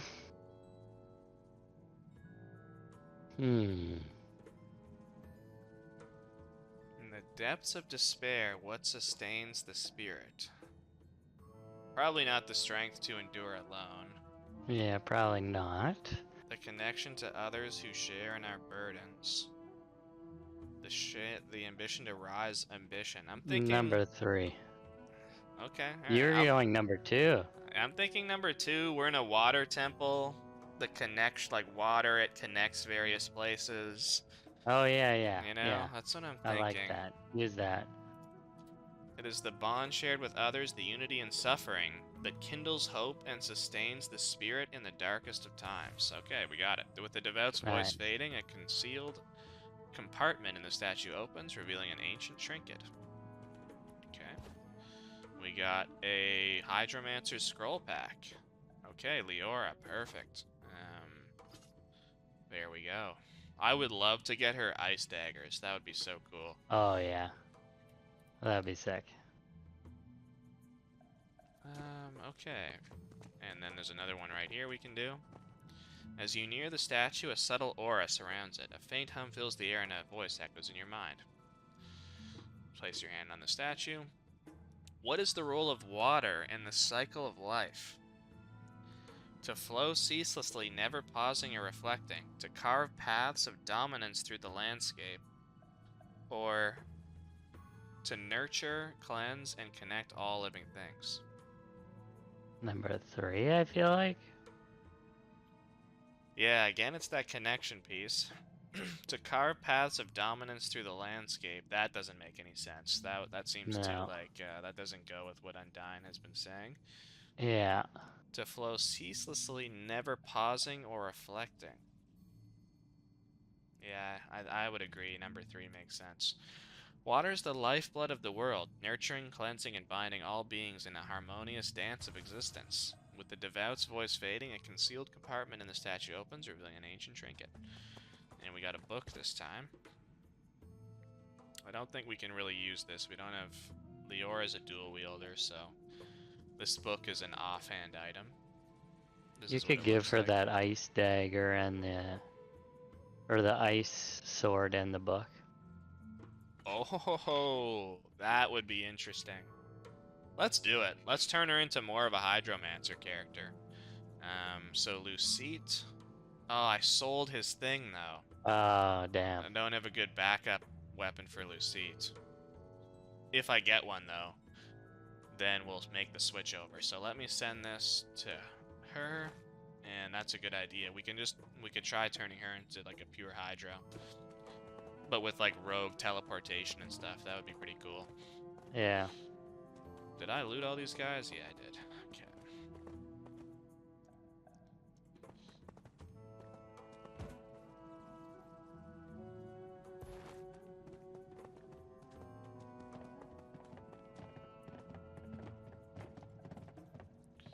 Okay, we are coming up on some enemies here.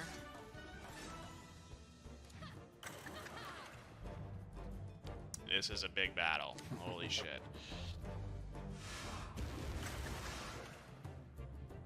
And just a reminder to the viewer, with this area, this was like a map where you could do pure passive or like fight. So we had the option to just walk through, and if we did that, we could like talk to these NPCs, and there's like a quest you can get with one of them. So there's like a total kind of alternate route with this like passive versus hostile route that you can do with this area.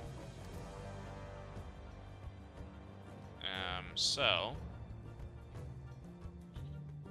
we're a little bit clustered up here on the bridge, which makes this a bit more challenging. I'm gonna do my usual thing. I'm gonna... Oh, I can't. I wanted to get that archer stuck in here. I have no choice. I gotta get out of here. Do that, and then look at this. Then I can pull him in. Wow, let's go.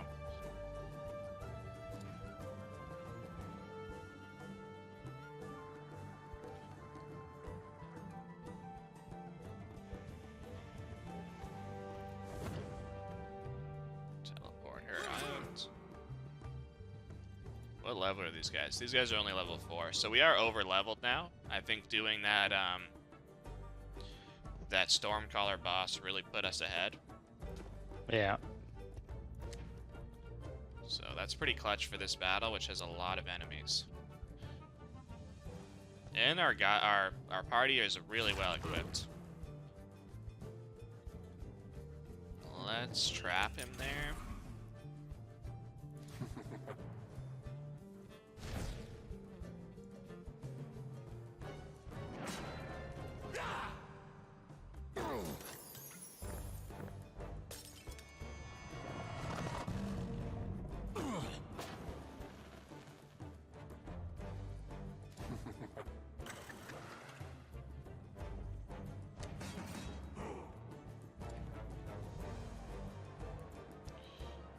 Okay,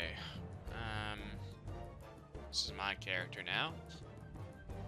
I'm kind of stuck in here and I want to force him into that trap, so I'm probably not going to move.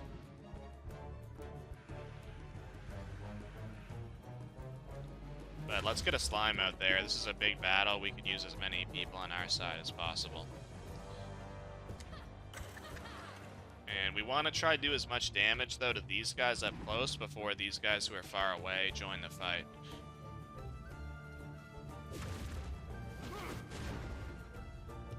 Trap this archer in there. There we go, got him. He teleports in.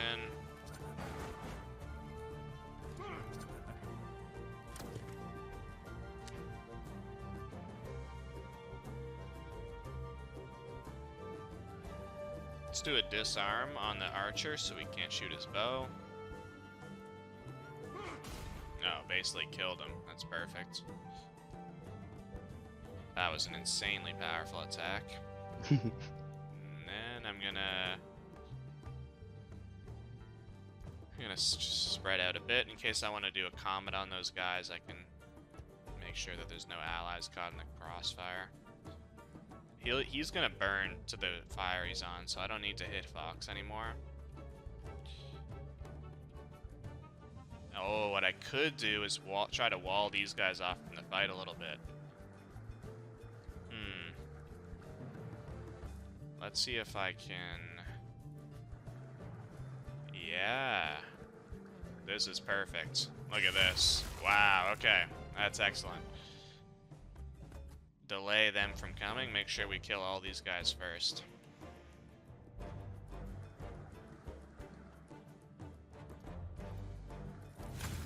Okay,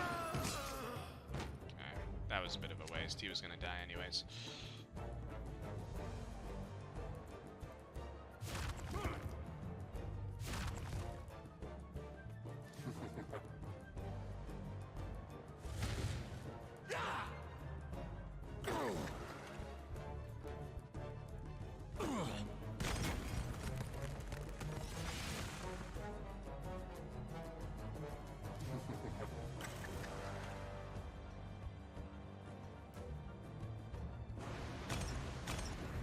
They're already breaking down the barrier, but it's okay.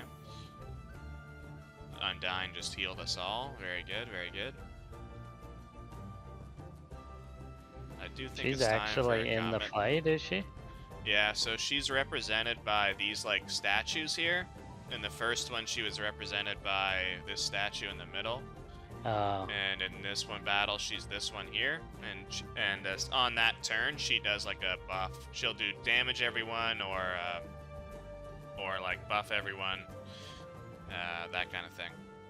Cool. So she just healed us on that turn. So we're looking amazing in this fight. Everyone's basically at full health. We've split these guys off from. These guys are going to be a problem. There's a lot of them, but we kind of delayed them from entering the fight.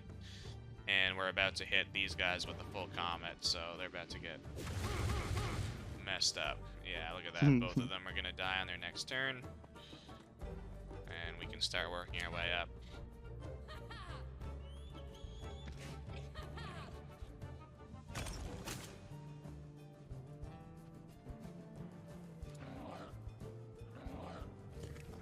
Didn't even really realize this dog.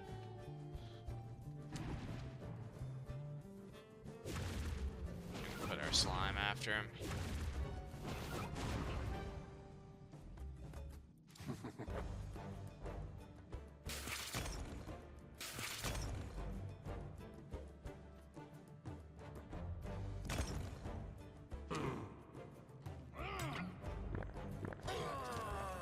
Oh, he healed himself, damn.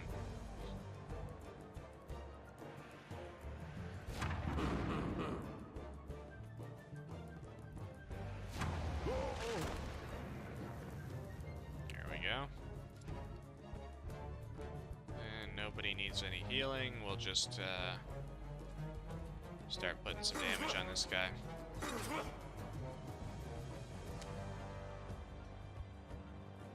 So those of you that are just joining the stream, the combat in Guild Saga Vanished Worlds, it is turn-based, and on each turn, your character can use movement points and action points.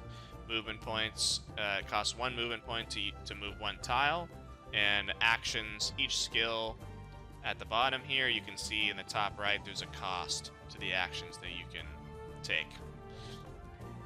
So,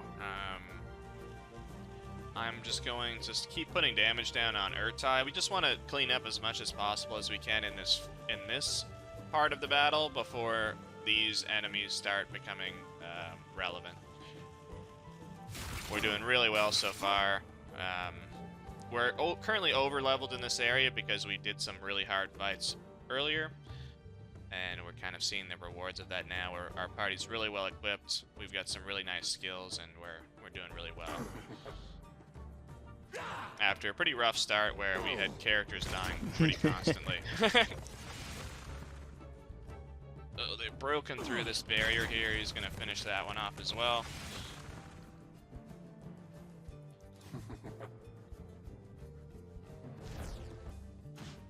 And they're starting to deal some damage on us here. Undyne damages everyone. Just get Barkley out of the fight here.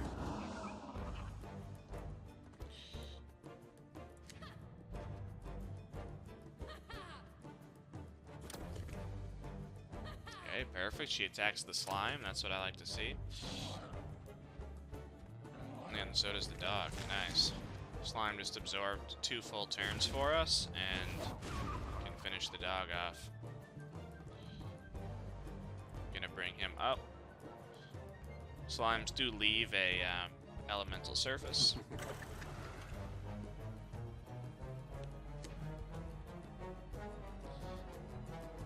And we do have a repel. I think he's too heavy to repel, but it would still damage him, I think. Let's try it out. It would be really good if we had Asuka put a trap down back here first, but... yeah, no. Missed him, and he's too heavy, so that was a waste. This weapon just does pure piercing damage, eh? Oh no, 11 physical. 2 water. Oh, I see. Okay.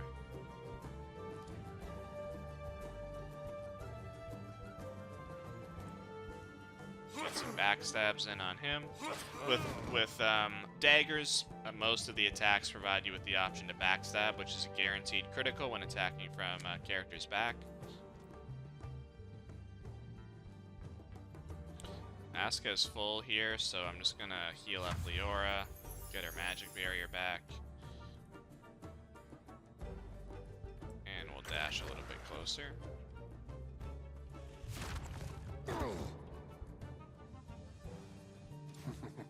Every character has a dash skill, so if you aren't able to use up any of your actions, everyone's out of range, you can spend 2 action points to get your full amount of MP per turn, movement points per turn, added to your movement points. So you can move double the distance, essentially. Start hitting him with some fire.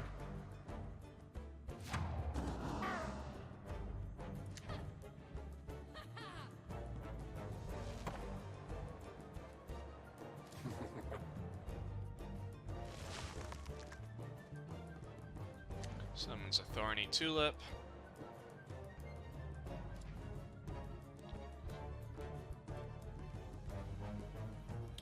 These clouds cause you to both be harder to hit and for your accuracy to get worse. So it's like generally a good strategy to hit from outside and then hide in the shadow and then end your turn.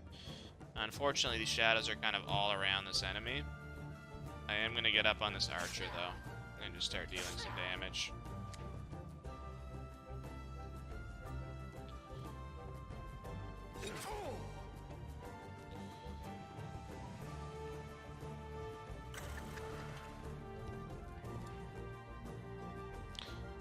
Everything here is pretty much just elementary at this point.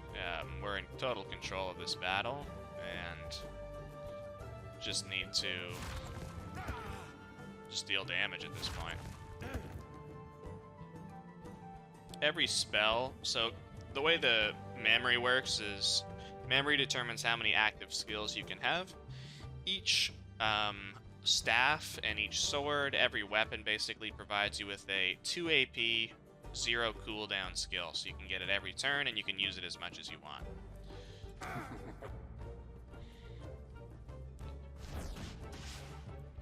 And with your default skill, you'll be able to just click to attack. So you can see I have just the little spell icon there when I'm hovering over him, and I can just click that to do the skill. We will focus a little bit more on these guys though, I think.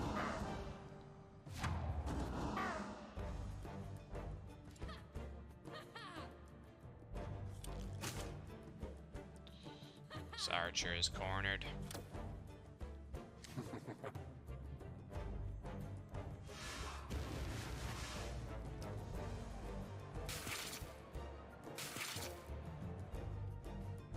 It's fine.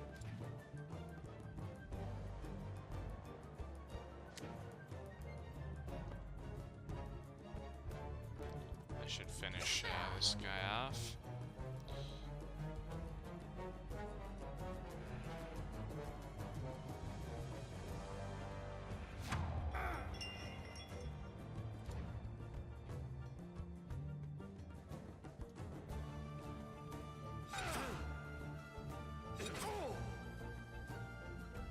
Oh, he has ooze armor on, so he's dealing back poison damage when I hit him with my melee attacks. Not ideal. I'll just heal up there.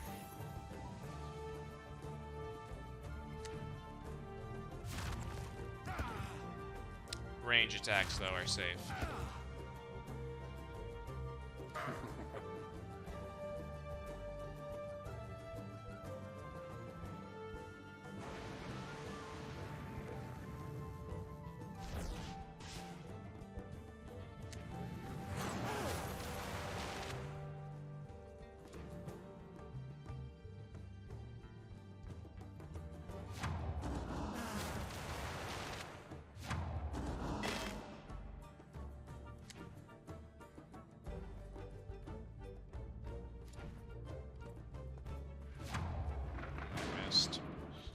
Most skills, you have to select a target, but for skills that can hit the environment, like if I wanted to, for example, if there was a steam cloud here or a water puddle or something like here, I could just cast the lightning bolt on that tile to make it electrified. So that's why you're able to cast some skills that would target the ground as well. You don't need a target to use them.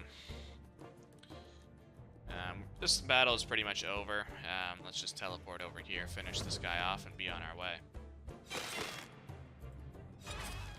Here we go. Though their blasphemous whispers remain, your valor has sparked the cleansing. The darkness that dared to engulf this place now retreats before your light. Your courage and determination have reignited the reverence this temple deserves. As you leave, hold fast to the sanctity you've safeguarded. Know that your actions have restored balance and order. Let this triumph be a beacon of hope and a testament to the strength of the faithful. You have earned my favor, and your deeds will echo through the ages. Wow, very good.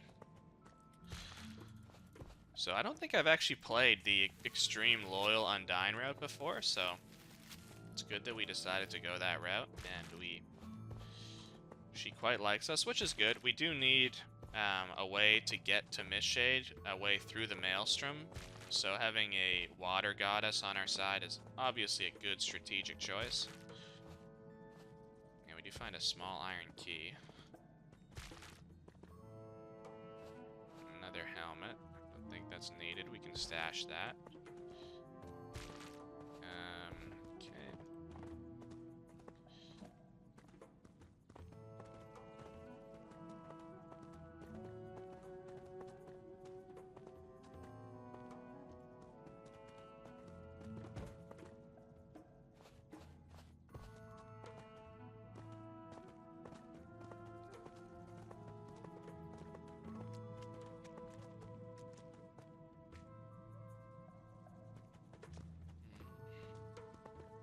Check up here first.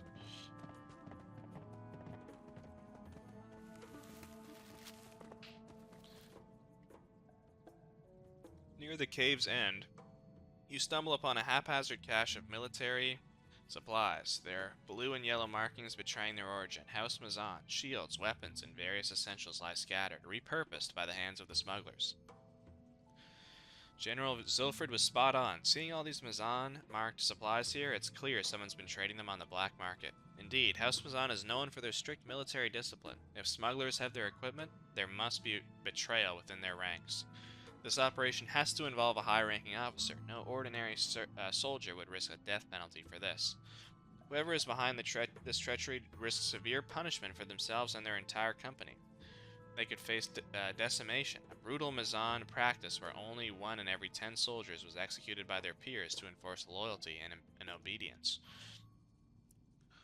Getting the goods is the easy part. The real challenge is finding buyers for the merchandise. It takes connections, a lot of silver, and even then, only a handful of ports would risk dealing in stolen Mazan goods. Interesting. Ooh, some nice loot here. Okay. Let's grab all that. Feel like this could be good for Lucide. +1 strength. It's +1 warrior versus +1 strength. Let's put it on there. Give him a new outfit. Asuka as well has kind of been in the same outfit for a while now. Is this better for her? No, doesn't really apply. And a shield. Lucite maybe could use an improved shield.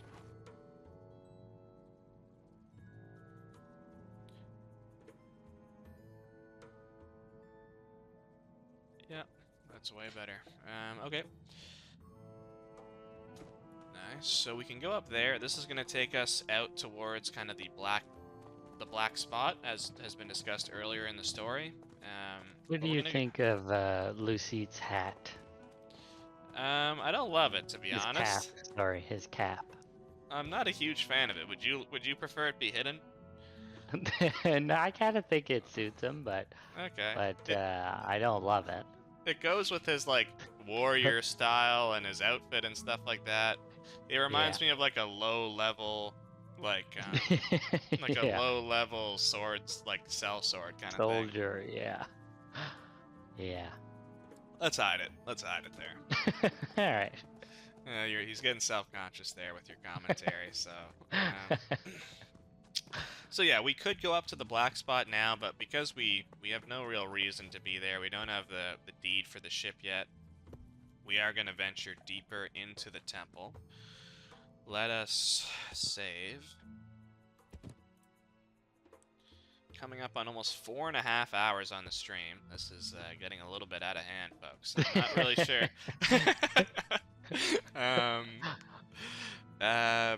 Yeah, so we will. I'm hoping we can get to the auction and win the pixie, and that to get will. The ship. Yeah, we won't actually go and like grab the ship and claim the ship. Maybe we'll just end the stream once we win the pixie. Cool. But we still have a little bit more to go before we get there. We did pick up a key. Will that open this? Yes, it will. Oh, a hood. A rogue hood. Wow, let's go. Okay. Very cool. Leora, Asuka. Okay. So, oh, she does have this already. +1 rogue. I could. What do I have? Oh, I'm wearing this stupid thing. I think I take this for the +1 warlock. Do you agree? Yeah. And let's unhide that. Ooh. Yeah. I really want like a warlock outfit now.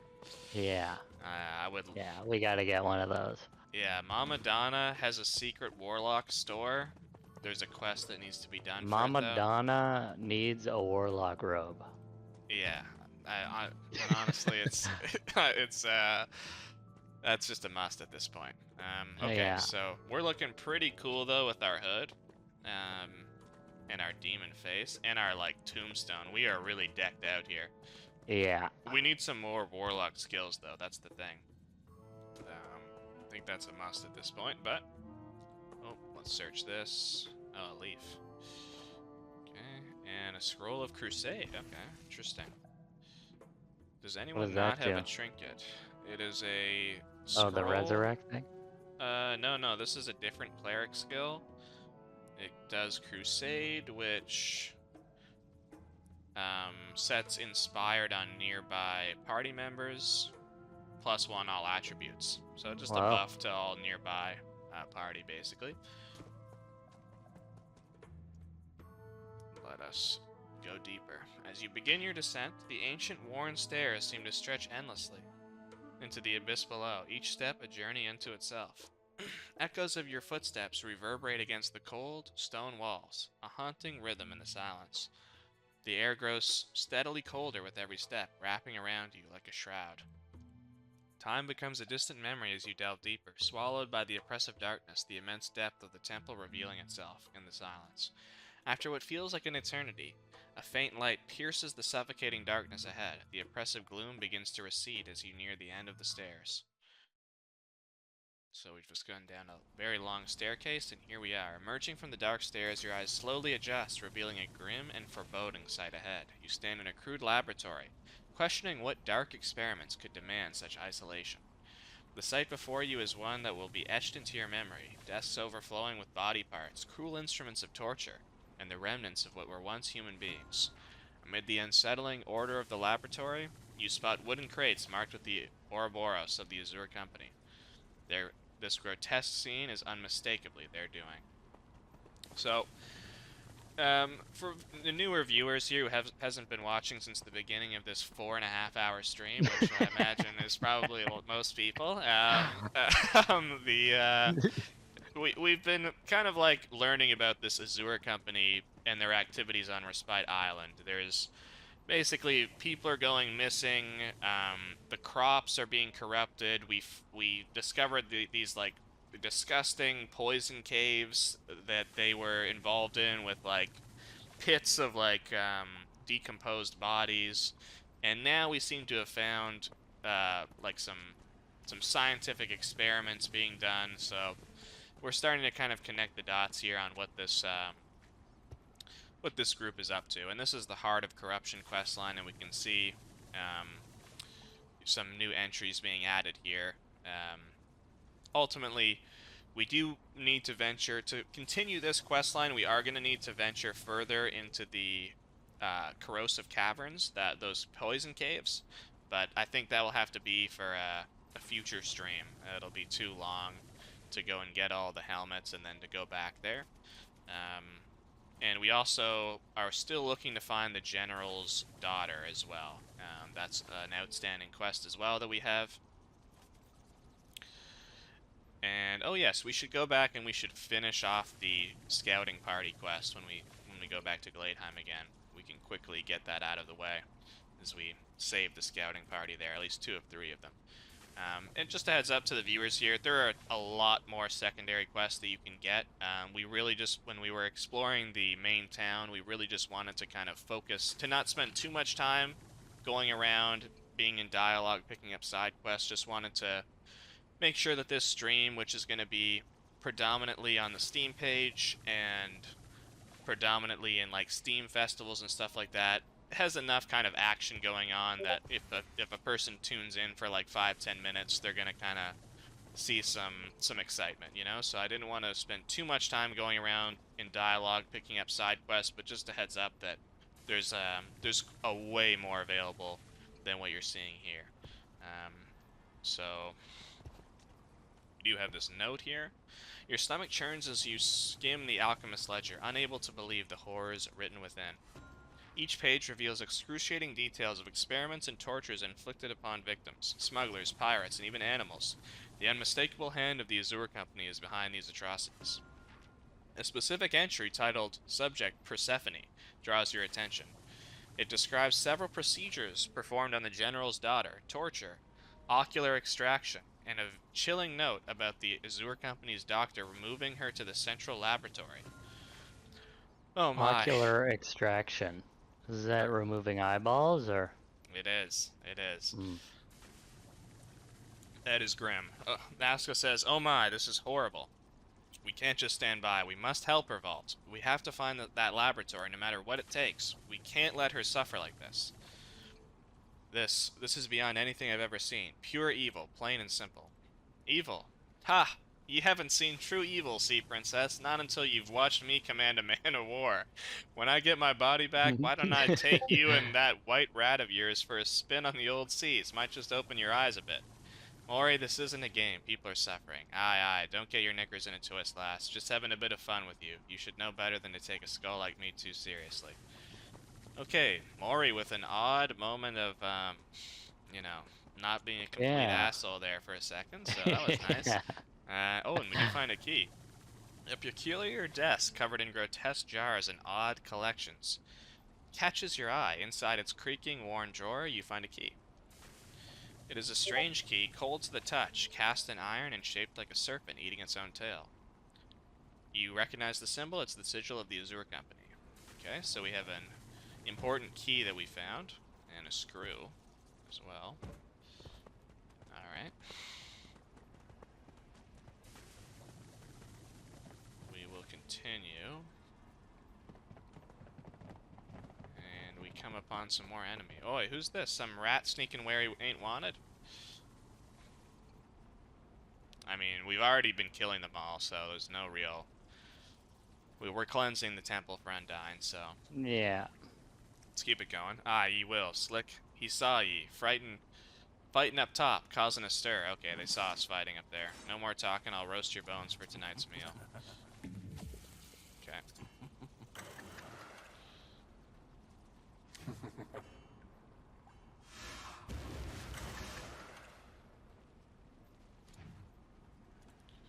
Alright. These are level 5s. Okay, so a little bit tougher on the second level.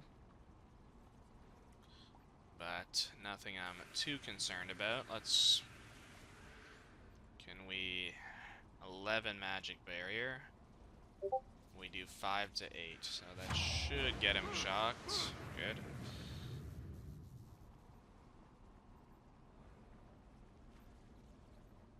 And we'll save for next turn.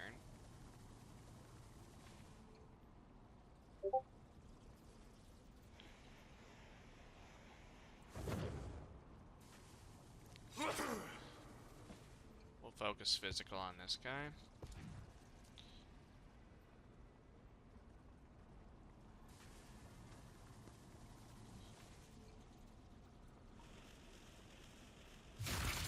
Poison him.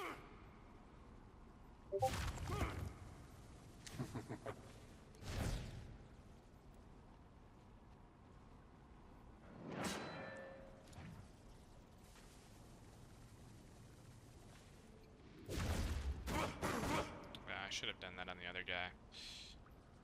It's okay.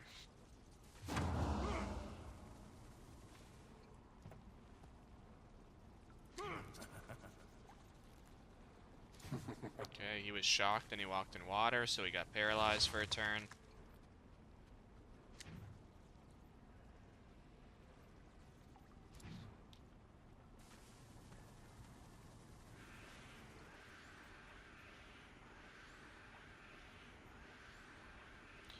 This guy is gonna be taking 4 poison damage per turn. Yeah, no, we need a little bit more damage on him.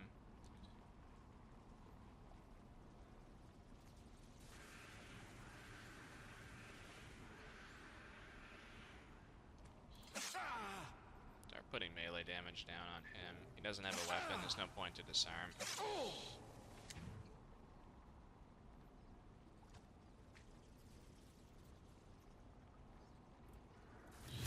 So maybe we kill this guy off while getting damage in on the others.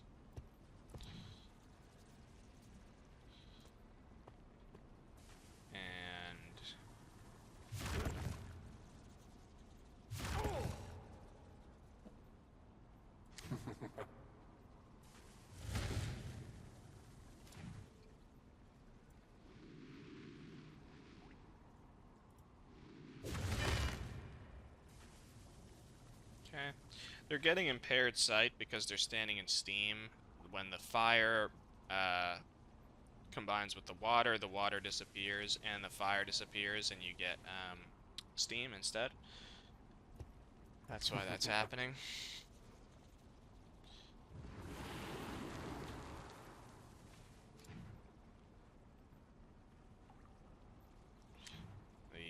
Thorny Tulip comes in. Thorny Tulip currently has this bug where its attack sound effects are not working, but just a reminder to anyone just tuning in, this is a like fresh development build, so we do have some little bugs like that. Finish him off, and now we will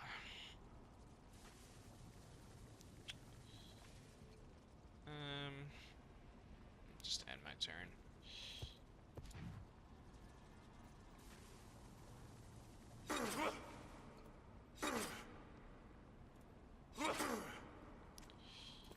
Get some damage on him.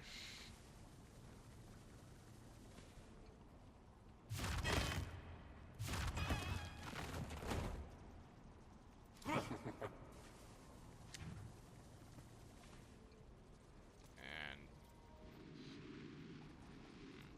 wanted to hit him with my comet, but Can't do that without catching my allies in the crossfire, so we'll wait. And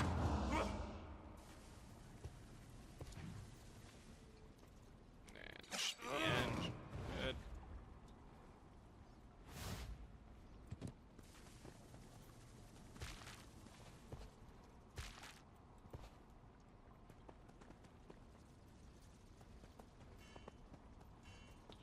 Okay, so we can go up here, actually. This is a little hidden area. And there's a puzzle here. The automaton is positioned on an ancient iron grid encircled by 4 intriguing levers, each distinguished by a unique color. Lucide said, curious, this might be a trap. Mori says, oh, brilliant deduction there, Tin for Brains. A trap, you say? Never would have guessed. Tell you what, why don't you go first? Show us how it's done. We'll be right behind you. Way behind. Probably in the next town. Don't forget to scream if something happens. It seems we're traveling with the remnants of a coward. Nothing to say, huh? Silence is a wise choice. Hey, what's that? Sorry, mate, but every time you start flapping your gums, all I hear is the sound of my own boredom. It's like listening to a seagull with a bad case of the runs. Mind keeping it down? Sorry, some of us are trying to enjoy our eternal damnation in peace. So we have a little bit of a puzzle here to get through this door. We do have to turn... Each of these levers can be pulled, and it looks like they... Let's see here. Okay, that one didn't do anything. What is this one? This is a red. Okay, that gives us fire.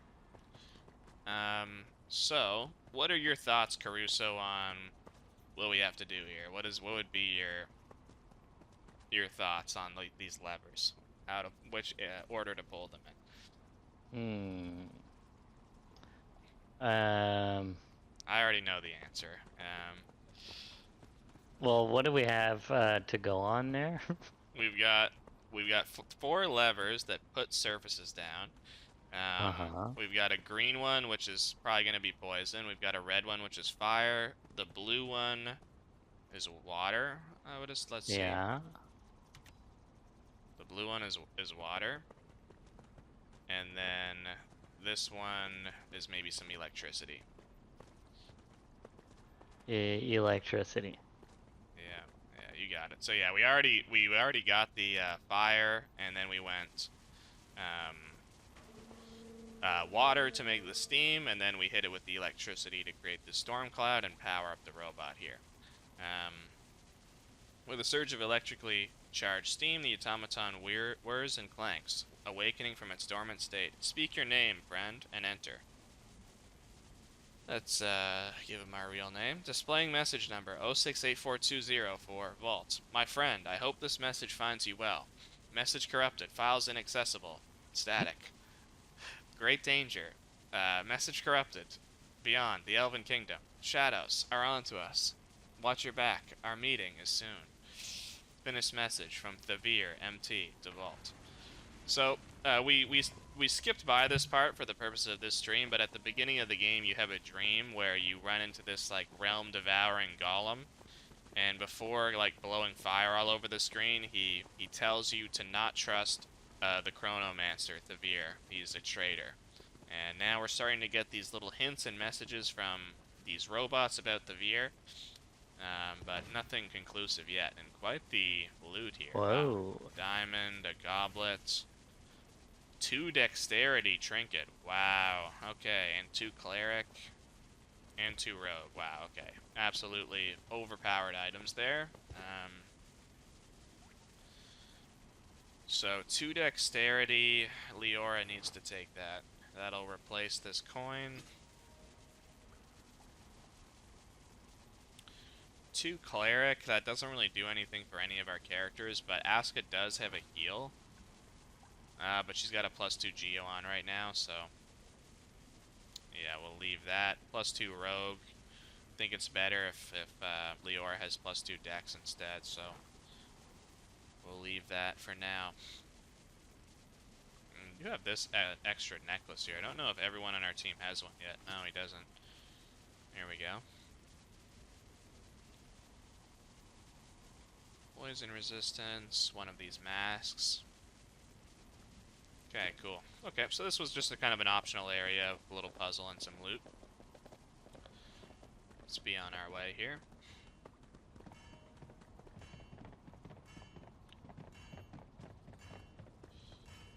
Alright. We found our blacksmith. As you approach the demonic figure, it hammers relentlessly at the anvil, only briefly raising its head to meet your gaze. Its eyes are a deep, unfathomable black, reminiscent of the dark depths of the ocean, holding a chilling, endless darkness. Well now, a face that doesn't make me want to spit. Come closer, Vyrath. Been too long since I've seen hide or hair of ye. I'm sorry, are you talking to me? Do I know you? Interesting that he's acting as if he's already seen us. Indeed, Vyrath, perhaps 'tis not the time we meet. Yet. Cauldric, at your service. Interesting. Interesting there. Let's see what he has for sale.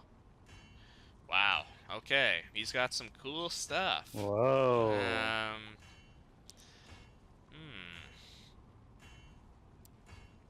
Interesting. What would we like to get for our team here? Getting another weapon for Lucite would be great for Leora. We do have 950 silver now, so we're like doing really well on silver. We should get something from him. We want an outfit. Yeah, he does have this. Dexterity and Constitution, Mountaineering Garb. Not the best for us. He's pretty weak on clothing. What is that ice sword? That's the thing Lucite has, Ice Forged Lance. No, lower. Oh, Frosted Daggers. Oh, shit. Okay, that's what we have to get. 342, that's not even that much. And a cool helmet that Lucite could really use as well, actually. But let's grab this. Daggers, yeah. And then... Didn't we have something? Oh yeah, she was gonna... Yeah, okay. So let's put this back. I think we sell this book. And this. And even this. We'll leave that. Oh, I messed up.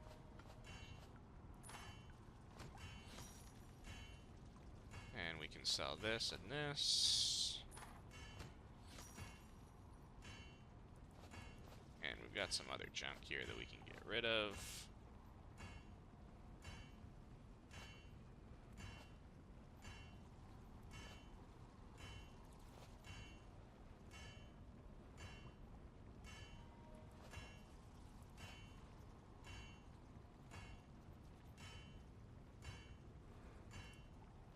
I feel like people on our team, some members of our party don't have a belt. So another 200 silver there for us, not bad at all. So we could get multiple things here. Definitely want to get that. +2 hunter belt. What is that purple weapon? Can we use that? 320 Cauldric's arming sword. Very cool Warlock looking. sword. Wow. That's interesting.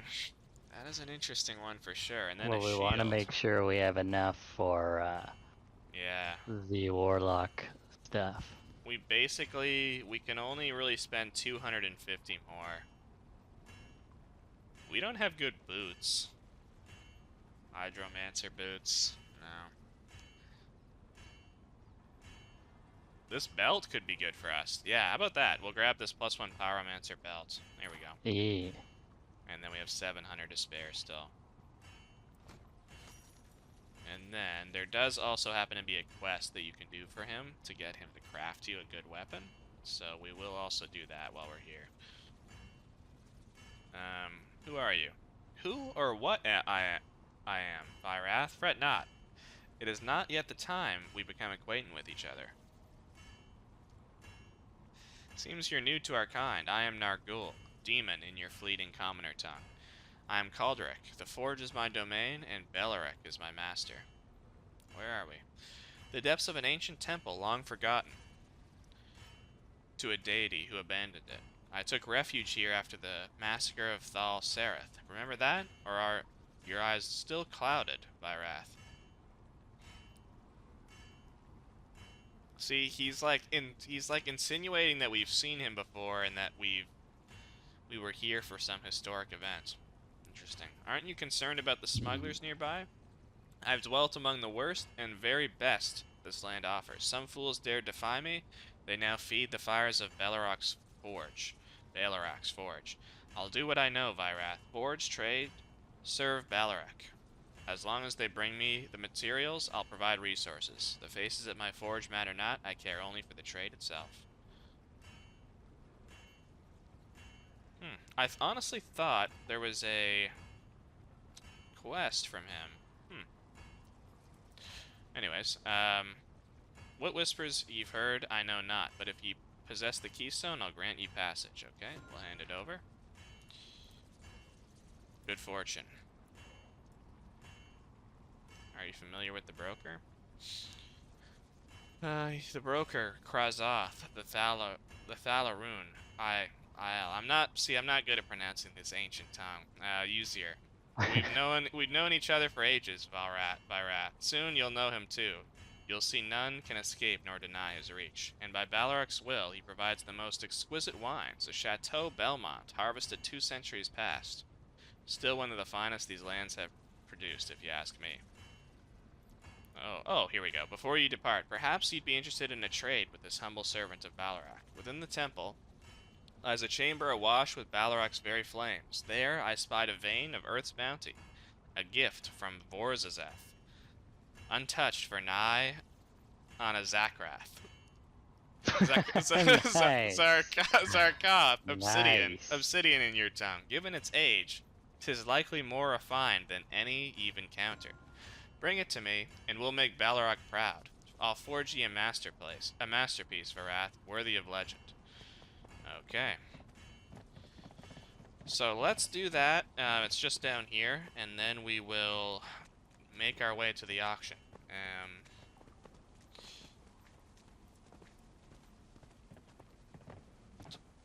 I am going to want to heal up for this.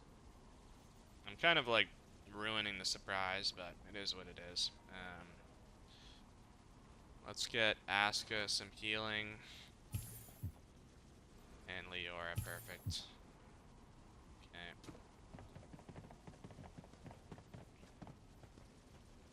I'll make a save here.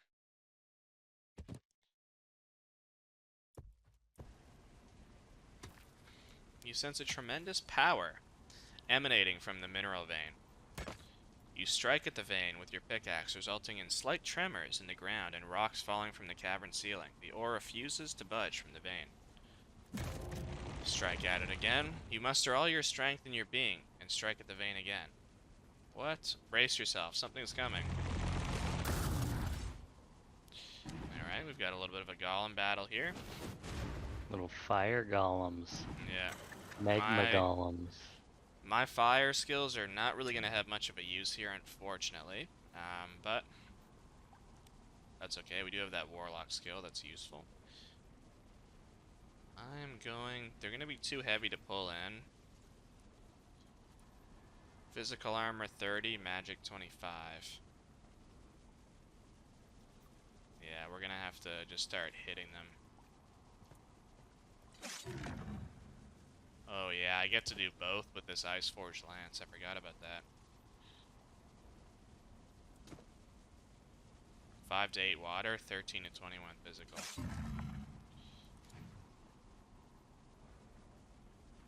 And her water skills are going to be really effective. We don't really have any water offensive skills for her though, other than this one, that's the unfortunate part. But that should do good damage for us. Pretty good. Aska's earth skills should be fine here. I'm gonna put down a trap here that hopefully he walks into.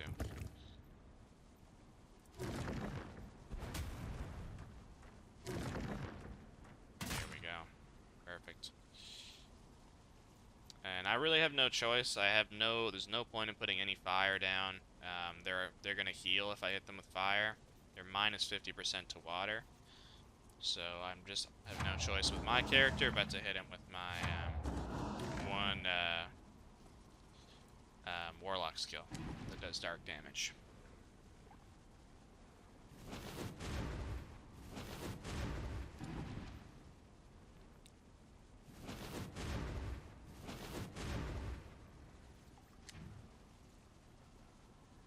Already becoming really fiery around here.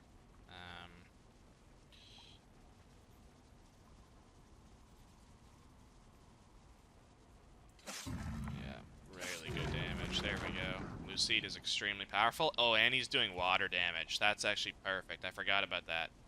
His Ice Forge Lance is going to be really effective in this fight.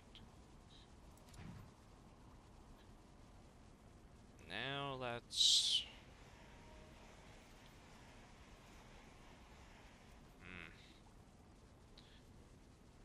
Yeah, she's actually pretty low health.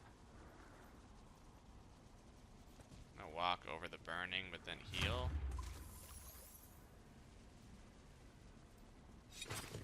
And haste.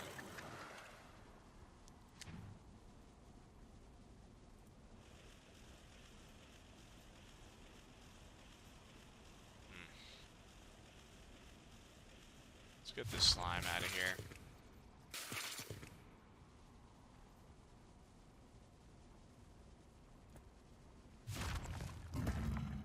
Kind of surrounded by fire here, but it's okay. Hits all of us. What level are them? Are they? 5. Okay, so we're on level for this fight.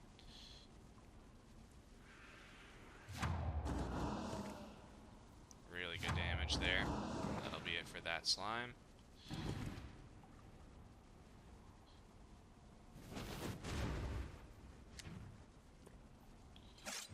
Finish him off. And I am just going to walk into the fire. Starts hitting them with this lance. And I am going to force him to... I wonder what's going to happen there. Are they just going to die instantly because I put them in fire? Yeah, that was stupid. Put my ice walls up, but I put them into fire, so they're probably just going to die quickly. But I wanted to make sure the golem is just facing up against Lucide and nobody else.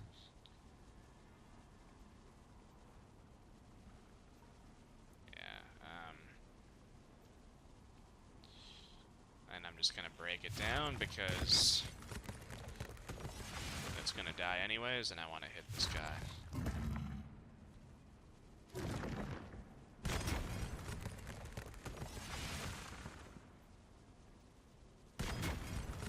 Okay, he breaks the rest of them.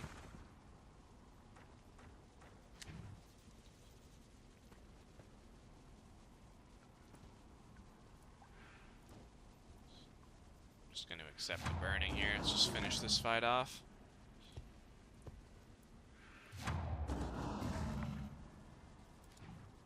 Good. And there we go. Perfect. Okay. Let's finish our mining here.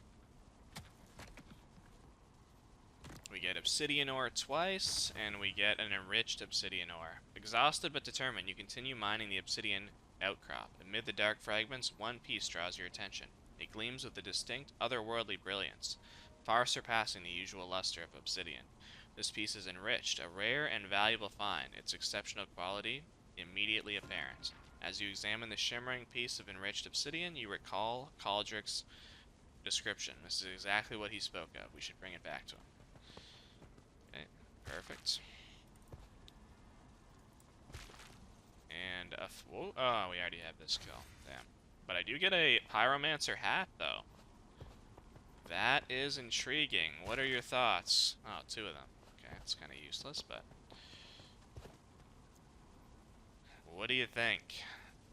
We got a +1 warlock, 14 total armor, versus 12 total armor, +1 hydromancer. Or pyromancer, sorry.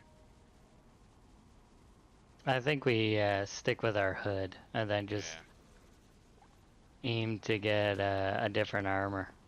Yeah, I'm down for that. Alright. Let's go back to Cauldric and turn in this quest, and then we will use his warpstone to go to the Amara Oasis.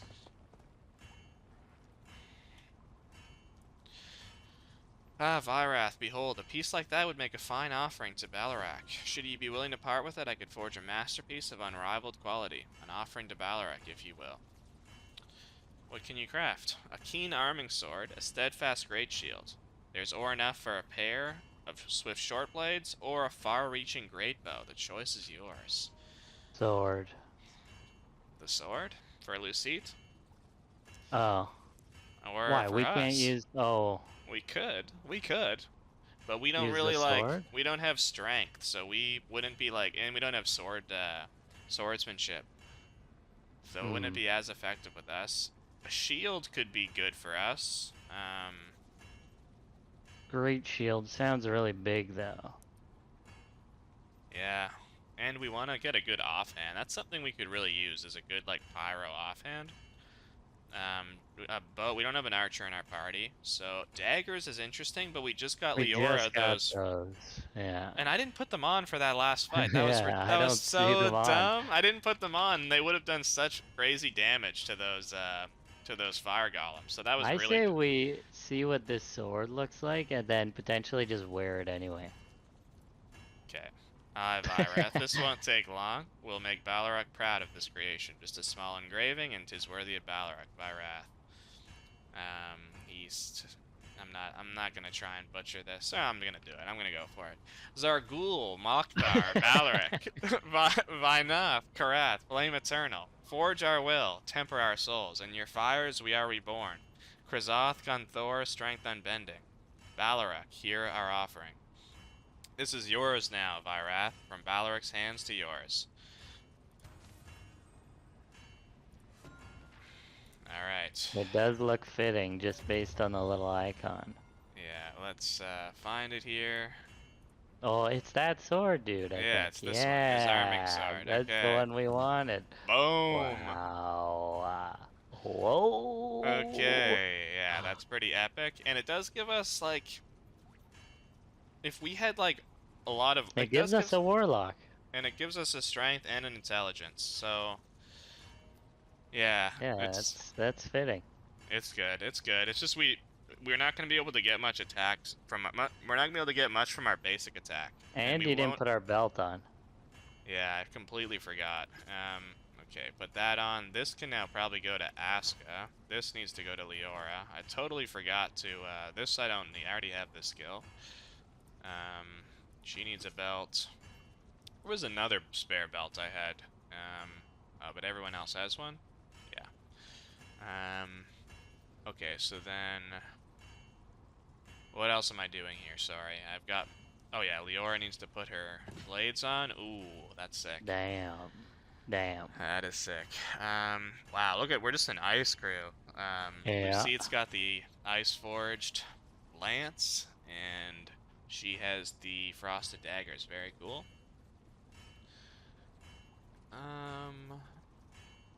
Yeah, we're good to go, I think. Okay. Let's head out. Oh, my guy looks so cool. Very cool. If I had those, like... If I had a cool warlock outfit, that would really, really perfect this. Alright, let's place our hands on the stone, and we've unlocked this island over here, the Oasis Amara, so we'll head over.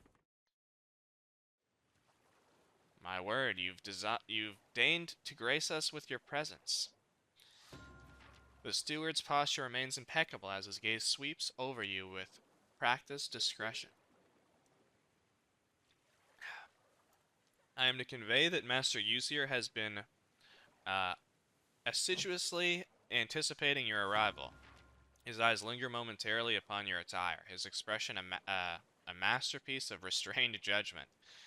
I observe that you've elected to present a rather audacious sartorial statement. Did he just snub our style? Well, excuse me if I left my enchanted silk robes at home. Oh, come on now, flower child. With that bird's nest you call hair, you're lucky he didn't mistake you for the shrubbery. Lucide says, your wit is as hollow as your head, Skull. You will not speak to her in that manner. Uh, well. Seems our shining example of virtue can't help but play the gallant protector. Tell me, O noble one, does defending damsels come with the job? Truly, the stuff of legends. Master Usir, in his boundless magnanimity, has deemed it appropriate to forestall the final adjudication pending your esteemed participation. Such exceptional consideration, I must note, is a rarity, even among our most illustrious clientele. You shall find Master Usir awaiting your presence beneath the grand archway. He has expressly communicated his desire for a private audience prior to escorting you to the auction proper. I trust you will make all due haste. Vault, wait, I need to talk to you. What's going on? We wanted to warn you. Where's Benito? I don't see him around. He's hiding right here, trembling like never before. Listen, I can't say much, but this place isn't safe. Are you alright? You look like you've seen a ghost. Now's not the time. We'll talk about it later. Sure. Just promise you'll stay on guard. Don't trust anyone around here. I want you and Benito to be safe. That's sweet of you, Vault. I'll keep my guard up. Okay. This area is very cool. Yeah, it's a real, like, nice switch up in terms of vibe. Yeah. And we have a person over here. It reminds me of like that ancient city from Endless. Yeah. Wait, which one is that? The one that you need a scroll to get to? You needed a scroll, yeah. Oh, yeah, that place was crazy. It's crazy they put so much work into that place, and, like, nobody ever went there. I know. And it was It so had like hidden. one purpose. Yeah, to get a guitar and a harp. Yeah, and Yeah. that black school uniform. Oh, yeah, what the So random. Okay, so we'll just talk to Usir here. He says, new face in our shadowed corners. Welcome, esteemed guest. Might I have the pleasure of a name? Your vault. Let's go. I'm Vault from the Heroes Guild. That's you. I mean, that's me. I mean, I could make something up. Oh yeah. Let's hit him with the names hold power. Why should I share mine with a stranger? Whoa. Wisdom cloaked in caution, indeed. Names are more than mere sounds. They are keys to the soul's door, but in our dance of secrets, is not the withholding of a name just as revealing as its utterance? Welcome, Vault of the Heroes Guild. Okay, so he already knows who I am anyways. From shipwreck to our shores, a journey of tumultuous as the seas that brought you here. Amara welcomes you, though I suspect she's not the destination you sought. How curious that fate's currents should deposit you in our midst. So Redbeard's strings have led you to our little soiree. How predictable. But tell me, Vault, in this intricate dance of pawns and kings, did you truly believe you were moving of your own accord? Perhaps Redbeard saw himself the puppeteer, offering you as his proxy. Yet, in the grander game, even puppeteers may find themselves manipulated. Your arrival here was written long before your ship kissed the reefs. The question remains, will you play the role fate has cast you in, or attempt to rewrite the script? After all, in the vast sea of possibilities, could you not have sought a more reputable vessel? My fleet, for instance, always stands ready to serve those of heroic inclination. But then again, perhaps it is not the path that defines the traveler, but the traveler who defines the path. What say you, Vault? So, he's kind of just trying to persuade us to ally with him instead of Redbeard and use one of his ships. So this kind of gives the player a little bit of a choice. If you didn't want to win the Pixie, this is opening up an alternative route. Or if you had just spent the silver that Redbeard gave you somewhere else, this is opening up another pathway for you to acquire the ship. But we won't commit right now to doing anything. We don't have to. We can just we could tell him. We'll be on our way. Yeah, we could just be on our way. We'll just ask him a few questions here, may as well. How do I know of you and your mission, you ask? Ah, but in this grand tapestry of fate, how could I not? Do you see? You, my dear Vault, are both more and less than you realize. A piece on the cosmic chessboard, yes, but one with the potential to topple kings or crown new ones. Your moves may seem small, but they echo through the game in ways you cannot fathom. The question is not how I know you, but rather, do you truly know yourself and the role you're meant to play? He's not really answering our questions. he's Swerving you. he's answering in riddles. And we can ask him, is there any way you can assist us in finding a ship? Ah, a ship. Such a simple request, yet laden with possibilities. The ease with which I could fulfill this desire is matched only by the complexity of its implications. Indeed, procuring a vessel is but a trifle for one such as myself. Yet you'll understand that in the grand tapestry of favors and debts, nothing is truly simple or without cost. The price, however, need not be measured in mere coin. No, what intrigues me is the potential this presents. A ship for you, information for me, specifically knowledge of the Mistshade Isles. An equitable exchange, wouldn't you agree? Your journey there could yield insights far more valuable than mere gold. We ask him if we provide him info on Mistshade, if he'll promise us a ship. And he says, ah, if only the threads of fate were so easily woven. While your proposition has merit, the tapestry of our arrangement requires finer embroidery. Before entrusting you with a vessel, I must first witness the quality of your cloth, so to speak. Prove your worth, and the ship shall be yours, contingent on the treasures of knowledge you'll bring from the Mistshade Isles. And consider this. Should you choose to entangle yourself with the Earl's web, you'd be free to bid on any item. And consider this. Should you choose to untangle yourself from the Earl's web, you'd be free to bid on any item that catches your fancy at the auction. No longer a mere emissary, but a player in your own right. The choice, as always, rests with you. This means I'd be breaking my agreement with the Earl. Indeed, every choice we make ripples through the pond of consequence. To honor only one promise means to break another. So yeah, so he's kind of giving us an option. We can ally with him. We don't have to bid on the pixie. We can bid on something else. We can actually kind of, be our own sort of like, force in this auction. So we can tell him now that we will work with you. But let's just go ahead and tell him. Let's ask him who he is. Who am I? A question both simple and profound. In the realm of knowledge and secrets, I am the uncrowned sovereign, the most trusted broker of information across both the old and new continents. My web of intelligence spans farther and deeper than most can fathom. Even the fabled lost archives of the antiquarian pale in comparison to the vast tapestry of wisdom I've woven. Okay, alright, so let's go ahead and attend the auction. Shall I guide you to the auction hall? Yes. Esteemed seekers of the extraordinary, welcome to the Veiled Confluence. In this nexus of fate and fortune, time bends to the will of desire. We gather not by the turning of seasons, but by the alignment of opportunity and mystery. Before you lie treasures that whisper of fate's capricious nature. The question that remains, dear participants, is not what you might acquire, but what price you're willing to pay, in coin, in secrets, in destiny itself. Before us looms the mountain's verdict, a warhammer of deepest everite, born in the shadowed forges of the Grey Wardens beneath Mount Sora. This instrument of might once graced the halls of Casparian nobility, bestowed upon a lord known for his unwavering honor and duty. But how fickle is the nature of man. On a night when joy should have reigned, during the wedding feast of his own daughter, this noble's honor crumbled like sand. The mountain's verdict sang a song of endings, each strike a betrayal, each impact a severed bond. Family, friends, innocence, all fell before its relentless rhythm.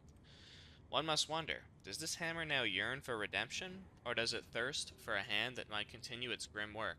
In wielding such a legacy, dear bidders, would you seek to cleanse its history or embrace its dark whispers?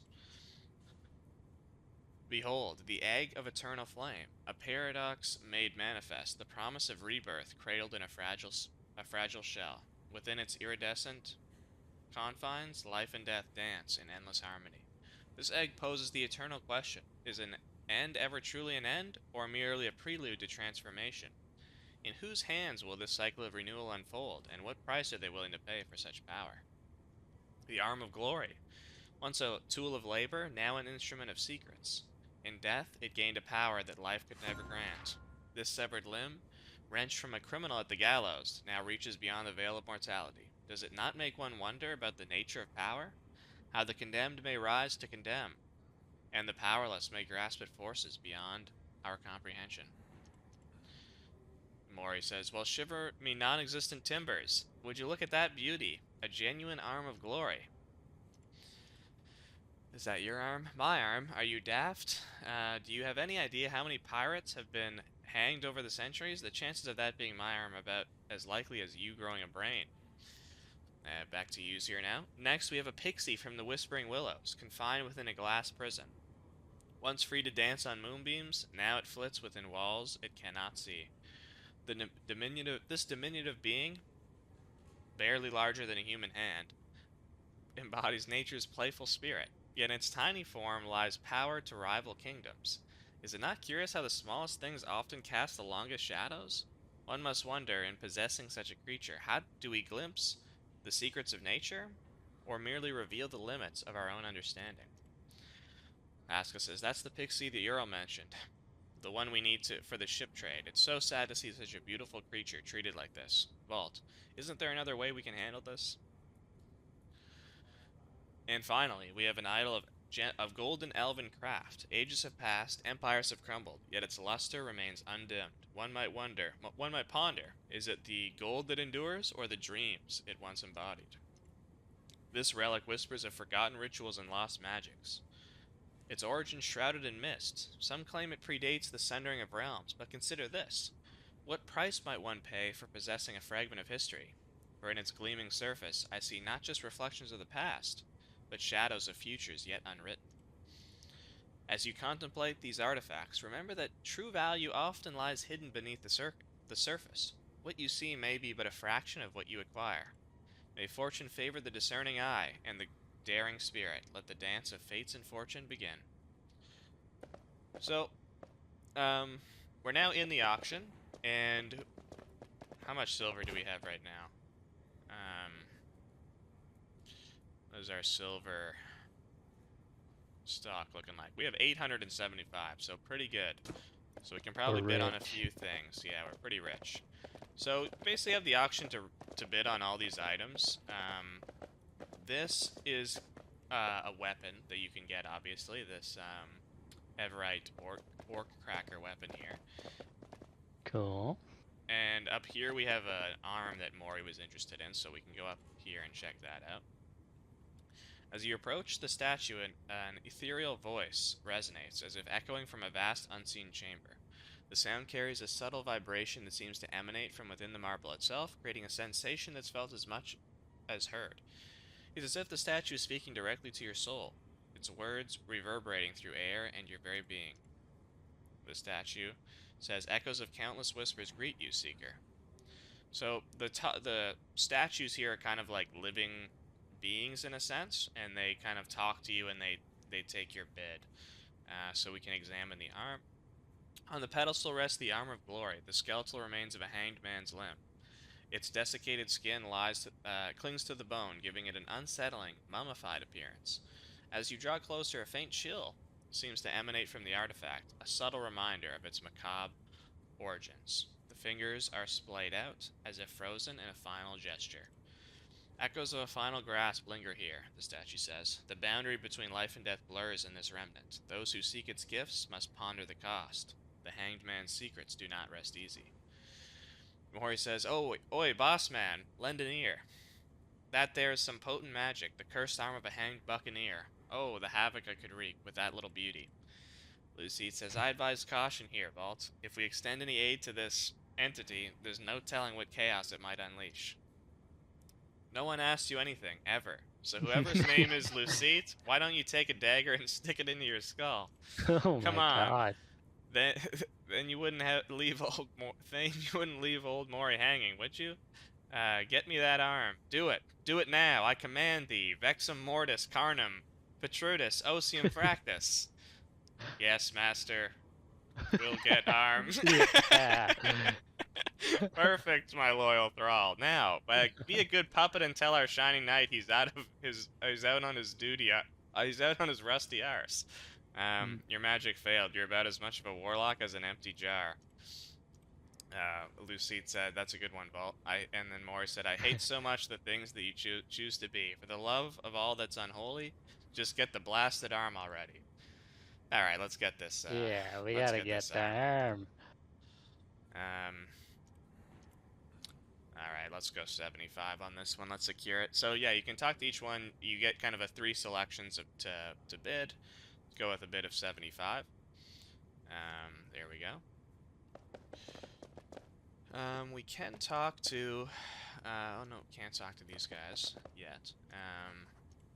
Can't talk to him. So you can kind of interact with the other participants and get information on what they're bidding on and try to like convince them to avoid certain things, so that you can win it for less. So how does the auction work? Like we just placed a bid on the arm. Now what? Yeah, so basically that took 75 out of our silver, and Yeah.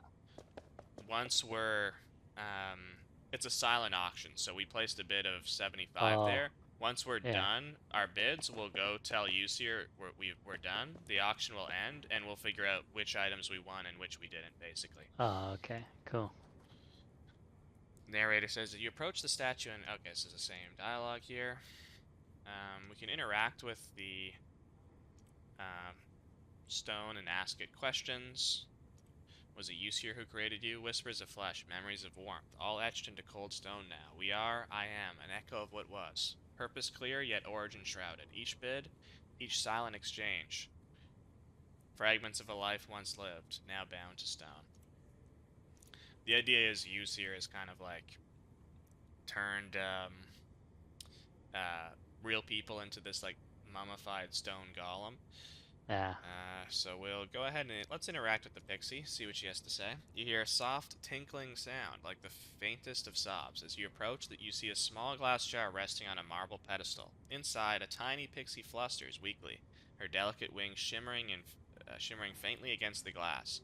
The jar seems to dampen her glow, her usual brilliance muted and confined. Her eyes, bright yet forlorn, gaze out at the crowd, seeking a savior among the bidders, who view her as just another lot to claim.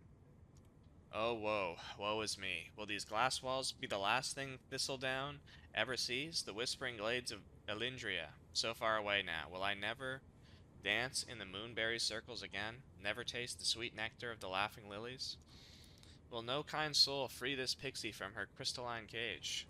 Or am I doomed to fade, a mere memory of fairy, trapped behind walls I can see through but never cross? Asuka says, "Oh, this poor pixie. You know, pixies and other fae are all about freedom and playfulness. Seeing one like this, it just feels so wrong. They should be dancing in moonlight, not locked away."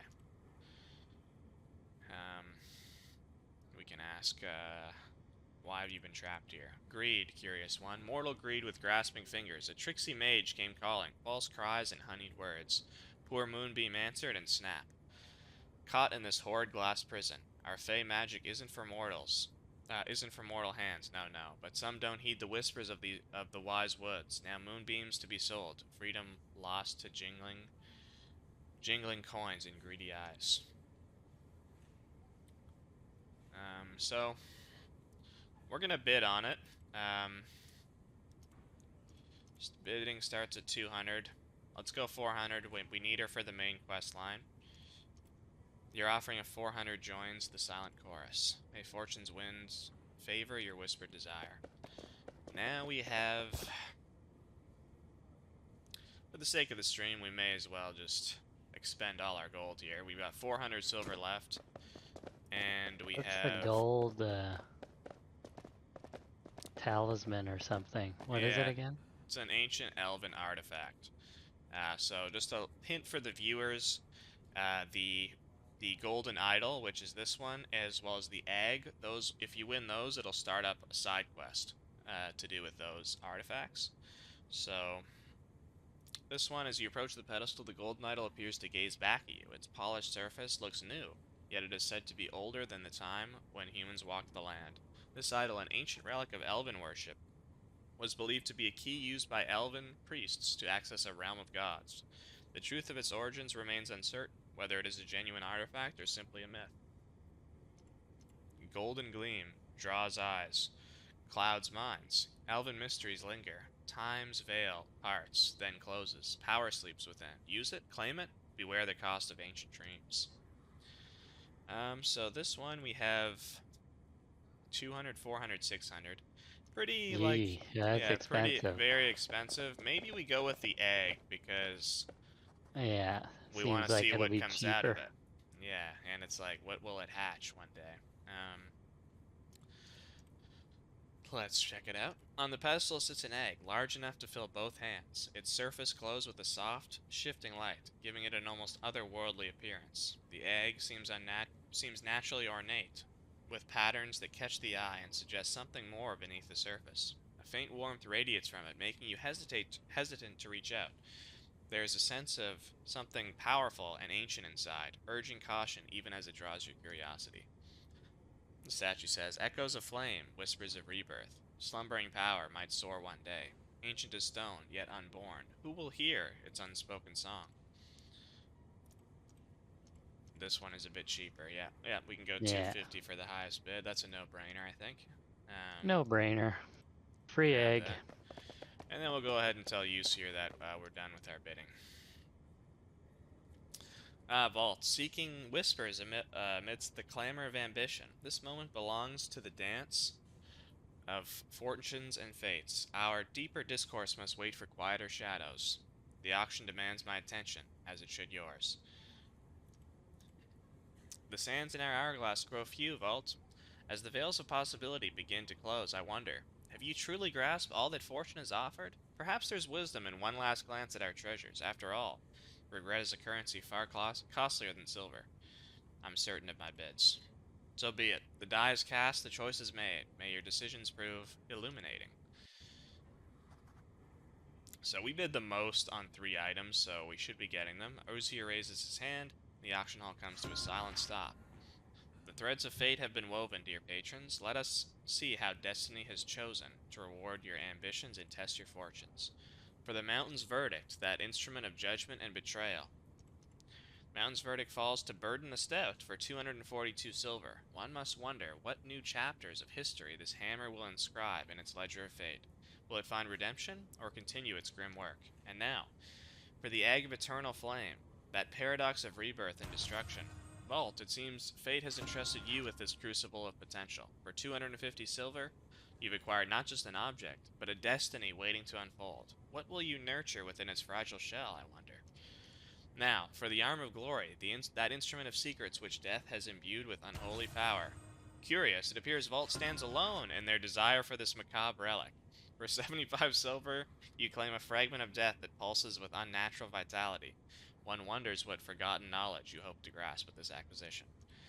Now, for the Pixie of the Whispering Willows, that essence of fey magic trapped in fragile glass. Vault, for 400 silver, you've acquired a sliver of the fey realm. Will you be its master, I wonder? Or merely its newest playground? And finally, the Golden Idol, a relic that has outlived empires. Congratulations to the representatives of Ther Otho for securing this golden enigma for 590 silver. Ooh. How curious that those who shape the present should reach so fervently for the past. What futures might they forge with such ancient power? In the hood, with a winning bid of 590 silver.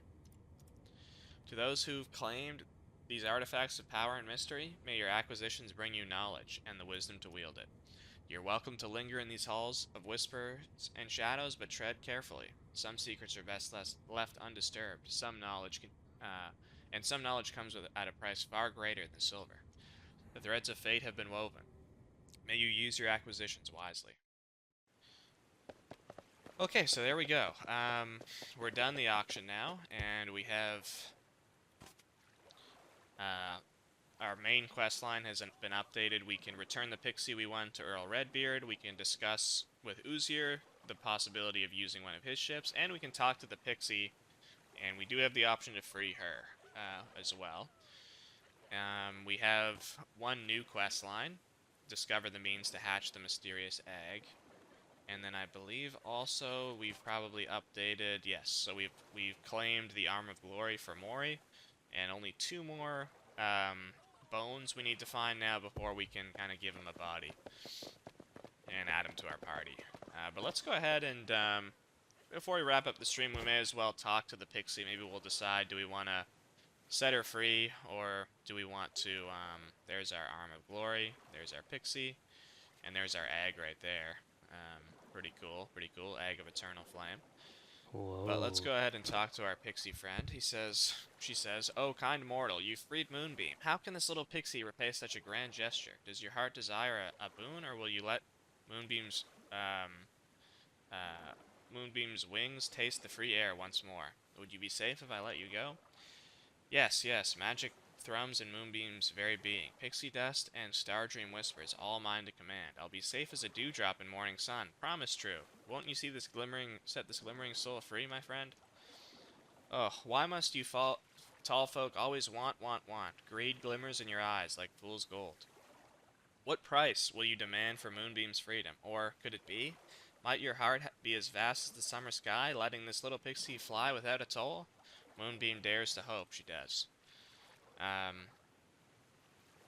So we could free her now. You deserve to be free. Why don't we ask her, you want to just free her? I like the idea of freeing her, but are we able to get, like, access to the ship? Yeah, so there... Yeah, we can go with the easier way of getting access to the ship. So we could free her. Asuka would definitely like that. That would definitely be good for Asuka and I's relationship. Whoa. Let's do it. Let's just do it. We won't even ask for anything in return. You deserve to be free. Yeah. Lucite, I won't doubt your decisions, but is it truly the wise course of action? Our mission was clear, yet I believe this is the right thing to do. It's the right thing to do. You're free now, Moonbeam. Oh my, what a great soul you are, asking nothing, setting Moonbeam free. Pixie dust sparkles near and far, your kindness shines like the seely tree. Glimmer wings flutter, starshine gleams. In the whisper breezes, Moonbeam beams. Now Moonbeam wonders, with twinkling eyes so bright, would joining this kind soul be a path just right? If you'd accept this fay, small and spry, together we could paint magic across the sky. Would you like to travel with me? Oh yes, I do, but would you? What do you think? Do we want to keep her? Wow, okay. Yeah. I'd love to have you come along. Now Moonbeam wonders, is her friend full of light, or does a little shadow dance in their heart? Righteous path, or mischief's art? What do we want to say? We're into a bit of mischief, or we do the right thing? The right thing. Yeah. Oh, virtuous and a touch boring you are. Giggles, she giggles. but so be it. Moonbeam shall shine as bright and true as the North Star. No tricks from this pixie, not tonight. As you focus on the tiny pixie, a sudden flash of light catches your eye. In an instant, Moonbeam looks different. A small radiant halo has appeared above her head, and her colors shift from earthy tones to bright golden and cerulean, giving her an almost celestial aura. Here's the bargain, sealed with fey light. Moonbeam and friend journeying day and night. 2 hearts entwined, one big and one wee. Adventures await. Just you wait and see. And Asuka says, that's so sweet of you, Volt. It makes me proud and happy to be by your side. Aww. Setting it free was the right choice. No creature deserves to be confined. Your smile is worth freeing every trapped soul we encounter. Wow. Let's go with that. Yeah. Careful what you say, Volt, or you might end up in a cage yourself. Ooh, interesting. What the? Alright. Okay, so that was a really... I actually didn't even know that if you freed the pixie that she would offer to join you, and it's really cool. That's so cool. You can choose, basically tell her, like, are you mischievous, or do you do the right thing? And I guess she has, like, a different sort of, like, attributes that she'll give you depending on which way you choose. So now we have cleric, initiative, and swordsmanship. So probably a good one for Lucite to have. Yeah, for sure. There we go. So that's very cool. And with that, guys, so in the story there, we can now talk to Yusir about the ship. But I think we'll leave it there for the purposes of this stream. Coming up over maybe almost 5 hours. I'm not sure. Yeah, so Guild Saga Vanished Worlds coming to early access on October 10th, 2024.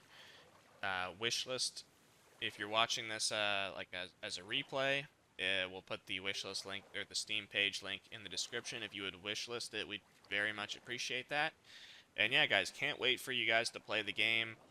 Really looking forward to your thoughts. We're entering early access on October 10th, so we're going to be taking in a lot of player feedback and trying to make the game better based on what the players have to say. So really appreciate you joining us for this stream. And yeah, guys, signing off. Talk to you later. Thanks, guys. Take care.